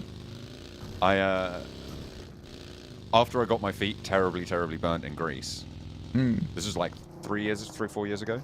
Yeah. I went to the pharmacy to like get stuff to deal with it, and I just like hobbled in, and pointed at my feet, and they just like took me to the sunburn section. Like, yeah, wow, that's bad. They were like, "We know what you need. All right, come in." That is bad. Like, you just came in like a toddler. Yeah. They'd just been sick. Yeah. My feet. I threw up. I threw up. I burnt my feet. Yeah, pretty much. Okay. All Come right, here. over here. Yeah. They sorted me right out. That's good. Yeah. Well, during all that, we have got into stage 4, where I would say the real game actually starts. We have lost a couple of teams, but Trovo very worried about Mr. Rita upstairs. About to turn him into a margarita. Ooh. Bake him with the nades. And the Molotov, apparently. Okay, all right. I should call this a rooftop stone oven. Ooh, there's a stone. Lob downstairs, though. Not quite going to bake him. Not this time around. Needs to fold in half. So much Make the ordnance. calzone as he zones them off with a molly. They know that there's like a little window up top in Grandma, right? I don't think they can step out, because look at where Na'Vi are right now as well. Brute force over to the east. It's going to be so hard to actually go outside. Yusuf, though, does find a way. And we'll be able to find the shots. Finds a way. It's the pause in the middle. It's just so Jeff Goldblum, you know. It's Yeah, brilliant. that's very good. 77 looking over towards Fireflux, who have so far not being all that on fire. But they have certainly fluctuated between last week and this. It has been a little bit disappointing in terms of performance. But they fire just fluctuated. That's what I'm saying. They fire fluctuate. Yeah, that was the point. There we go. You've got Oh. it. So the joke you made, I then thought you hadn't You made made it, the and then I joke. made it. That's fair Excellent. because you didn't think I made the joke. So Yeah. you thought that joke was smart, therefore I'm happy. Yeah. 'Cause now I feel smart. It's actually a compliment. Yeah. By the way, the northwest side goes a little bit pear-shaped. There we go. And they're dead. And there we go. Well, this team got split in two. Like a hair. Not very well looked after. Always wear sunscreen. On your hair. I mean, You could. Does it have any benefits? I don't think so, because hair provides shade. And hair cells, I think, are technically dead, right? For the majority of it, so can't be affected. Unless you're bald. You can get hair sunscreen. If you have like really, really short hair, right? Like if you've got a buzz cut, you probably should be putting sun cream on No, it's like wherever you're. it's actual hair sunscreen. It's meant to prevent your hair from fading. Oh, I see. Yeah. Is that one of those? Because it gets bleached by the sun, right? Is that one of those lifestyle brands that sells you on jade eggs and things? Jade eggs. Yeah, weird stuff. Weird things. Yeah, like weird wellness stuff. You know, Maybe. you need these essential oils. They're essential. They are essential. I've never used an essential oil, so it's obviously not that essential. I think all you need is a cleanser, moisturizer, and sunscreen. That's it. Those are 3 things for skincare. That's all you need. Yeah, not essential. Circle hard shift up to the north side. And it is now essential for the teams on the south side, including this fight between 77 and Fireflux, to move up to the north edge. Brute Force taking care of the position out to their west really bolsters their strengths. If they can control the rotates from Fireflux up this west side, they're going to have a good time here. But could potentially be crashed on by teams like the Galaxy and see what they can get done. But this fight still just needs to conclude. Scarface. Nades over the top. This might be the best game quite a while here for Fireflux. If they can continue current performance standards in this match at least, not for the rest of their matches, that's been bad. Ooh, 77 on the dash out. Fireflux crossfire with Nigma Galaxy and with the outpost of Twisted Minds. 77 on the X marks the spot for the gunfire there. And now it's just Sadira left. A desperate rotate, not going to work out for them. Left with just the one player left standing. Yeah, it went very poorly. Fireflux makes the right decision, though, to head up towards that north side. There's no players up there. This is... Ooh. No, he's fine. Yeah, there's not many players up here at all, other than the Falcons, potentially Brute Force. Nade pulled out. They know there's players here. There aren't. Oh, no. only This them. is where Na'Vi and Trovo both took each other down in the same moment. Damn. Yeah, Brute Force had that third party as well. So an open door on the west. Nigma Galaxy trying to stop Twisted Minds rotating down on their south side, looking successful in that pursuit as well. 77 eliminated on that south edge. Nigma Galaxy taking shots from the north from Brute Force as well as Twisted Minds on the south, but Twisted Minds are going to have to move first. Nigma Galaxy can hold their angles, look for the knocks, look for the confirms as well. Nade goes long, doesn't connect. Robs is closer, and SnowX backs off. Nigma Galaxy, like you say, holding out Twisted Minds. Rob's moving up, though. As a nade, usually pretty good with him. First one doesn't go too well. Coops is down and out. And now Robs once again has to play the spy gameplay. Getting up as close as possible towards Nigma Galaxy, but I think this might be a little bit hopeless. Nade. Some low HP bars on Nigma Galaxy makes these early pickups, especially when you connect on the shoulder with a shotgun rather than losing that entirely. You can Managed to get knocks where maybe you wouldn't be able to. Redox is there. Rob's crawling. The rest of the team moving forwards, and Redox in a 1 versus 4 will be spotted. Ralph turns around. Right time to do so as well, seemingly. Brute Force on the inside of this circle, controlling Fireflux as they try to run on out. And Soul K will go down to Freezer. Virtus Pro, that's now a trampoline, it seems, as he tries to get some vision over the top of the building. Yep, that's the all-seeing eye trampoline off the top of the convertible. The Morgoth mobile. Morgoth mobile, yeah, true. Or Sauron. I mean, yeah, he's the one with the all-seeing eye. Pick your dynasty. But Morgoth was his master. Yeah. Did have one, actually, I believe. Just Morgoth. wasn't bound to it, yeah. Ah, okay. I believe. Yeah, Okay. that's always the caveat you have to put in whenever you discuss I Lord of the Rings lore. believe. I'm fairly certain. Do not Could be wrong. light the fires of fandom underneath me. Ooh, S2G lose Kelsey on the outpost, and Nick McGalaxy with a roll down onto the south side. Looking to push through them. This is good stuff from Nick McGalaxy to keep together as 4, but Ralph finally does go down. S2G will be pushed to the back line. Ralph, though, quite exposed on this angle. Hamzy and Swash on the inside, looking for shots, looking for a nade out the side. Would find Ralph if he can thread this one through, but he bounces it back. Ralph's already closed the distance to the rest of the team. And a nade in for Narvalo to keep them safe. Hamzy G pushed to the back again. Hamzy G here. Towards the backside. Nade in hand. Has to get a big value off it. Very nice, actually. Almost takes down Snowix. It drops a little bit further down. I think Snowix is out there. Prepod's still finding value on the side as Narvalo tries to get a better shot, but opens themselves up towards Brute Force. And I think that is not a rookie mistake, but it's an error that I don't think Narvalo should be making. 2 players for S2G on the south side, locked in with Nick McGalaxy right now, as Brute Force gear up for some rollouts. Falcons from the north side as well with an opportunity.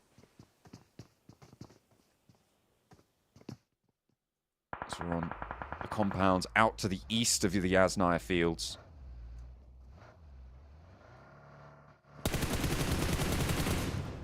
Spray down. Excellent catch for Swash on the rollout there as Ralph goes. Hamzy G in for the fight, but they're not paying attention. Behind them, it's Swash who keeps on campaigning to take them down. Will be able to do so, but the last to stand for the team, Nick Galaxy, fluffed that up real bad. Brute Force potentially with a third-party angle. Vibes have shots out this way, but it will no longer be a threat from the south side.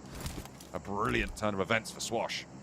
Yeah, very much a whoo moment right there from Nick McGalaxy as Swash just rushes on through. Great shots to the DBS, honestly, very accurate. Now Brute Force down towards the southwest side versus Vibes. Last player from S2G and Falcons. Falcons, second time today. They're in the top 5. Tip the old hat to them. The imaginary hat. What sort of hat would it be? It's an imaginary tipping hat. Ah, yes. The classic tipping hat. Yes. The well-known I think that if I say tipping hat, though, immediately in your head, you go to a certain type of hat. Which hat is it? Do you think? Yeah. I'm thinking What do you vision? either top hat or bowler hat. There you go. That's one of the two. Typical entirely sure. tipping hat. That's the beauty of it being an imaginary tipping hat. It could be whatever you want it to be, Joe. Okay, all right. I mean, it could. Yeah, I could have gone for like a trilby. Yeah. I wanted to go that direction with it. Could have gone for just a cap. Ooh, yeah, like a Peaky Blinder cap. Or just Don't want to tip those. baseball cap. Other hats are available. Vibes out on the east side going to have to rotate fairly quickly as they are on the long side. Everybody else a lot closer except for Swash for S2G,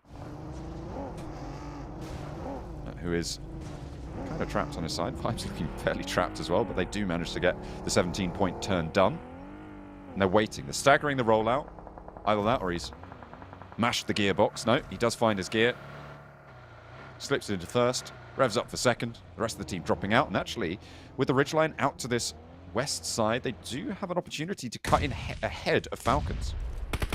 Yeah, huge possibility, actually. Now, loot crate down there, but they don't have to go for it. They assume the Falcons will be looking that way. Here is the opportunity for Spark to redeem himself, and so far he's done quite well. With the 4 elims, he's stacked up in this game. I don't think it's worth it taking shots at this point, though.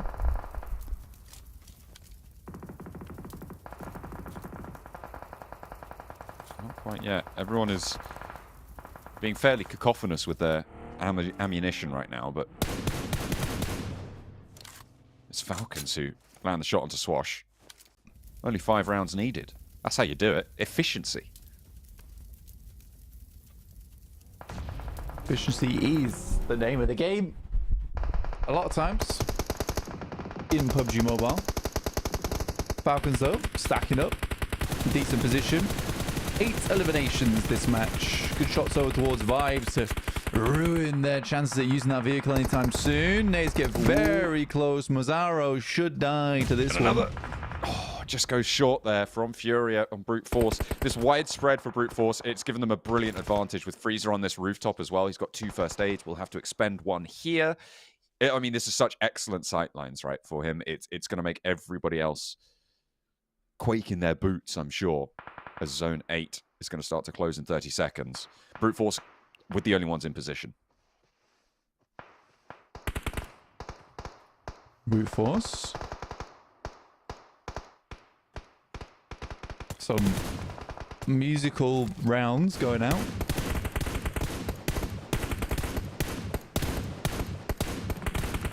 You can do it. Oh, not quite. Not just yet. Spray down from pre-pod. 1, 2. And they will both fall. Did Victor crash into a tree and go down? I think he might have done. Falcons, though, down in the meantime. And Ox sent their way. And Brute Force now only have 1 team to deal with. They know exactly where they are. Ali, that's not going to save you. It's only grass you're hiding behind there. And as we all know, bullet types are super effective against grass types. You are not wrong. Brute Force sending nades in, and Ali in a little bit of a worrisome spot now. Last 2 teams, decent nade, dodge from Furia, needs to dodge a second.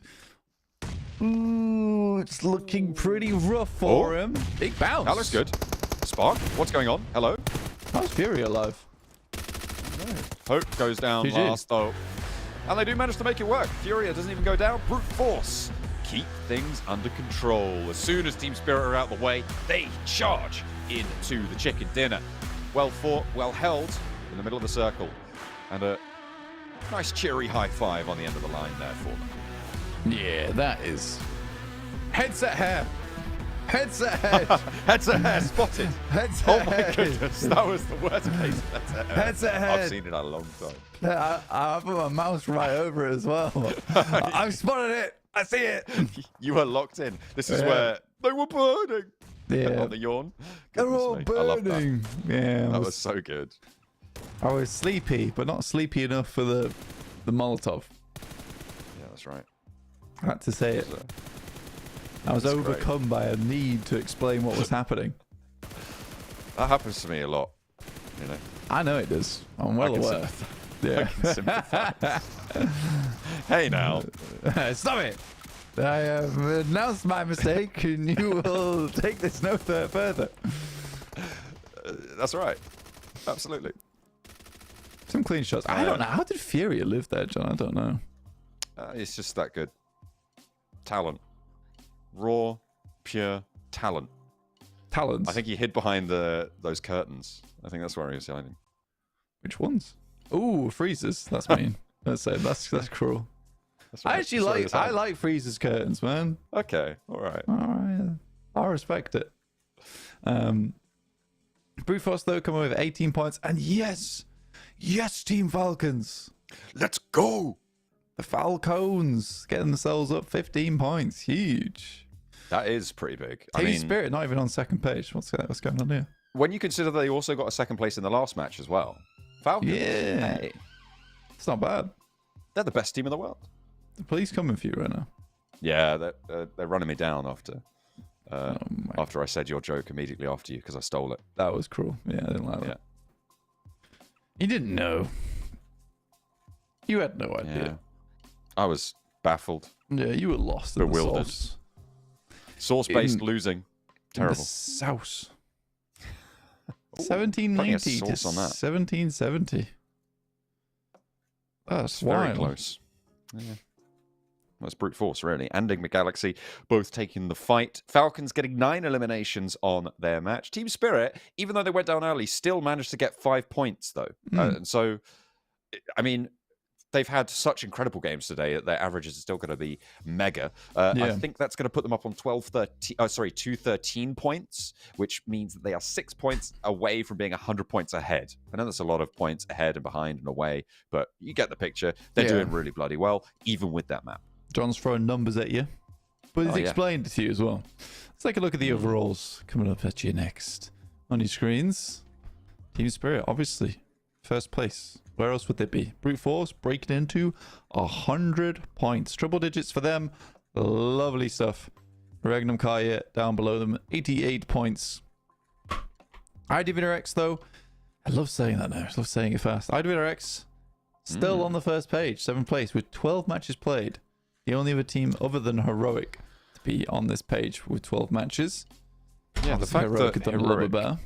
Yeah, look, the fact that Heroic are still in 2nd place is incredible, really. And I think, again, it is a little bit of credit to Team Spirit for that, given how many points they've been able to take away from anybody else challenging. Because normally it's the teams around the top that are getting a lot of those chicken dinners, getting a lot of those high-value games, but it just hasn't been happening so far today. So the catch-up to Heroic has been really difficult. Yeah, Team Spirit's just been going around just slapping everyone out the way. Yeah. Pew. Just taking them out. Yeah, that's right. Just back Seen that time like, and time again. Seen that Australian skit. Yeah. Yeah. I knew exactly what you were talking about as soon as you said that. That's a break right there. We're going to a break, I guess. See you guys. Is that a break? Is that our break? I don't know. We break? No break. Not yet. Just a funny John Allen prank there for you. Funny joke. Actually, break time now. Oh. Maybe.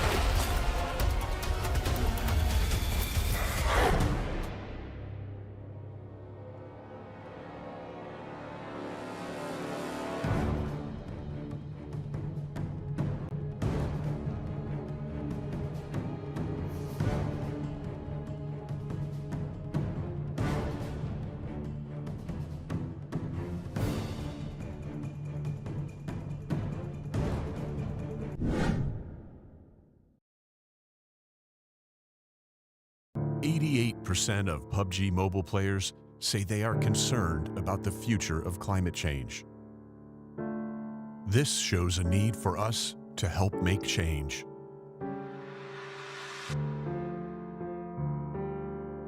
Experts say that climate change is changing the face of our Earth, and that we are already seeing significant repercussions around the world. Superstorms, mega floods, melting of the Antarctic ice sheet, increased wildfires, severe droughts.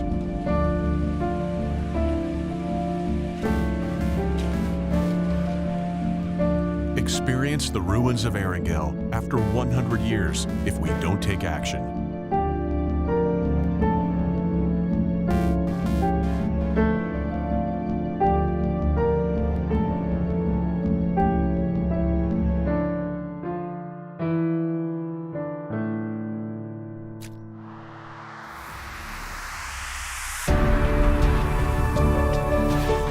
Run for green.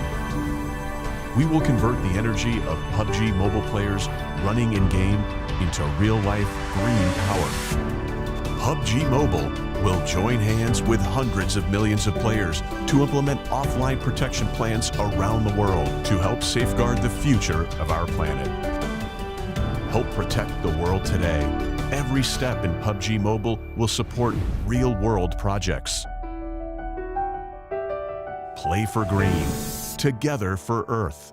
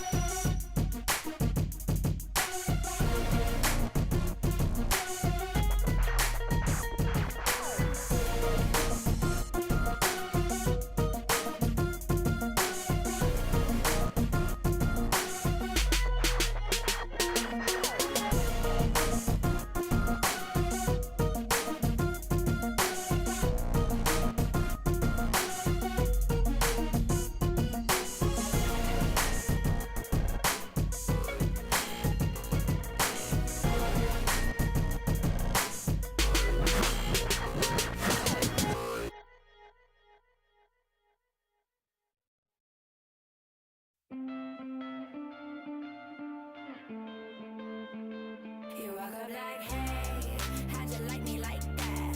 You lay it down, but it's coming off flat. Like, hey, why you acting like that? Lay it down, kiss your mom with that mouth. I've been feeling oh so marvelous. You stand back and just don't bother this. There's some things that I just rather miss now.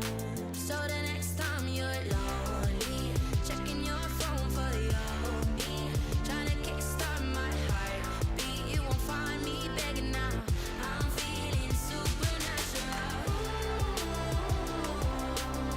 I'm feeling supernatural.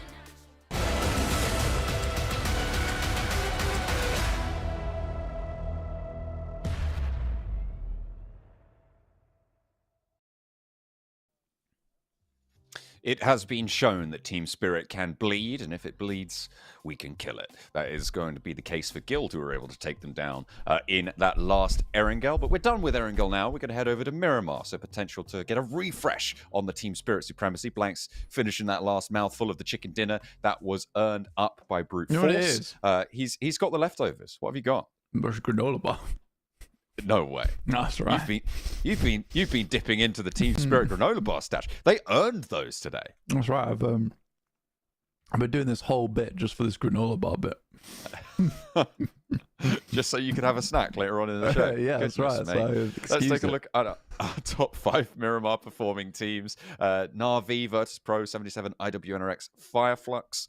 IWNRX obviously not playing today. The rest of them are. And Na'Vi, far and away, still the best performing team on Miramar, with their average placement points being on 4. Really impressive stuff, especially given how their week was so far this week. And their average eliminations actually being incredibly high, actually contending with the sort of averages that we're seeing from Team Spirit this week. Yeah, I mean, it's a fantastic result from Na'Vi. I really just go down the table for the rest of the teams here. Virtus Pro, 77, IWNRX, as well as Fireflux. Tough to tell a lot of our teams apart when they're all black logos. But you do have Virtus Pro, big old polar bear. You respect it. I like that. It's lovely. This feels like a real sports team logo. You know what I mean? Yeah, I know what you mean. I know what you mean. Yeah. Feels like a traditional, a little bit American, I think, with the bold block lines. So. Yeah, like with a mascot, like a big polar bear mascot. Yeah, they for sure have a polar bear mascot. Yeah. A cool looking one as well. The halftime TDM.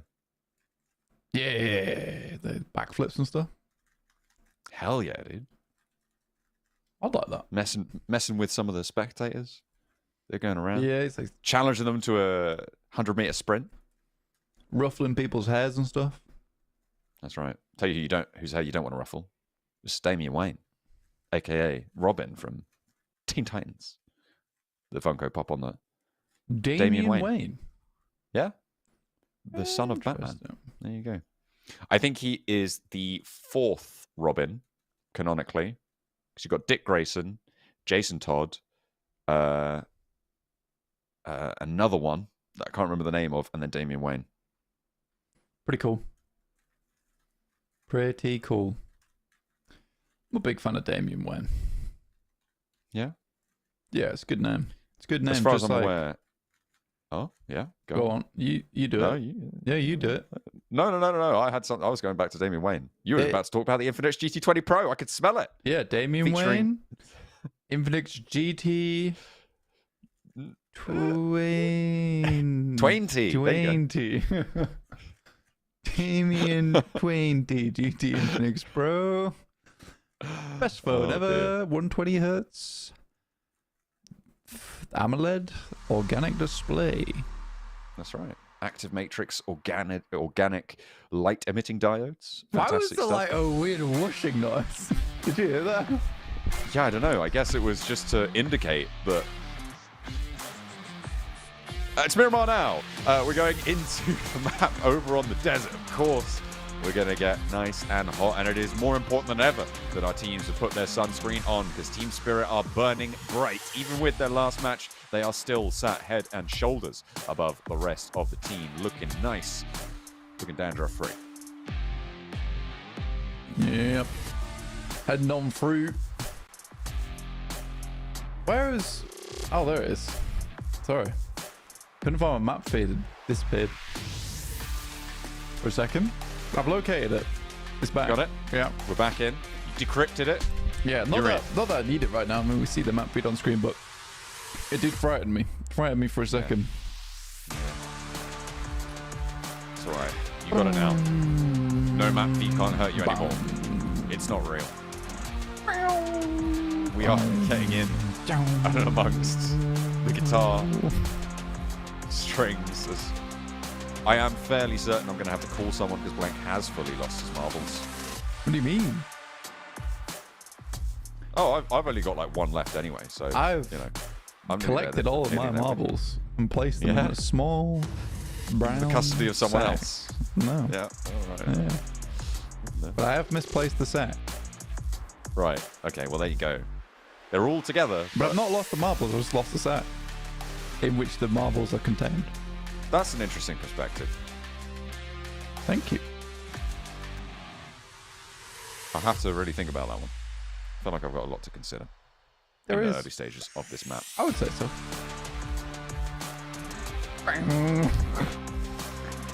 It goes so hard. It goes unreasonably hard. I would say. Oh yeah. You know what Do you I mean? Yeah. It doesn't. But the issue is that there's no like crescendo part because it's like an underlying beat and it's like a rhythm, you know. Yeah. Oh, Yeah. you hearing that? You hearing that? I think what I'm going to have to do, Yeah. volume mixer, You can't Google Chrome, turn down. You can't turn down the plain music. go Google Chrome, 25%. No, you can't do that. Oh, that's actually much nicer. No. Oh, that feels so good in my ears right now. The circle has popped out to the east side of the map, over towards the north edge of Impala, catches La Bendita on the west side, Los Leones. The teams are going to have to break out to the east coast on this path, as the circle is going to grace us with an east edge start to proceedings. Yeah, pretty far out the way for a lot of teams. A lot of teams dipped out over towards that western side. They were like, nope. Eastern side is not where I want to be. West is the best. And most of the squads have lived by that phrase. Invertus Pro started on the western side. Though they are heading over towards Puerto Paraíso now. You know. Returning. The bouquet of roses to make it up to Puerto Paraíso. So sorry. We were going to go to Valdemar, but it's not like we saw the circle or anything. We're Have you returning been to that. two-timing with your drop spots on me? Yeah, pretty much. Unbelievable. I didn't know that's how Puerto Paraíso sounded, but there you go. Oh, Puerto Paraíso. No. Like that was. Like, hey. Oh, that's a funny one. Oh, I've been got. Yeah, I goofed you. I am the one who is silly. I've goofed you good time. Oh, I'm the goofy. Yuck. That's good, actually. I like that. Being the goofy. Did you know? There's a little fact for you. Okay, I'm ready. Donald Duck. Yeah. Canonically. Yeah. Strongest mage out of everyone in the entirety of the Final Fantasy universe. Well, yeah, I mean, obviously. Because he's the only character that has casted the magic Zeta Flare without Whoa. dying. Or being Without knocked. dying. Oh my goodness. Yeah, without being knocked, sorry. Or eliminated. Oh, okay. Yeah. Okay. He was That's impressive. Yeah. And the best part about it is in the scene where it happens. Goofy, this is why he got me onto it. Goofy Yeah. says, "No, Donald, don't." Implying No, that Donald. No. Yeah, exactly like that. That was good. That was really, really good. Implying that Donald Duck has done this before. Which is the best part about it. Yeah, that's a little bit of Donald Duck trivia. Wow. That's some impressive stuff. But does he have an unnecessarily long sword? No, he's not quite like Cloud. I was more going for Masamune on Sephiroth. Masamune. Is it Masamune? Yes. Oh, there you go. Masamune. It's unnecessary and actually quite silly. Yeah, most not of them are. practical. But if we're talking about Gut Sword, and then Who dat? from Berserk. Oh, sorry. What the hell? Okay, sorry. I didn't know. I feel like that one's like kind of mainstream. No. Really? No, definitely not. That hurts. Yeah, well, you've just been stabbed by the gut sword. Yeah, well, you're talking about Sephiroth, so I was like, surely this is Surely. not out of the realm's possibility. You know this one. Ooh, That brute. is frustrating. Winnie! Oh, Winnie! Oh! More like a Lucy. That was a Can't hit the loser. He's got another chance though. No. That is. You know how you spell Uzi? Wait. Uzi. Don't worry. I was going to make a joke, but now I've just like said the punchline a little bit, and it wasn't even a good joke in the first place. So, What were you gonna say? Come on, commit. how do you spell Lucy? L-Uzi. It's not even that funny. Oh. Like Lil Uzi? Well, I don't really know.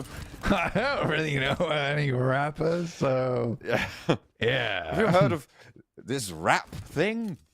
All the kids love Actually, 1 second it. Okay. before I continue. Ooh.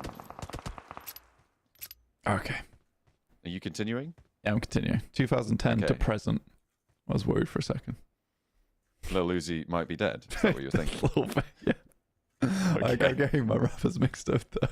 It's not XXX Tentacion. Nope. Okay. Still breathing. We hope, anyway. Best wishes to Lil Uzi and his family. Yeah, brush a little sweat from my forehead there. Shout out to Lil Uzi. Yeah. I don't actually know anything about Lil Uzi. He might be a terrible I don't know person. enough. I don't know enough I yeah, hope to he's make not a any terrible assumptions. I hope so too. Team Spirit, they found an elimination. Right. There we go. There's a jumping off point back into the game. Thank you. Jump With back their, in. They got it with the Lil Uzi, I think. Nope. Micro Uzi from now on. Uh-oh. Okay. Lewis. Ooh, sliver of HP. It's enough to get the job done, though. Exo. Not going to be able to capitalize either, so we'll be able to get away with it. Not have to go for the res. Toshpik runs out of ammo in the magazine, but luckily, Zemeni 14 barking plenty loud on his left-hand shoulder. Kakali able to seal the deal. Like Esports, I'm kind of sad because I really like Lewis as a player. I think he's very good. So is Kakali.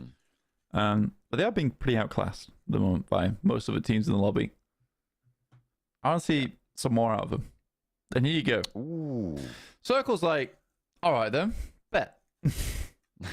Wow. That is the shift right on top of them. You're right. Keeps Yeah. that East Island in. Could Please, be. please, Ooh. please, please, please, please, please, please do it. You know you want the East Island finish. That's just how it should go. I do like some. I'm trying to imbue the circle. I don't think it's possible actually to shrink out there, because I don't think there's anywhere the center of the circle could be. It can be Sits in hard the shift middle. over to it. I don't think it can, because I think the middle of the circle has to be on dry land. Maybe. And so I think that in order to get to that East Island, the circle would have to be in the water, and so I don't think it's possible. I guess so. We'll have to wait and see, though. Yes, See you if will. my suspicions are correct. Yeah, it'd be like a very small chance went over there, even if those suspicions were not correct, which they sound like We they had are. it last season, didn't we? That East Island finish. Yeah, it was so good. It was also so It was- bad. Yeah, It was the worst, best game I've ever seen. Yeah.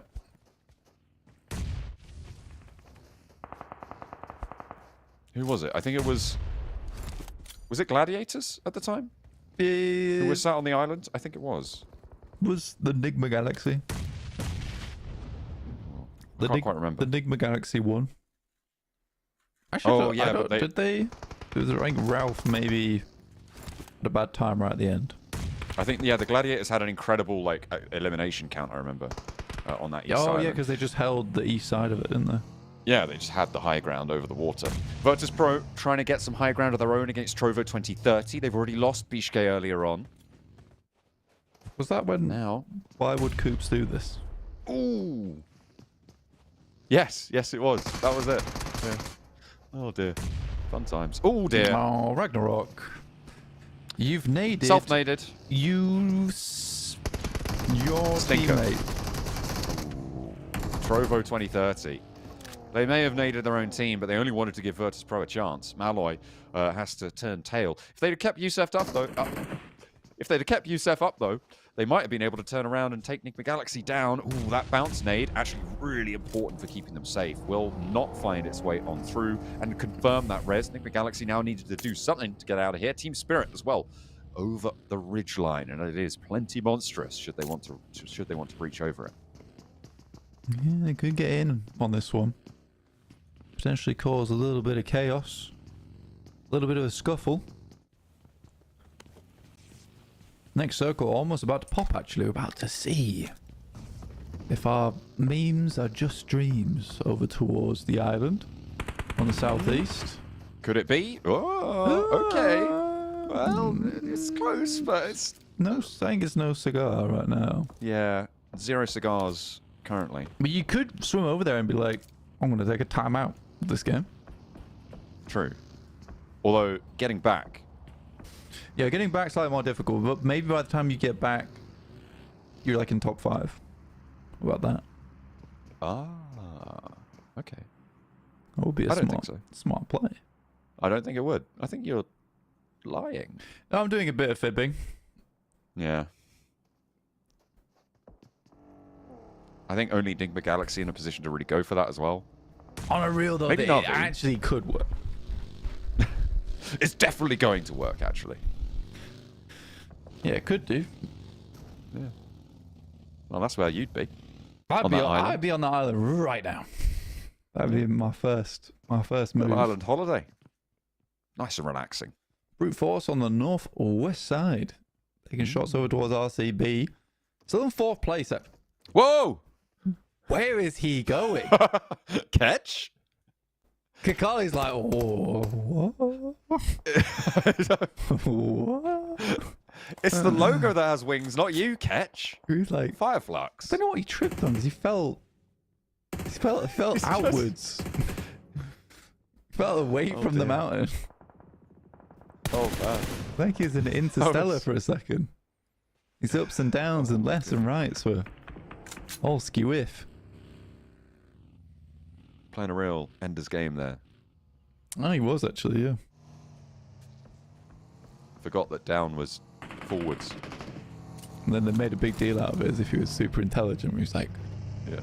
You must think that your surface is always down, and from the surface it's always up.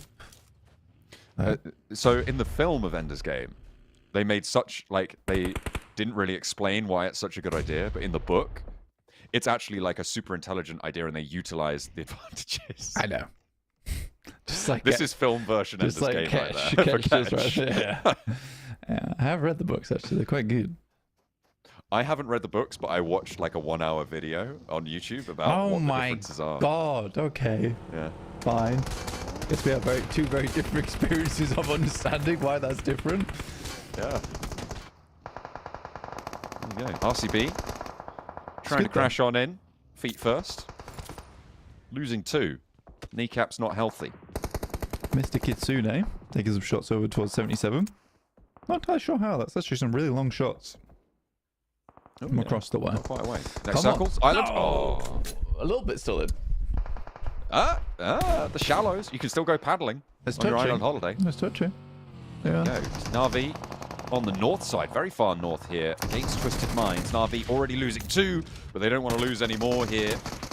As Robs cooks the nade, Axa and Default quite close together, but they split, meaning that nade can't quite find both of them. He needs his teammate. The worst of both decisions. Doesn't go either way. And Na'Vi... He does deny the point, to be fair. Does it? Yeah. I'd have to double check. Yeah, it's Rob's as either. Well, I don't get any points for it. But it does deny the elim. Because it was Rob's eliminating Lord. But don't let that distract you from the time that Ketch jumped off the top of a mountain and fell to his doom 23 feet below. Well, he flew off the mountain. I don't know what he fell on because like something was like a weird geometry, like slipped. Like he slipped at first and he slipped again. The classic double slip maneuver. Have you fallen down the stairs? Well, I fell down half the stairs. And then I fell again. Jumped off the other half. Yeah. Oh, Na'Vi going for a dip. Get to the island. alive. To the island, lads. It's island time. Create It's not island yourself time. a rope made of your chest hair and wrap it around some turtles and free yourselves from this game. Here's a flintlock pistol with one bullet in it for your troubles. Ooh. Finding the rum-rummers, that's the trick. Pirate 6? Question mark? I think they should make Pirates 7, 8, 9, and 10. Because that franchise has still got so much life in it. It does. I watched Pirates of the Caribbean the other day. Which one? 1. Well, okay, to the good one. Hey. The second and third are pretty good as well, actually. Put Yeah. together, I think they're pretty great. Davy Jones is kind of good. Tell me, Jack Sparrow, do you fear death? Yeah, exactly. Excellent line. Tell me, Axel, do you fear death from this? What are Get you up the doing top of now? the You house. like, you got like your fingers in your Jones. mouth to make that noise. No, I'm just sort of let my tongue be very lazy. Oh. There you go, Like a Aaron. Not being tentacle. lazy though. Yeah, you've got to sound like you got a mouthful of tentacles, Blank. So gross. Yeah, isn't it? Default Yeah. in a pretty gross spot as well. Getting cut up like calamari. I said that one earlier, but it's more You applicable did, now. yeah. Made over the top. Tried to get his submarine, didn't work. Those have not been invented yet. I told you, all you've got is a flintlock pistol, one shot in it. Ooh, okay. Although in Pirates of the Caribbean 4 or 5, I don't know, they get the trident of Poseidon and like walk under the sea.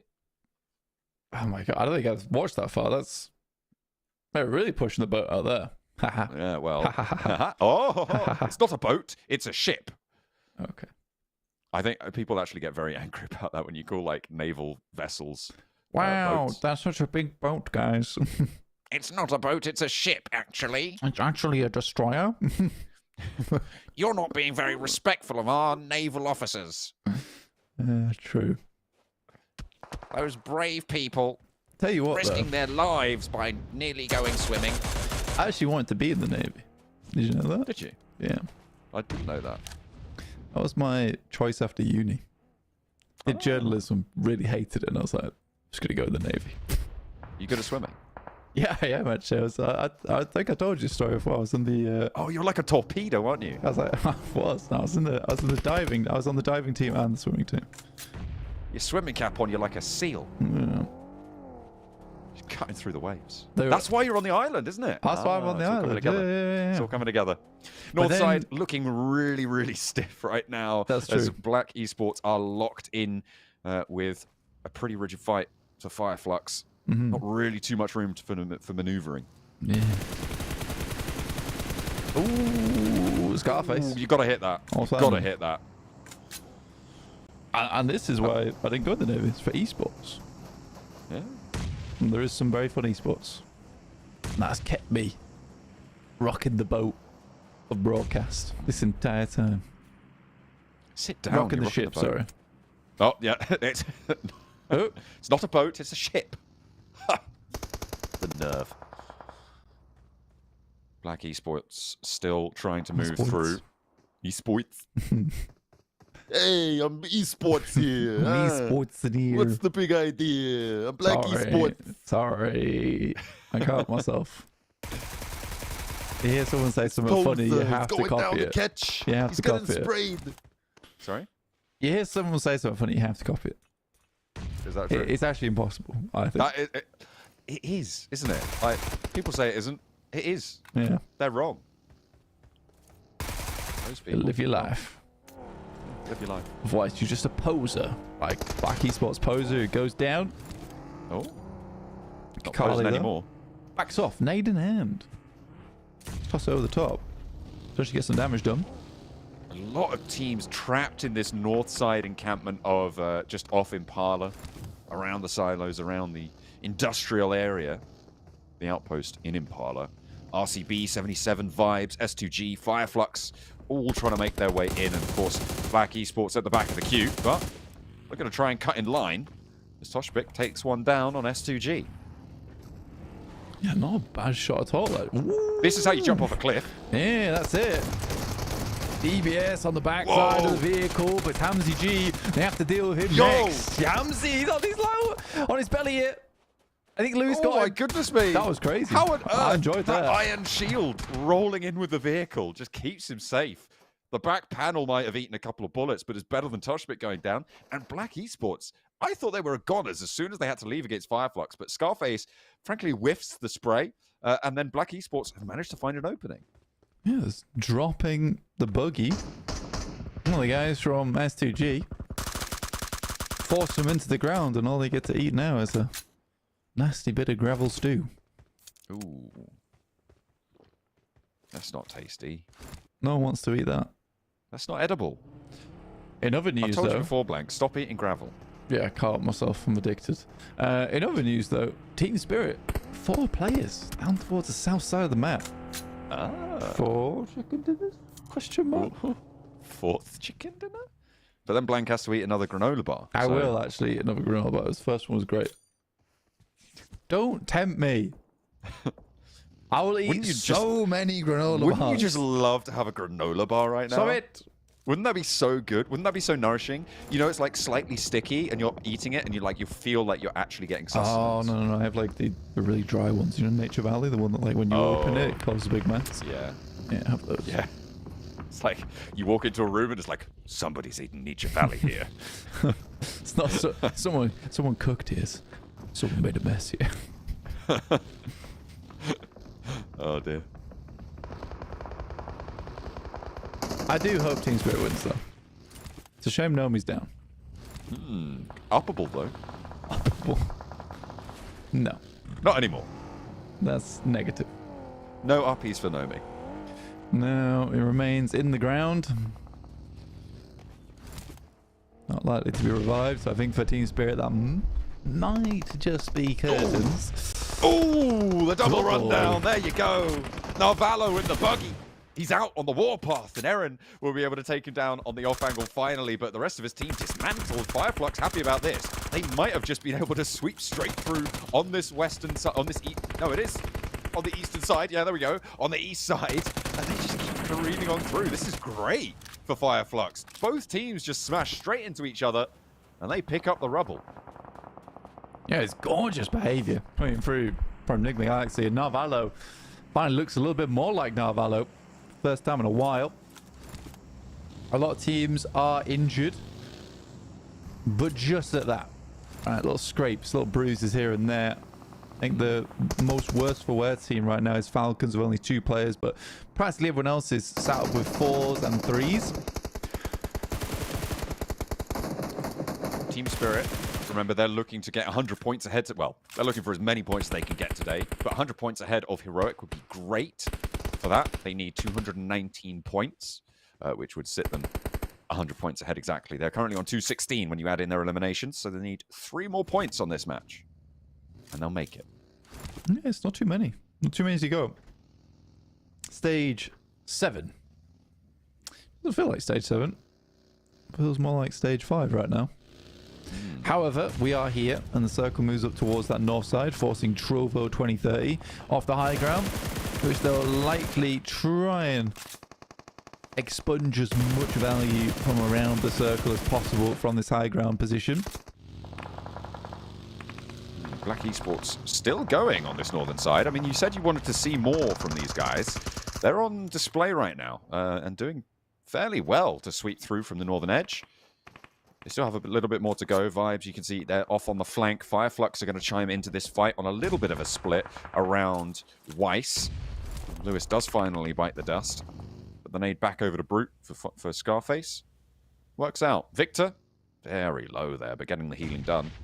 That alleyway, getting darker by the second. And another nade flushes out Lewis for Black Esports.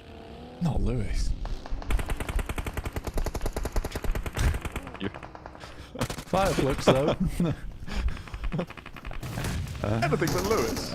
Heading over towards that eastern side. Good shots from Matic. Start things off over towards Trovo 2030. There's a lot going on. Salem goes down. Now Fireflux, though, finding Weiss from Vibes. Now it's 1 player from Trovo 2030 up on high. And Matic looks to be resurrected down below. We'll try and get them back to his feet. It's really nice stuff for Team Spirit to be able to hold off the team above them. That gives them so much more freedom to lead. Toshpik is still there. 77 still there as well. Kakali cannot really get rezzed here. Realistically, the zone's going to push you away. Toshpik just going to have to go it alone. Has to go on without his teammates. Interesting game, though. Absolutely horrendous final circle, by the way. I think there's not really anyone here that wanted this to happen. If you are Shifu, Black Esports, or RCB, even just leaving this compound is very difficult. Here's our double rundown. Quick swing on the left tire to ensure that goes through. On the slaloms. Get him a pair of skis, mate. He'll look graceful out there on the slopes. It's effect taken down, which is not ideal for Team Spirit, but again, they may have enough cover to go for the res. Oh dear. Catch. Finally finding his feet on the pedals of the buggy. Revs the engine. Rampage is down. And Fireflux are on 10 eliminations. Okay. Bottom of the table's no longer. They're fighting. It's been a long time coming. They've been wanting a game like this for a while. Team Spirit still desperately trying to get themselves back into shape, but Brute Force knows where they are. Luckily for Team Spirit, Brute Force did take a knock on the side and are forced to move in at the same time as them. Shifu do managed to re-knock over towards Neos. It's over on this side. It's a beautiful nade as well. And Yusuf finding Solke. This actually opens things up a little bit for the guys over on Team Spirit, surprisingly. Matic looking to clean out Yusuf. Team Spirit making the move. Brute Force losing the rundown. Freezer hits the deck a little too hard. Takes too much damage. Zadira able to get that flush as well. So 77 adding points to their tally. Fireflux with a knock on the outlier. As you said before, finding Solke gives them a little bit more room to maneuver, room to breathe. They're still on the high ground slope. Brute Force can't really turn their attention out that way just yet. As soon as they do go down, though, 77 look out towards the maneuvers from Team Spirit up the hill. Lux is still going. And they're still putting 77 behind that ridgeline. This is allowing Team Spirit more time to move. Yeah, it is. It's actually all worked out so incredibly well for Team Spirit in terms of their rotates. And this circle actually forces the fight between Fireflux and 77 first. Because Team Spirit's currently up the hill, they have a lot of space to play around with. Zadira will find pre-pod, so Effect can now move back off towards the rest of his team. 8 eliminations found for Team Spirit, and they have now surpassed a 100-point lead blank from first to second place over the top of Heroic. Obviously, they do still have 6 matches left in hand on the side of Heroic, Catch. but don't let that distract you from the time that Ketch flung himself from the top of a cliff and fell to his doom. That's true. And now has also just died to the play zone trying to get a vehicle out of the way. Scarface up close does see Zadira, I think, just through the metal frame there. So exposes himself a bit. Very winnable game for Team Spirit. Not even joking. Yeah, absolutely. Matic, under danger, under threat from Zadira. The high ground not quite in position, but there's a nade, a beautiful one from Scarface. Does tag damage. I don't think it was able to get the knock, but forces them off the angle. 77 trying to extend their influence. Limbo Boom moving down to the south side. Effect is there. They know that Fireflux are going to be coming from in from this position. They've been corralling them for a while. That's right on top of Lux. Will go boom.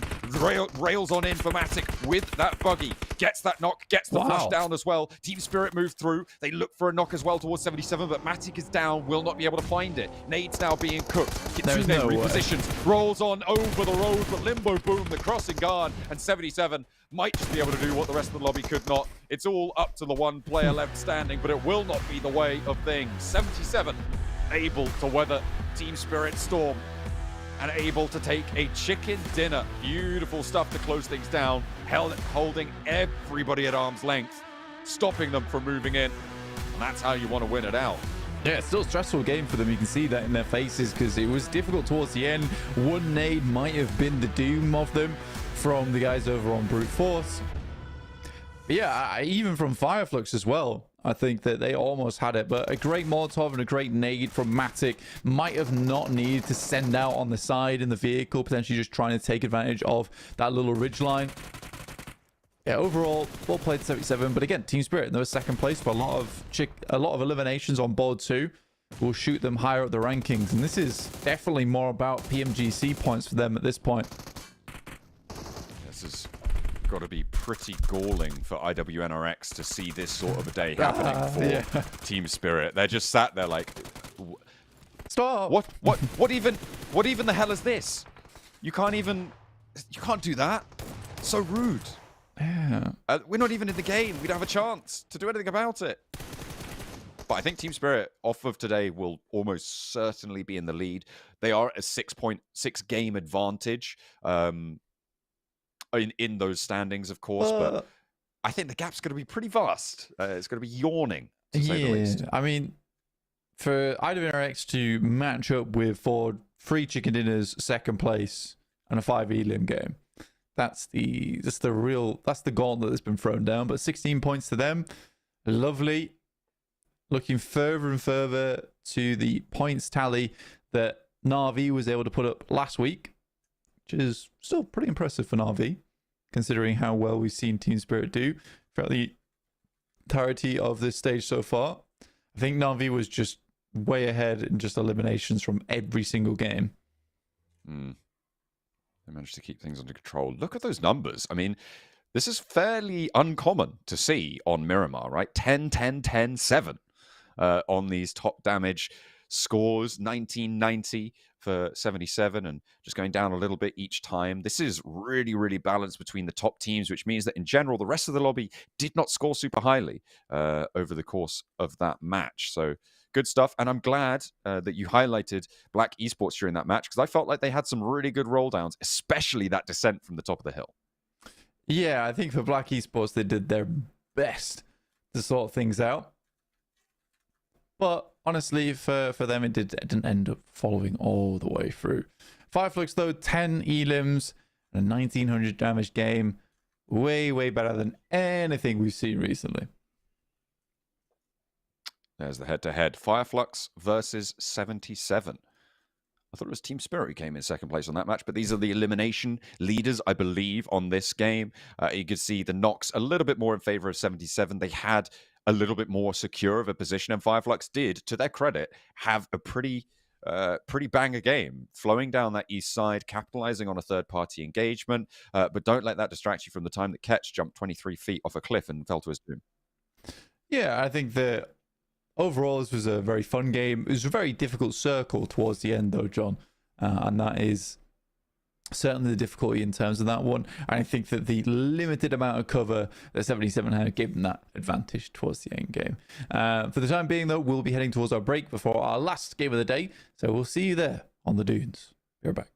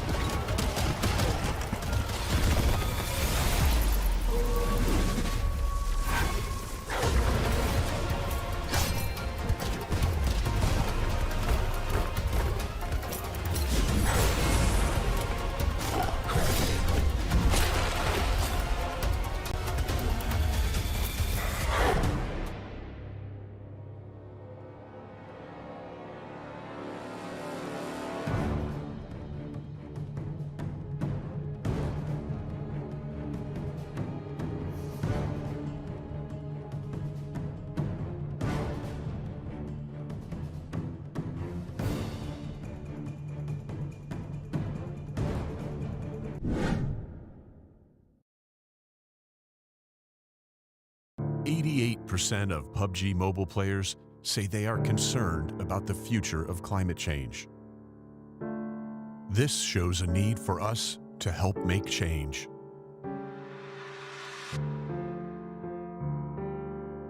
Experts say that climate change is changing the face of our Earth, and that we are already seeing significant repercussions around the world.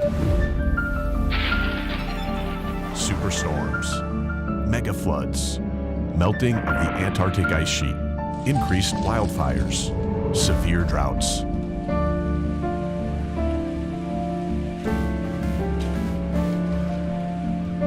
Experience the ruins of Erangel after 100 years if we don't take action.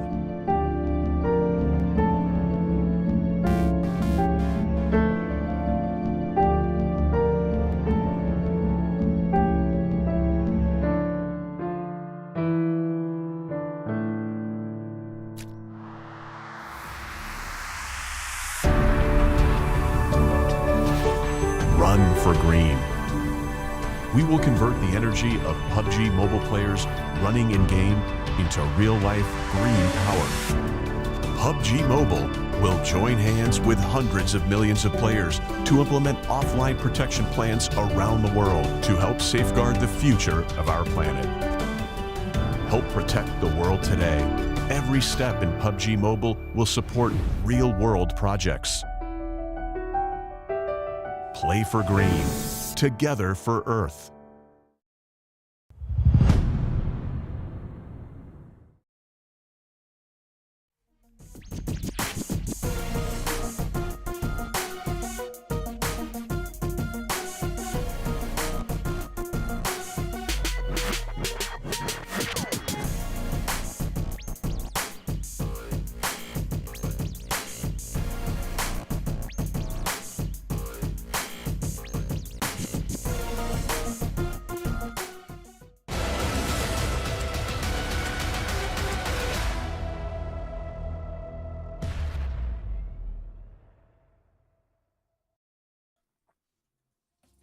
We thought it could be the team spirit four-peat, but no, it was decided they only get second place. They only get a paltry, what was it, like 18 points on that map or something ridiculous, unbelievable. But yeah, it was 77 to be able to control from the north side on the first of two Miramars. The second of that double billing will be coming up very shortly as we take a look to the future. We're going to be looking at what these teams are going to be able to achieve here. Virtus Pro obviously stratting out, okay, are we going to hot drop RCB? Do we think that's a good idea? Yeah, I think we could go for it, guys. Yeah. They're going to drop there. Let's go there too.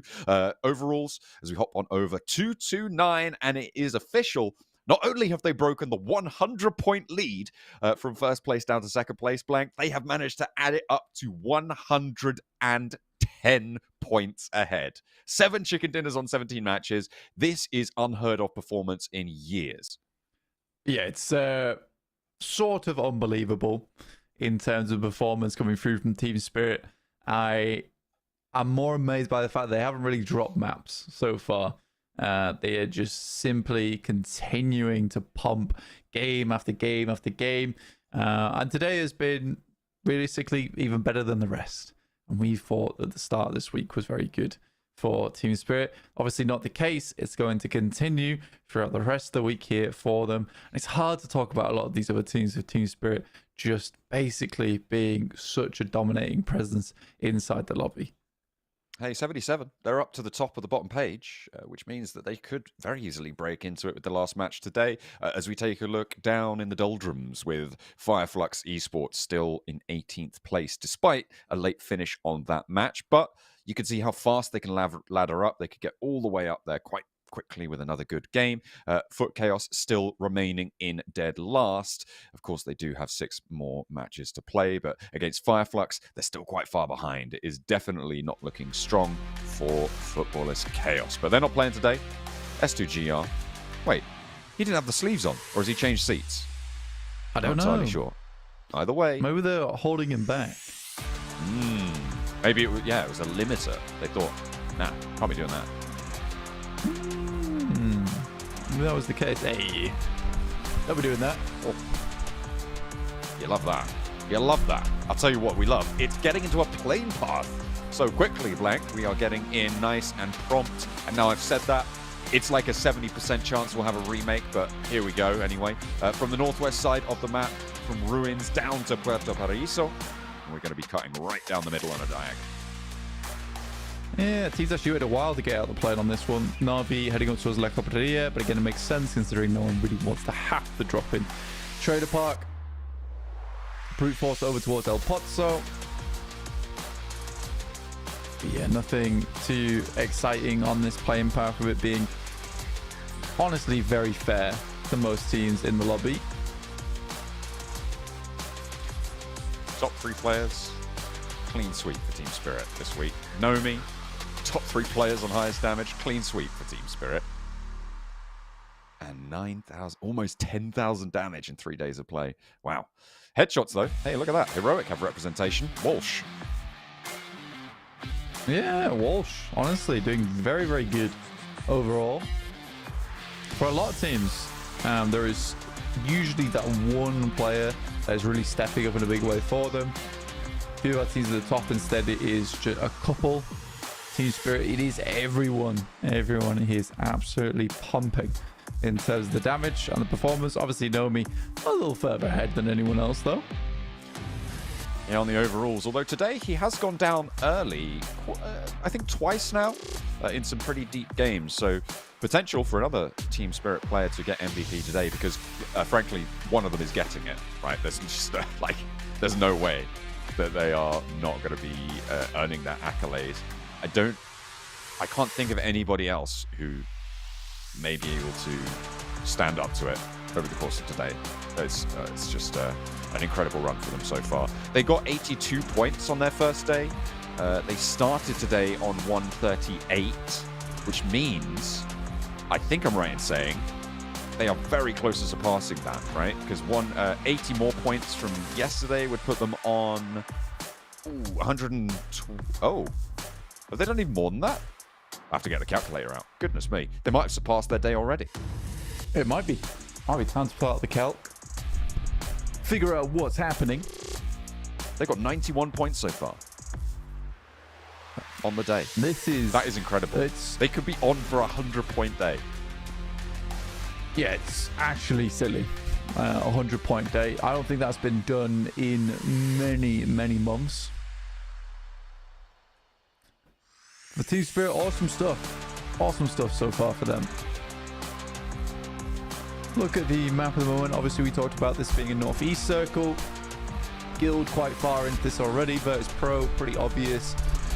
Route up towards that north side on the road towards El Azahar, truck stop. And Fireflux maybe getting some of that confidence back after that previous game.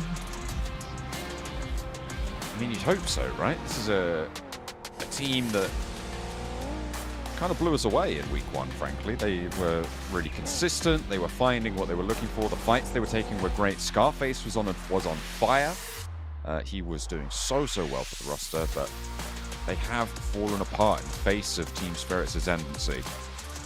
Navi on the north side, as we hop on over, the music fades and takes us in to La Copeteria. On board with a team that hasn't exactly fallen from grace, to be honest with you. They're back up in 6th place. Very similar point scoring to both VP as well as RCB. 86 points is nothing to be sad about, especially in a lobby where so many of the points have been stolen by Team Spirit. Honestly, if you did look at the rankings and you've just joined us for this last game, you would be thinking that we made a mistake here. We haven't. That is absolutely correct. The Team Spirit at 229. Halfway through the week.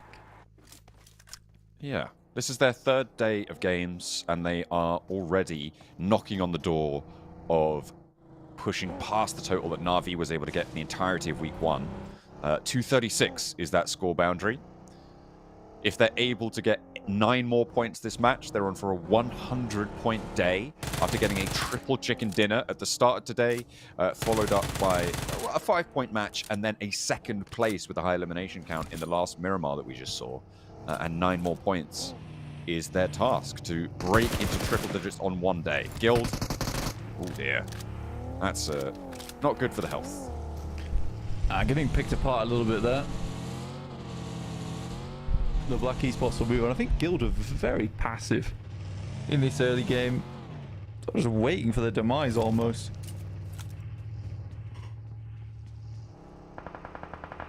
They're not in last place though. No. It's where they like Which to. is good. It's where they like to be. But they are denied access to 20th place by Footballers Chaos. Yeah, despite having like some good rotations, well, I want to say good, but realistically, they were so crazy at times and ambitious that I think a lot of teams around them didn't expect them to come through. So they're able to get quite far into some lobbies off the back of some unexpected plays.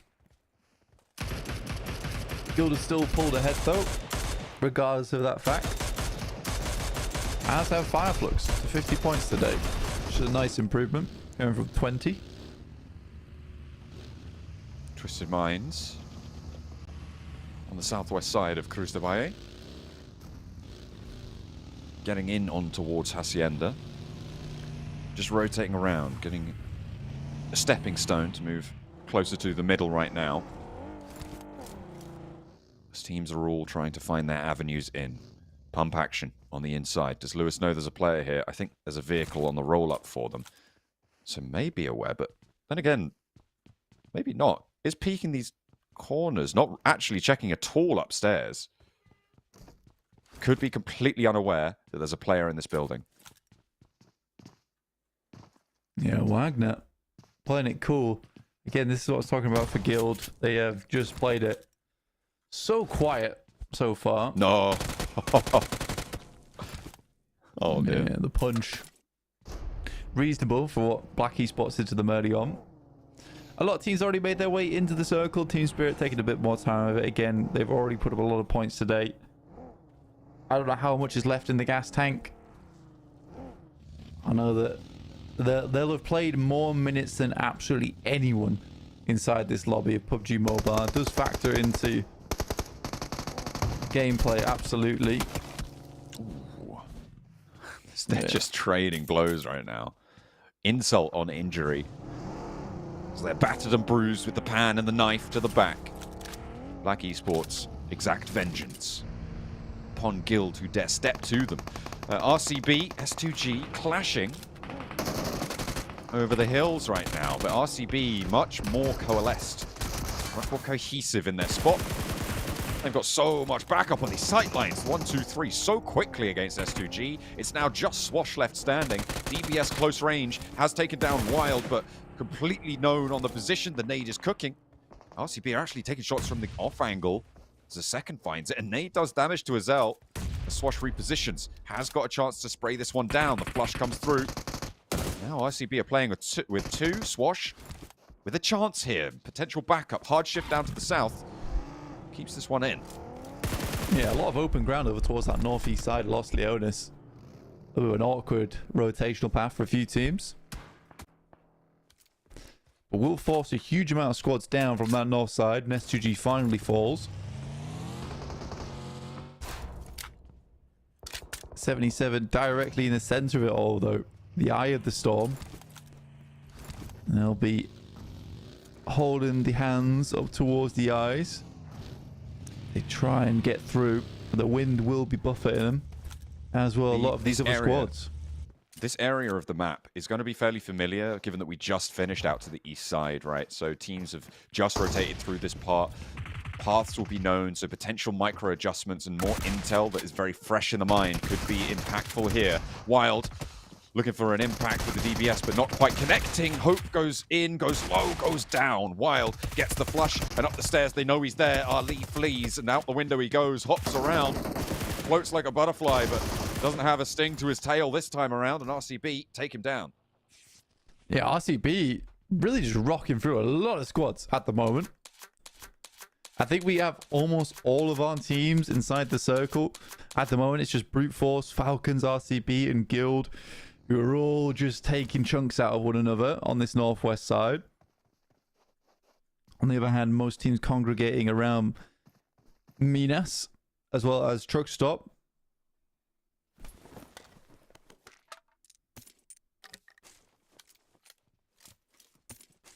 RCB pilfering there. I don't want to say ill-gotten gains, but they're gotten gains, sure. Twisted Minds, 77. Jousting, Fireflux taking a knock, roll up from Zeus and taking a lot of damage. Will go down with one, but that's far too bold for Solke to go for a push out there. The rest of Fireflux will be, of course, alerted to the presence here, but Eren has a nice off angle with the Mini 14. Will push onto that ridgeline. Rita, nade over to Lux, nearly connecting, but on the wrong side of the tree. The cook looked good. Not connecting. That one's good, though. Catch exploded.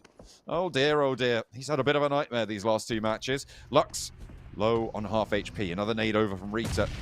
They have managed to get all 4 players alive for Zeus. The rest comes through. I don't know if you saw that. It was Lux who actually naded Ketch. Oh, dear. Yeah, I think he threw the grenade and then the buggy got in the way of the trajectory. I don't know. I'm not sure. But Ketch probably really upset with that. You would be. But don't let this distract you from the time that Ketch flung himself from 23 feet cliff and went down. Yep, that's true. We will not forget that. And neither is Lux, apparently. Maybe revenge. I'm having to force him to pick him up. Stage 3 now. Heads fairly central. Again, pretty difficult spot to play in. Team Spirit takes up a nice compound on the western side. One of the few safer spots on the map.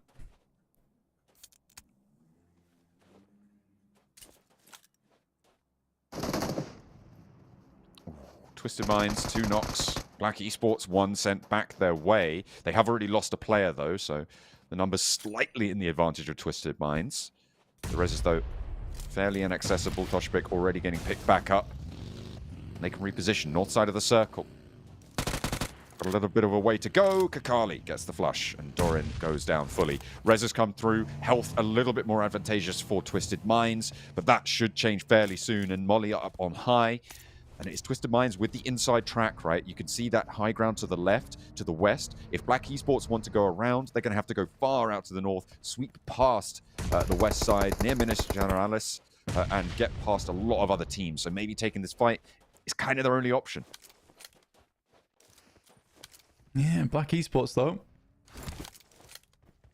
Can over towards Twisted Minds. I feel like he could have got away from that one. Felt like a strange pop-up. It was very easy to take the heads off him.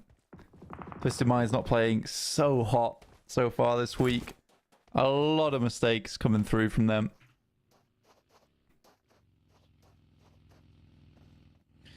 It's not been great watching, all things considered.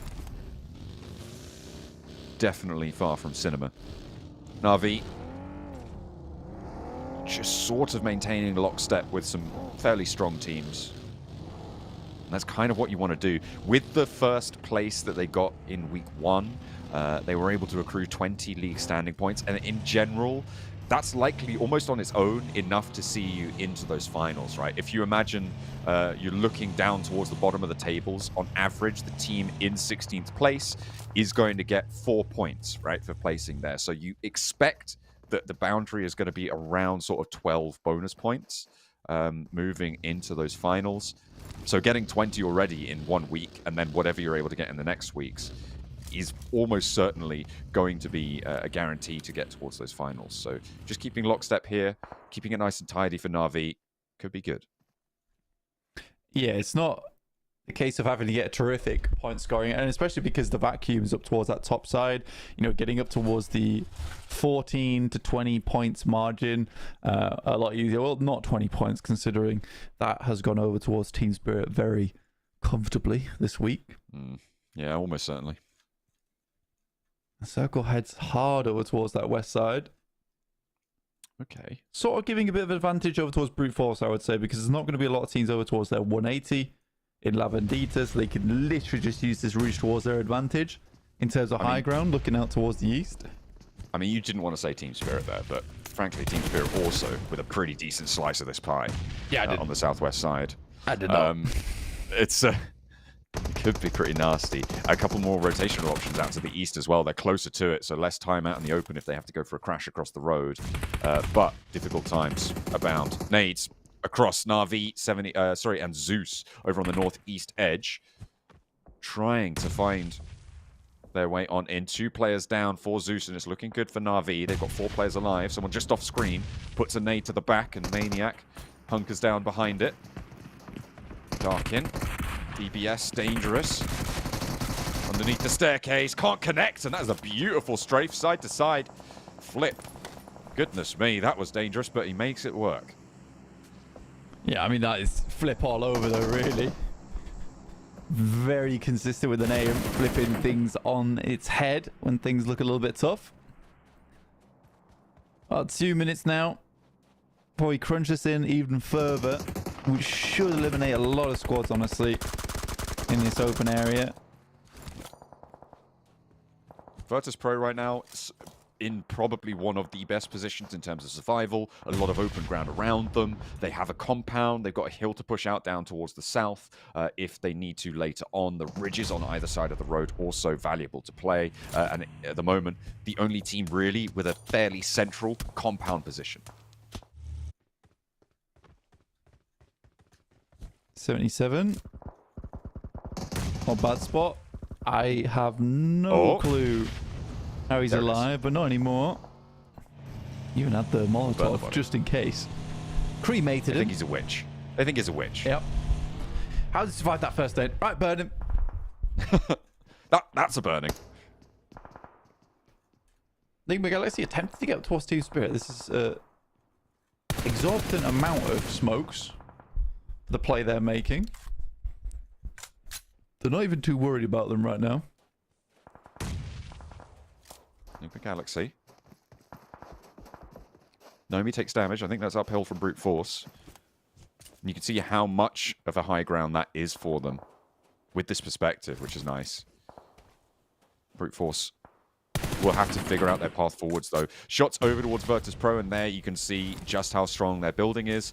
It's going to take something really quite forceful to push them out of that.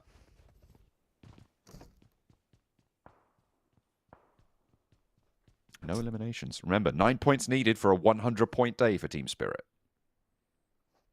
20 seconds on the clock. Wait to see where this one goes. I think right now, with the way it stands, even if it went central, it'd be really tough for a lot of teams. It is so flat out towards the center of the circle. Ooh. Virtus Pro happy. Team Spirit happy. Brute Force not so much, although they can keep that high ground a little bit for a time not so long for this world. Yeah, this is a case of we're going to live this one out as best we can over on this northwest side. I'll have to wait for other teams or see if we can find some opportunities. I think Trovo 2030 likely in the firing line of Brute Force in the future. Ooh, spray down over onto Toshvik. Falcons. Ragnar holding a good angle there outside the window. Very difficult to answer as well because you have to peek multiple windows. Kakali last to stand. Falcons giving them the runaround. First aid allowed to be popped, but step out wide.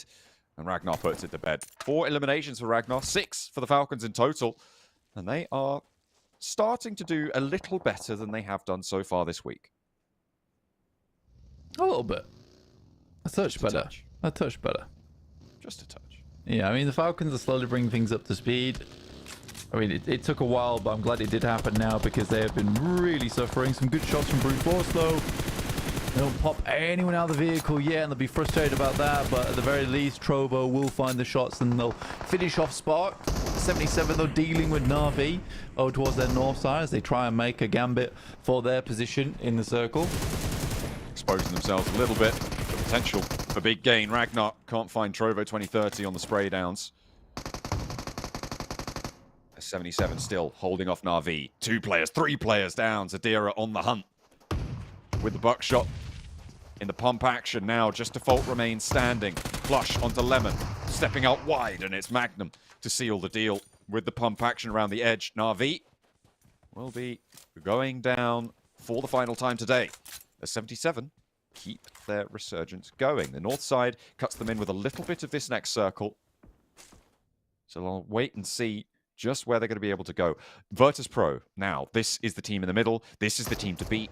At the moment, really nobody has any run-up potential. I think Vibes probably has the best chance of getting a run-up, but only if they are able to find some sort of third party.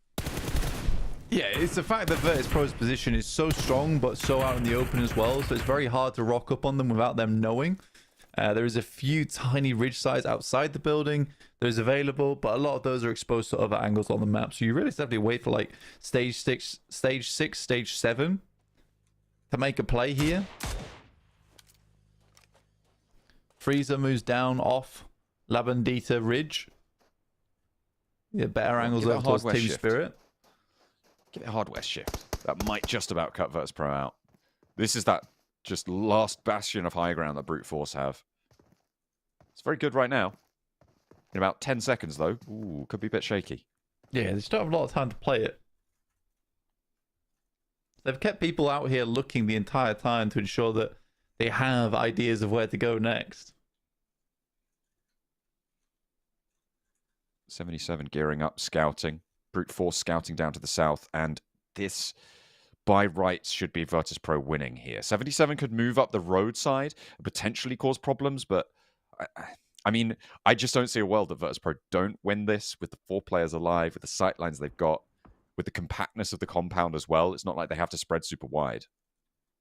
Yeah, essentially it has to be a ridgeside crossing playing off that road on the west. But there are so many angles to look down towards the south side that you imagine that anyone that gets over towards that position likely suffers getting towards that spot. Ooh. It'd have to be perfect play from one of the teams on the west side to make this happen. I mean, I think it has to be one team crashes in, draws a lot of attention, makes it to the wall, and has a little scrappy fight after taking a couple knocks, and then you go in, right? You want to be the second or third team, potentially, depending on how many people crash, onto that compound, so that Virtus Pro are distracted, you can make a healthy run across out in the open, and then you can go and pick up the pieces of the fight whilst you're allowed to get up to the wall for free. Enigma Galaxy looking to make a move. 77 spotting out over towards Trovo. 77 will have to move further forward in their compound. A bit of damage done by effect towards Enigma Galaxy, who is the biggest thorn in their side right now. They'll have to pull out eventually. In they go. This is Enigma Galaxy. Brute Force and Team Spirit both going to have to move in. They could, yeah, they dropped just one player out there. They're moving into these hay bale shacks. In general, this is probably the most safe move that Enigma Galaxy could have made, with Brute Force taking control of Team Spirit in terms of their attention. They have the time to do it, but Nomi lit up by Neos. Effect drops out, goes for the spray. There's backup from the sidelines as well. Neos getting swarmed on now. They really want this res, but they're not going to let it go. Kitsune has to hit the dirt to try and find some cover because Neos is right there. My days. Surprised Kitsune's got away with that, honestly. Might just be able to get himself a first aid kit off too. Damn. It's a good shot over towards Freezer at the start of this one, though, from Nomi. Taking down that outpost was massively influential for the team. First point on the board. First of potentially 9, which of course is the metric we're looking for to see them on a 100-point day. But now is the most important part of their map. Fortunately, they do have a sliver of the circle. They've got a couple of rocks to play with, but everybody else has made that crossing, and they kind of have been denied now. They do not have an opportunity to move through under the cover of somebody else's rotation. Now, Enigma Galaxy is going to want to hold them out too, because they're the next biggest threat other than Virtus Pro in the end game. 77 gearing up alongside RCB and Furia. He gets further into the circle, but Team Spirit definitely looks like a big threat to a lot of teams, and as soon as those smoke starts to fade, that's when life becomes a little bit more difficult for them. I mean, it's less that they look like such a big threat and more that they look like easy pickings as they get across the open field but do not get to cover in time. 2 players down. The back line of Team Spirit faltering. Cannot hold down the angles. But that forward target on the crash could potentially be an opportunity to get reses if they can keep one alive. As Matic bleeds out, they could potentially still get Nomi through, but you can see Redox just holding down this angle. Spots Nomi crawling out, and that's a goner. Yeah, it's an annoying one because I think that realistically they should have just waited for this next circle and then potentially tried to crash in towards Furia from brute force instead of going down towards the south, which is completely away from the circle now. Effect's got no more smokes. He does have a vehicle. He's trying to spot out towards locations that potentially he can play. Silas, 1 HP. Okay, will go down. Effect is in for 1 point. He steps up and sneaks that one away. A second elimination found. 6th place now. Team Spirit squidging closer to the boundary. And they know that this is coming. But 77 are going to have to move too. How long do they hold this out? The best part is there's a ton of smokes over towards that hay bale. That limits 77 sightlines as much as it limits Team Spirits. They make the roll up over towards brute force. Brute force. You got Furia packing the nade there. No way. They were both in that vehicle. They thought they were going to wait for the second person to peek, but it wasn't there. And now they're forwards out in the open, sure, but with a little bit of cover. And 77 are going to have to move first. As soon as you do, everybody's shooting you.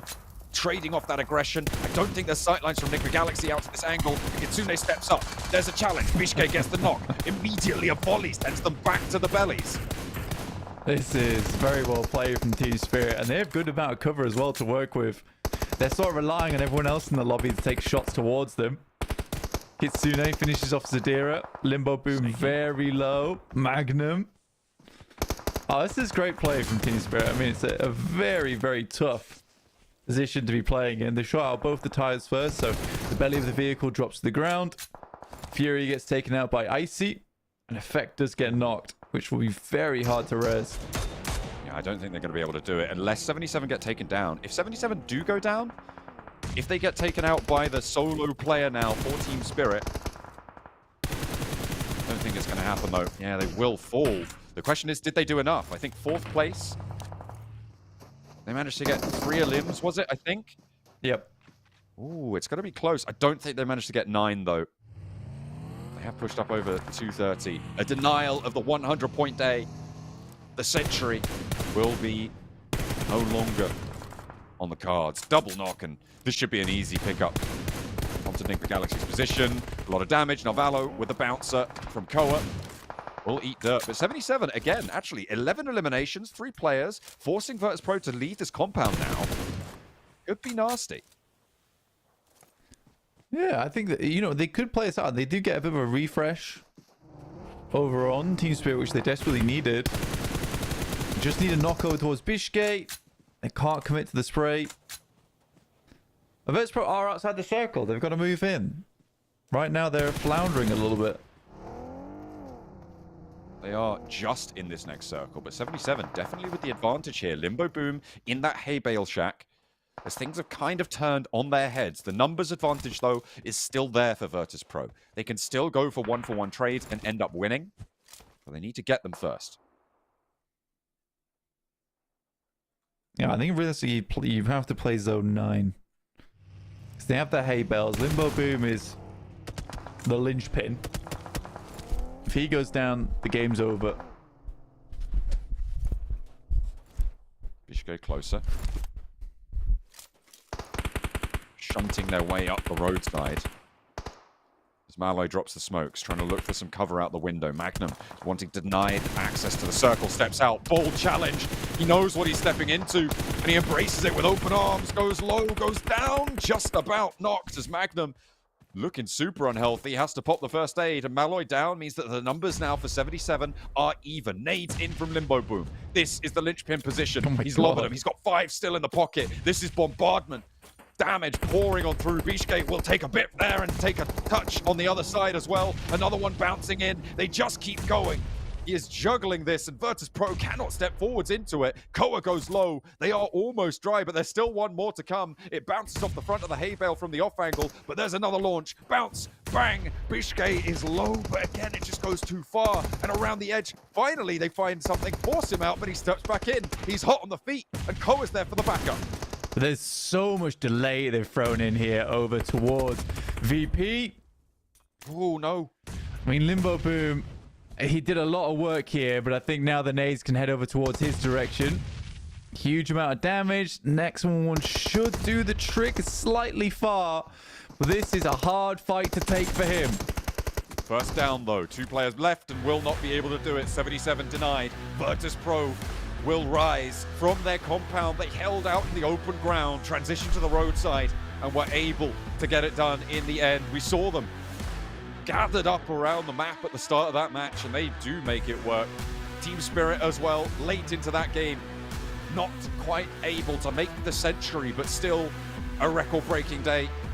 Excellent performance coming through from them, and they are almost, I think, past that first week scoreline from Na'Vi. 236 was there. Virtus Pro will be happy to jump up the tables with that match as well.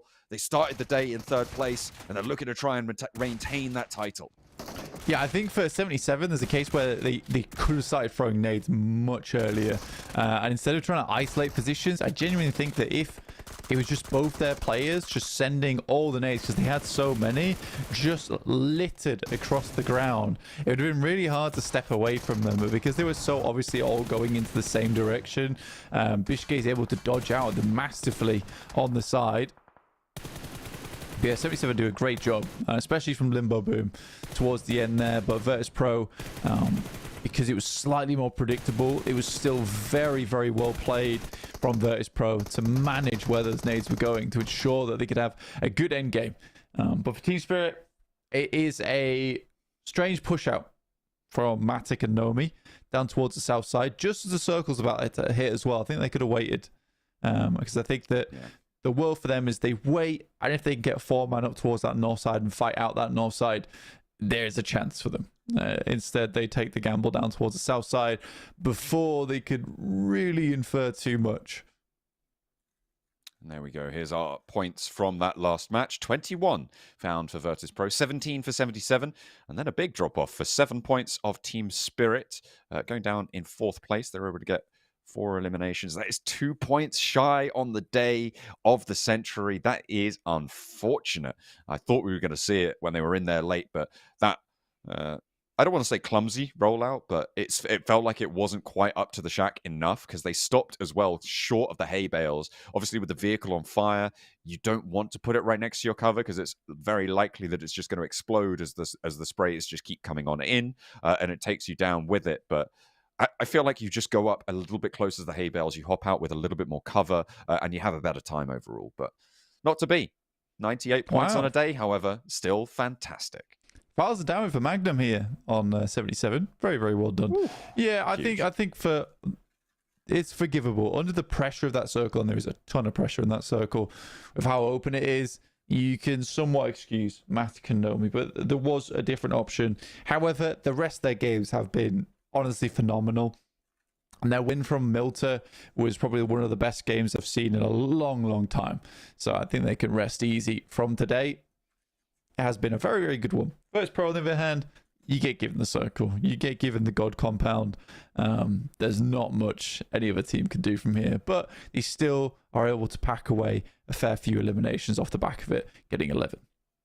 Yeah, it is nice and tidy for them to add that to their tallies. They want to keep up pace with the teams towards the top. And of course, still towards the higher ends of that table, they are still super volatile in their positions because of the amount of points that have been sponged by Team Spirit today and on day one as well, which means that this curve is looking very, very flat for everybody except for the...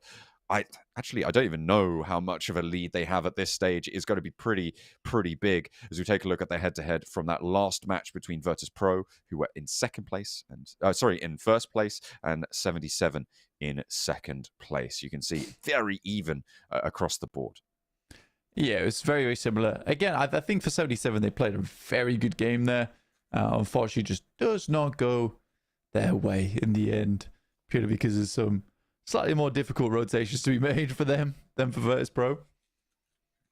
Let's take a look at our overalls. As 236 it is on a level with what Na'Vi were able to achieve in week 1, and they've still got a whole 6 more matches left to play. They are so far ahead now. What is that? Almost 120 points ahead of second place. I mean, it's insane. It's absolutely insane what this team has been able to achieve in week 2, given especially what happened in week 1. Yeah, it's been a crazy week so far for Team Spirit. I'm super happy for them. I think that they're very, very happy too with the performance they've been able to put up so far. Fireflux also pleased to be out from that 20th position up towards further in the tables. So overall, it's been a good day for a lot of teams, but mostly for Team Spirit in terms of their 3 chicken dinners and 1 second place into a 4th place as well. What a wild day it's been so far. Yeah, they were able to get 98 points in the day, which is, I mean, like that kind of just speaks for itself, right? That is incredible on its own. I think that's what, like a 4th, 5th place, something like that. That is really quite something. As we take a look at our daily winners, the whole first half of today was Team Spirit's ascendancy. 19 eliminations on that second Erangel match as well. Oh, sorry, on the first Erangel match, second match of the day. And really, really great stuff. They got pretty deep into the other games as well. Coming, what was it, second in the first Miramar, coming 3rd or 4th. It was 4th, wasn't it, in that last Miramar? They have just had, such a belter of a day. It has overshadowed the rest of everybody's stories. Yeah, it has been so hard to talk about a lot of other teams with the ridiculous performance at the start of the day from Team Spirit so far. I've been hugely impressed by everything that they've done. But yeah, I think tomorrow may be a different story.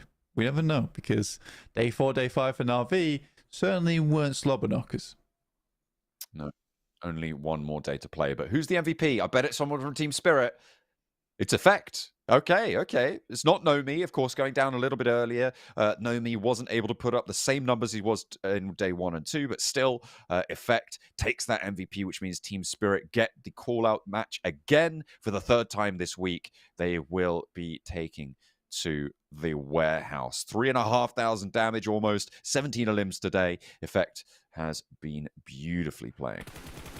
Yeah, I think he's had some very good standout performances overall throughout the entirety of the day. Some really good pickups, and to be honest, he's the one player that the team can trust to leave behind as a solo to hold down the fort a lot of times for the team. Also, that triple nade was unbelievable. I was surprised that even went through, to be honest with you. But let's see who Team Spirit is challenging for tomorrow. It's Zeus. Let's take an easy $500. Well, that's what they think anyway. I mean, Zeus, to be fair, have been doing okay. And I think that it's not a team that you can necessarily completely count out. I mean, the roster has been fairly solid in some of their engagements, but in general, that kind of hasn't mattered when you come across Team Spirit in the warehouse. It's just doesn't quite go too well. Make sure that you can stay tuned to all of Team Spirit's shenanigans on our social media channels. Down below, or PUBG Mobile Europe official on Instagram, TikTok, and YouTube. Those are all of them, the social channels that you should be following for updates in the PUBG Mobile rounds area space. Yeah, generally that sort of vibe of thing, that's the best place to go for it. For PMSL EMEA, you certainly will be kept up to date nice and quickly. But today has been fantastic. I have really quite enjoyed myself. We got on plenty of fun tangents in the middle of it, as well as Team Spirit were swept aside in a couple of the matches later in the day. Certainly not at the start of the day. And in general, it has been a great ascendancy for them. We'll see if they can continue as the week continues. 2 more days to play and only 1 more for Team Spirit. We'll see you there.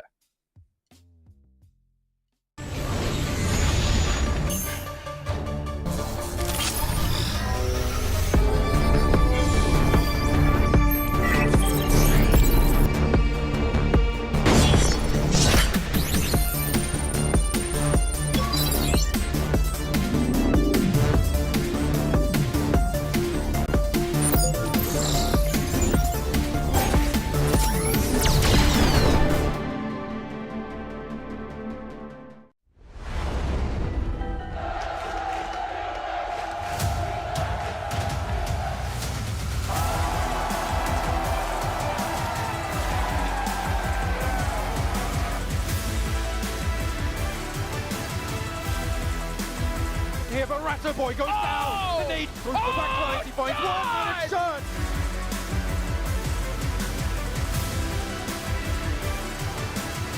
There's the response back though. First pickup. Yo! He goes on to do it.